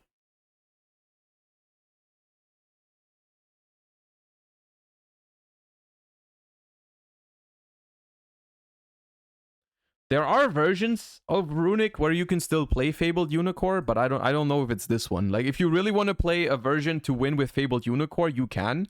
You can just play like a Synchro Runic deck that plays like Fabled Cerberell, right? Because Fabled Cerberell, if you discard it for Hugin, you can make Unicorn right away. And then you just, like, you can just kill all of your opponent's hand traps and interactions and all that kind of stuff. Did Unicorn ever come up? I summoned Unicorn at least twice that I remember. It was 2 or 3 times. I summoned it once and won the game with it because of its effect, right? Because my opponent just had like 5 cards in hand. I did my entire turn 1. They had like 1 hand trap. I still ended on like pretty much full combo. And then they went normal summon Hydrant, so they went down to 4 cards in hand. And I had a Gary. I summoned a Gary with a Runic, and I had 4 cards in hand as well, with a set Duality, and they went Hydrant effect. I went Chain Duality, summon Unicorn. They read Unicorn. They look at me. They're like, "How many cards do you have?" I was like, "Dude," I'm like, "Guess." I was like, "Guess how many I have." They were like, "Is it 4?" I'm like, "Yes, it's 4." And then the Hydrant got the Hydrant got destroyed and negated, and then they scooped. It was hilarious because you could see the gears turn in their head, right? They read Unicorn, they count the cards in their hand. They're like, "How many do you have?" I'm like, "How many do you think I have?" And they're like, "Oh well, I guess." And then the other time I summoned it was against Yoho on stream, where I went for it. It didn't really matter though in top 4, because The way I used it in top 4 was just I went battle phase, I attacked them for like 6,000, and then I went runic to special Gary, and then duality to tribute for Unicorn to attack for game. But that game was over anyways. Like realistically, it just attacked for game, but it didn't need to do that. Like he was on like 2 cards against like Baron, Fountain, everything pretty much. Like I didn't need it there, right? I didn't need it there. Did you like Sleipnir? I like Sleipnir. Like Sleipnir, there's 2 cards in this extra deck, Sleipnir and Typhon, that are not really part of your core strategy. Like both of these cards in super standard games, they don't really come up, right? But they just give you more options. It's hard to explain, but these 2 cards being in your extra deck just give you randomly more options in a lot of different scenarios, right? Like sometimes you go second and your opponent has an Omni Negate on the board and you need to bait it, right? Because it otherwise, like if they use it on your Hugin, you can't play or anything like that, right? And so the fact that you can just turn a card like Slumber, Dispelling, Smiting Storm, Destruction, like the cards that normally don't bait interaction, right? The fact that you can just turn these into a monster that baits their disruption is insane. Sometimes your opponent just goes battle phase to run over some of your stuff, and you just go summon Sleipnir, banish your monster, right? The synergy with Regain is also really nice. And I just think having that card in your extra deck just makes your deck actively better. If you find yourself not using it much, I don't think it's like criminal to take it out, to replace it with something that comes up more often. But I really enjoyed having the option, and I did summon it quite a couple times. Like at least, I don't know, 18 matches, at least 5 or 6 times I summoned Sleipnir, which is still a lot less than most of the other cards. I mean, like, Hugin summoned every game, Gary summoned every game, Baron almost every game, Chengying almost every game, Dispatter almost every game, Chaos Angel almost every game, Scarlight maybe 6 or 7 or 8 times, right? Tri-Edge every game, Coral Dragon every game, SP every game. So, like, the only situational cards in this extra deck are Sleipnir, Typhon, and Scarlight. Those are the only ones I didn't summon, like, pretty much every time. Because they are not part of the standard game plan, right? So that's not... I don't know. But I'm interested to see how this deck develops moving forward, because I don't think the version that I played was the end-all, be-all, perfect version of the deck. I was happy with it at Bologna, but I think there is still some synergies to explore, some stuff to improve upon, because my list wasn't even like a super developed kind of thing, because like I said, I built it on the Friday. And so I think it's I think there's still some possible ways to go with it. I kept drawing Regain so much I added Beast.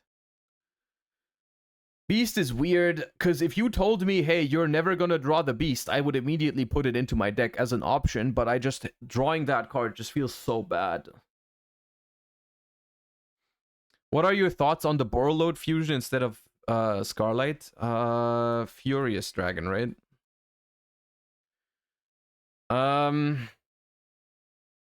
With Cartesia, if you go back to the Cartesia version, maybe.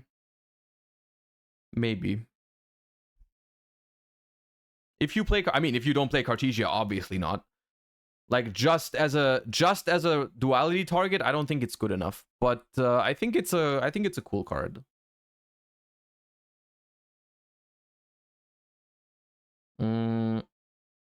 It's neat, but I think before I would add, like, the thing is, Scarlight is good outside of duality, is the main thing, right? The main thing is that Scarlight actually comes up without duality, because sometimes there are things that you cannot clear and you need to make a level 8 synchro that does it. Like very, very often, I would go Gary, level 4 tuner, make Scarlight, blow up your board because I don't have a battle phase, and then I brought back, you can bring back Lubellion by tributing the Scarlight, right? That's something that comes up. Like, that does happen, right? Which is nice. So I don't think these two should compete with each other. Like, the question is rather, should you play both, maybe? And I think that the extra deck might be a little too tight for that. I honestly think the more I think about it, the most cuttable card might actually be Typhon, because I think I summoned Sleipnir more than Typhon, which is surprising now that I think about it. But I'm pretty sure I summoned Sleipnir more often than Typhon. Not having the Typhon option seems very bad, though. Like, Typhon, whenever I did summon it, that thing freaking clutched the game, you know? That's the thing about Typhon. It doesn't come up very often, but if it comes up, that thing wins the game, man. Like, for example, one time I remember where it came up was against Mikanko, where it was really, really important that it outed the freaking Huli because it doesn't target to bounce, right? That was really important. One time it happened. Oh, yeah. What's the card next to Quem? It's just the Ecclesia. We've talked about the Ecclesia, Quem, Golden Sword Soul package plenty in the last couple, like, 45 minutes. You can just rewind a little bit or watch the VOD later. And I don't want to explain the entire stuff again right now, but it's just, yeah, we've talked about it.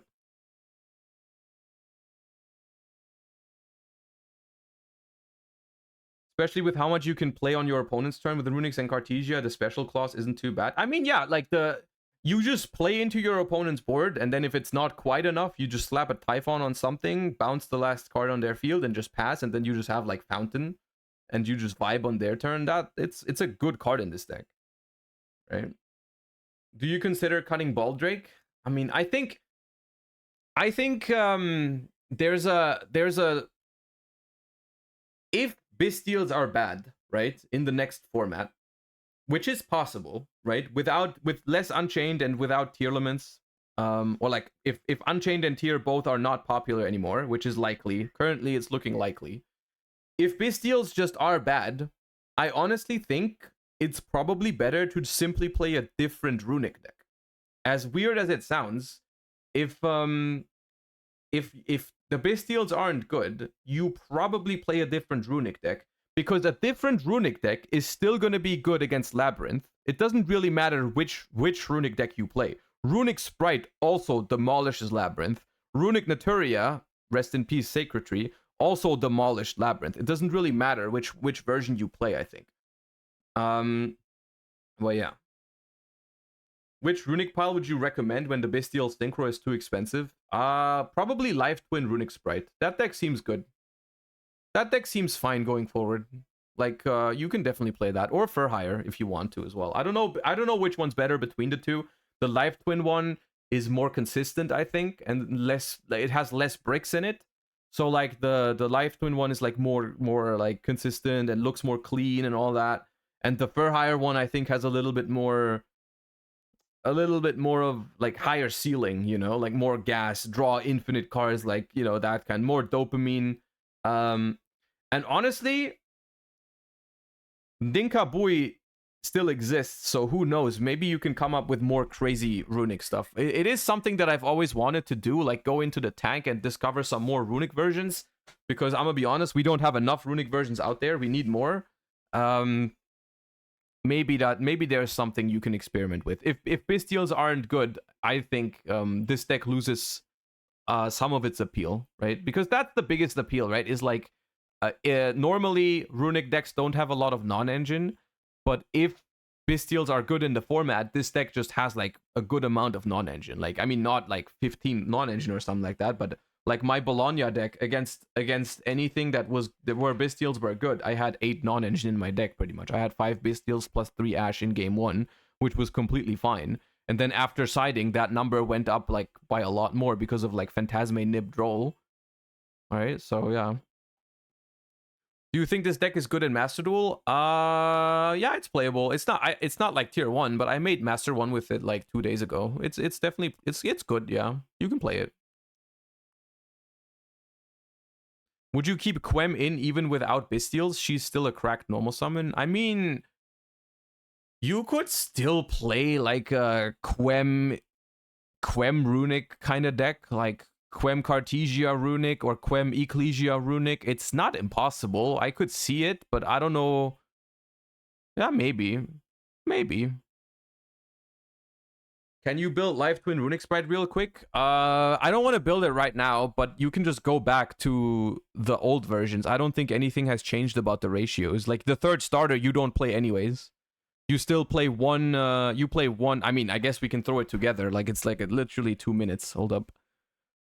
Twin Runic Sprite. So, Runic, I don't know exactly how many Runics you play, hold up. I don't know the extra spaces right now, hold up. You do this, you do this, you do this, you do this, you do this, you do this. Maybe these, then you have sprites, you simply play 3 1 1 1 1, probably no smashers, one gigantic, maybe sprint, maybe not. Twins, you play 2 2, at least 1, maybe 2, at least probably this, maybe 2, some amount of these, depending on how popular Droll is. And then we have Secret Pass, potentially. Like, this is the baseline, right? This is without non-engine. This is the minimum, right? But, like, maybe you do something along those lines. And then you have 6 non-engine, you know? I don't know what the non-engine should be. You could even play more Runics if you wanted to.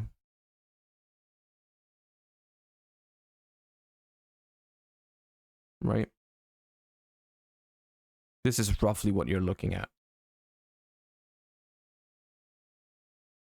Like, in this deck, Droplet is really nice. The only reason we didn't play Droplet back in the day was because it was during Cash Tira format, but Droplet is pretty cool in this deck. I mean, you can do something like Droplet Ash. The only thing about Droplet is that it's not very good against Lab, but even against Lab, you can use it. Just stop the Lovely or something like that. It's fine. You know, this is something you could start with.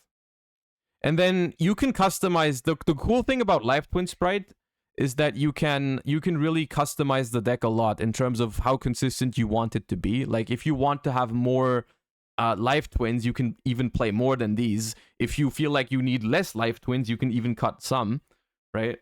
And then the extra deck, we probably still end on Masquerena. We still play Unicorn because it's a fiend, I think.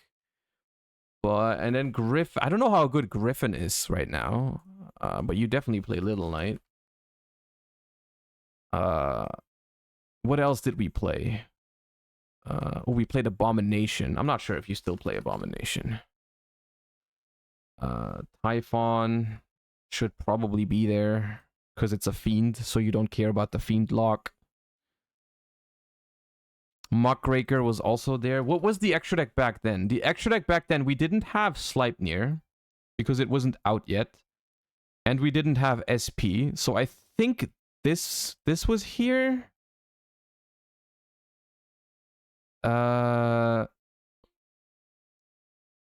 Sprint? Yeah, sometimes it was Sprint. This was the old extra deck. Yeah, I think you can cut Sprint. You definitely play SP. Maybe you cut Griffin? I don't know how good Griffin is gonna be in the next format. It depends.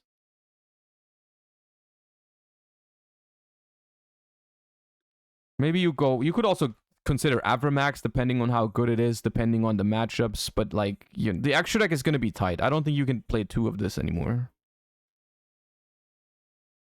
But yeah. Kind of, this is a rough estimate. You know, this is what you can start testing with. I think it's a solid start, at least. Play around with the extra deck. Maybe this deck cannot afford to play Sleipnir.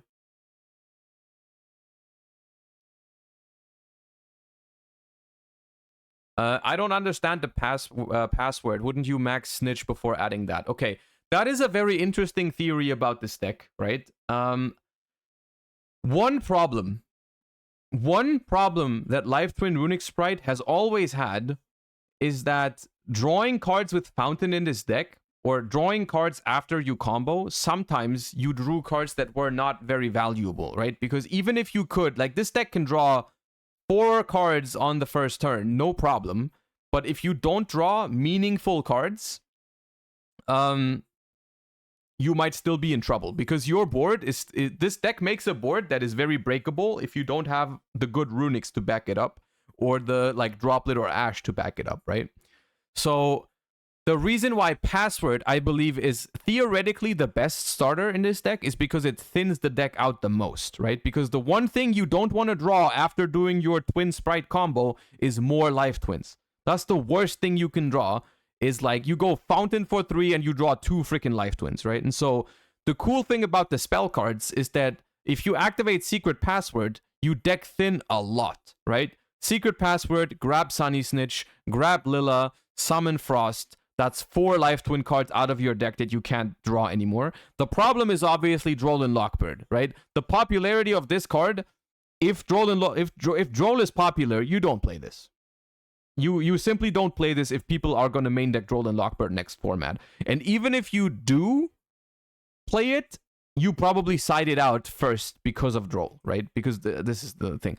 And that's also, at the same time, the biggest weakness of this particular Sprite version, Runic version rather, is that it cannot really play around Droll and Lockbird really well, because the easiest thing to play around Droll with Runics is to just summon Hugin in the draw phase, obviously. But if you do that, you can't use the Life Twins, right? You have to start with a Life Twin. You have to start with a Life Twin, otherwise your Life Twin is not going to work because they require you to have an empty, the board. But is this deck budget? Outside of SP, of course. I'm just thinking, like, the Runic stuff isn't that expensive. The Life Twins surely aren't expensive. Droplet and Ash are cheap. The Sprite stuff? How much is, like, a Sprite Blue right now? Did that go up? Because that still doesn't have a reprint outside of Ultimate Rare, right? 20-ish? 23, 20... I would say in the modern day and age, that kind of counts as cheap-ish, because the main deck is like barely $100, is it? The main deck is like $100. The extra deck is all cheap except for Little Knight, so we're looking at like 200, depending on what you side deck. I don't know. Does 200 count as a budget deck? I don't think it's a budget deck, but it's not expensive either. It's like middle-ish, cheap-ish.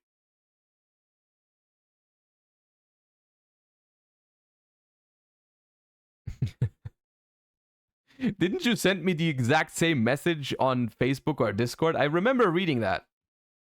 I guess I forgot to respond, but yeah, I read that already. But thank you for the 5. Appreciate that.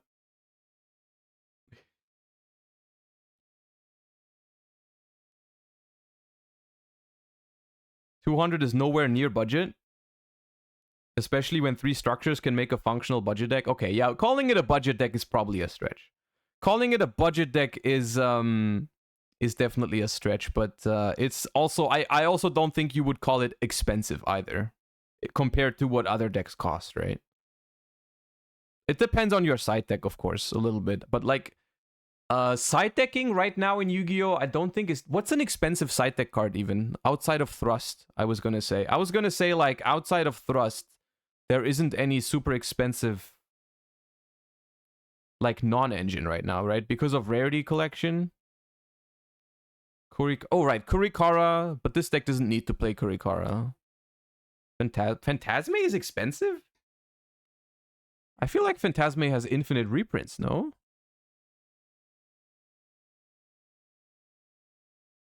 Phantasme. Yeah, Phantasme is like, it's like $5. Not cheap. Would it be worth to cut the Life Twin spells for back mutation? I haven't made my mind up about this card yet. Back mutation. Tribute a fusion or synchro. Special a monster with the same level from the deck, but return it to the hand. You can only activate 1. I don't know, man. I don't know if I would play that. Isn't Phantasme weird in this deck? Oh yeah, in this deck you wouldn't play it. I was just talking about in general, like side deck cards right now. If there's expensive ones outside of Thrust. Not in this deck. You wouldn't play Phantasme in this deck, which is a huge letdown if you're playing this deck. Because if you play Runic Furhire, you play Phantasme with the quickness. If this card was a quick play spell, it would be amazing to dodge Veiler and Imperm. But and removal in general. But because it's not, I don't know how much I like it. I really don't know how much I like it. The Bestials are expensive, are they? Bestial Lubellion. Lubellion is $10. Druis is what? Druis Swarm? But what the hell? I did not realize that. Druis Worm is $15?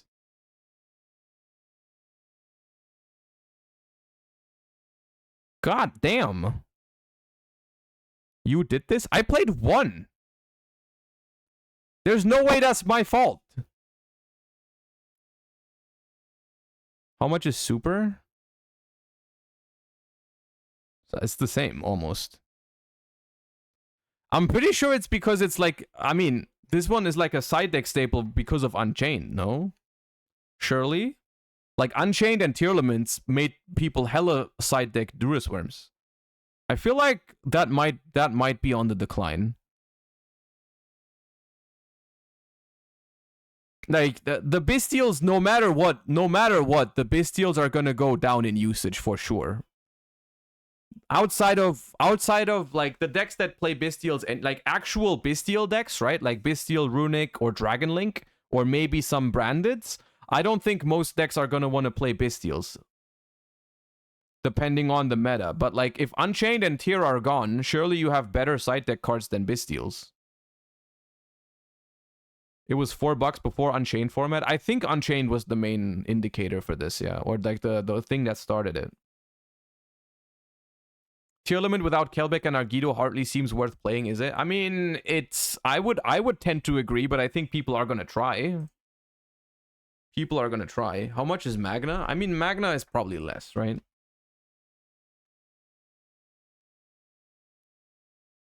Yeah, Magna is cheap because you only need one. Thing is €1.50. Magna is easy. Serenir? Okay, why is this Market Watch now? Serenir is 5.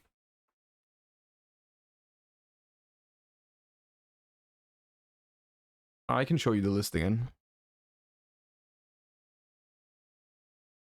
I mean, I think there's a chance you can make Tearlaments work. I don't believe in it. I don't think the chance is 0%, but I'm like, I don't know if it's a good investment of your time, but people will try it, so, you know, good luck with that.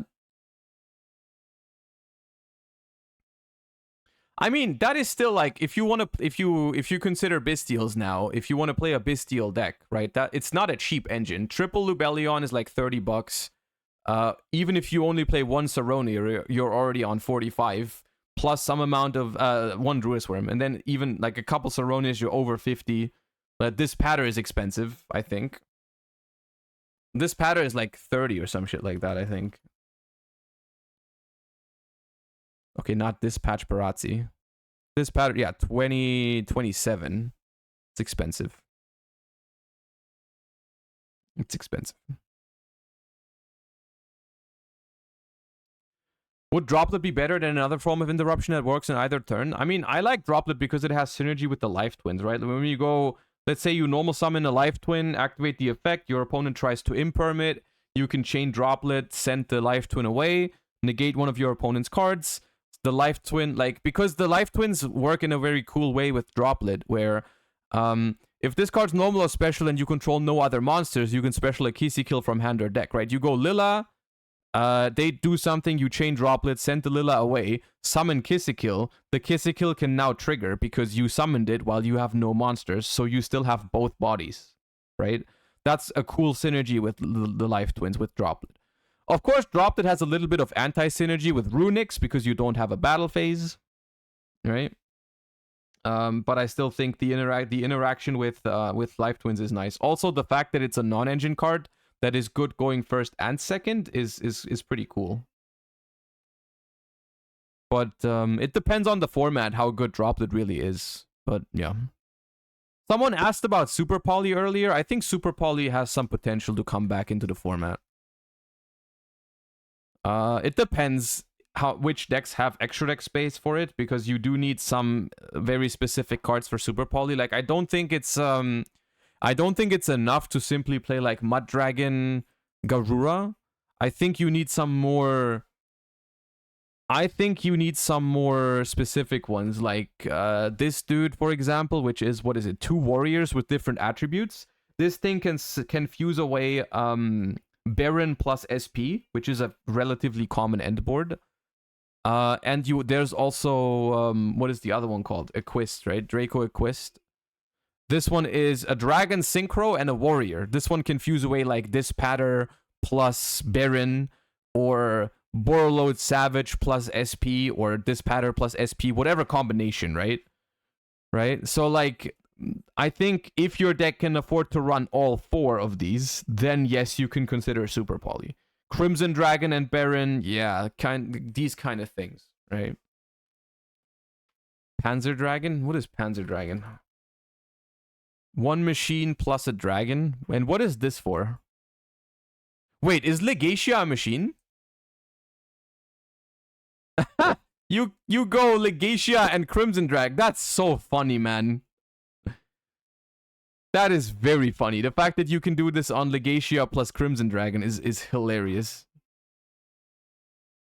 Yeah, I guess if you want to cover Centurion, you would play this. This completely cooks Centurion.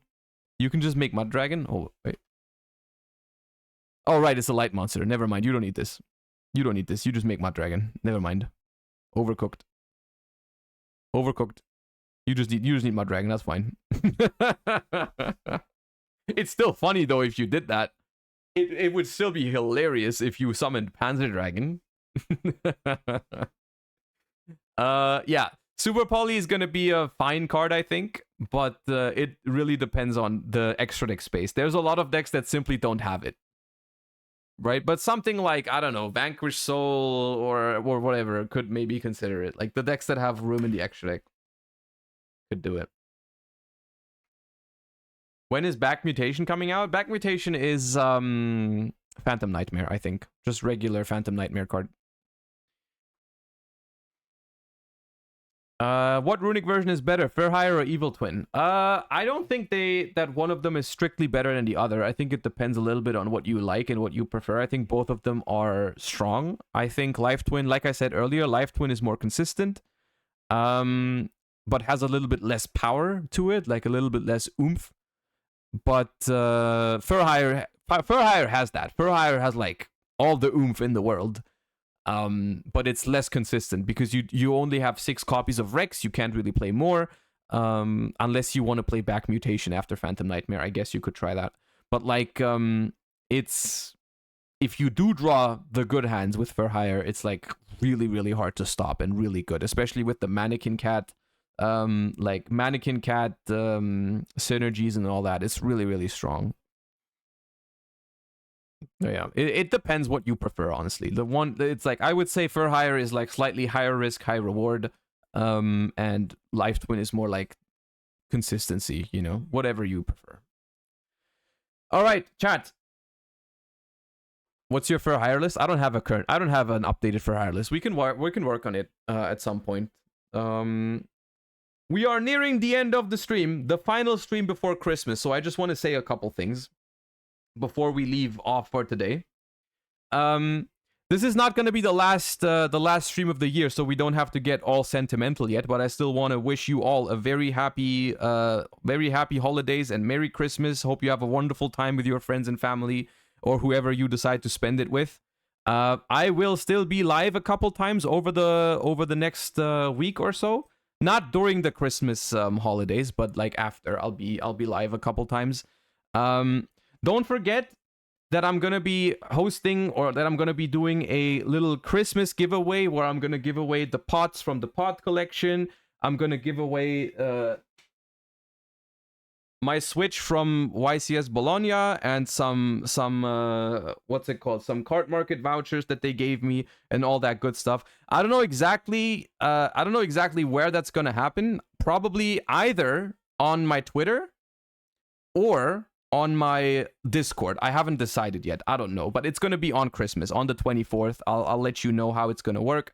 Either, you know, !Discord to join the Discord if you're not on there yet, or follow me on Twitter, !Socials. I'll let you know. But yeah, I just want to give back on Christmas to my community a little bit. You guys have been amazing, supporting me throughout the entire year. I mean, a couple of you are even supporting exactly right now. Paleozoic, Opabinia, thank you for the gifts up. King Boohoo, thank you for another 5 gifties. Appreciate you so much. And then Raw Ahmed Dinosaur, thank you for the gifts up to Math Mech Mayhem. All right. Once again, the year has been very, very amazing for me. I hope you enjoyed the content, and I hope you have a wonderful Christmas. Simo lol, thank you for the 5. Appreciate that so much. Thank you.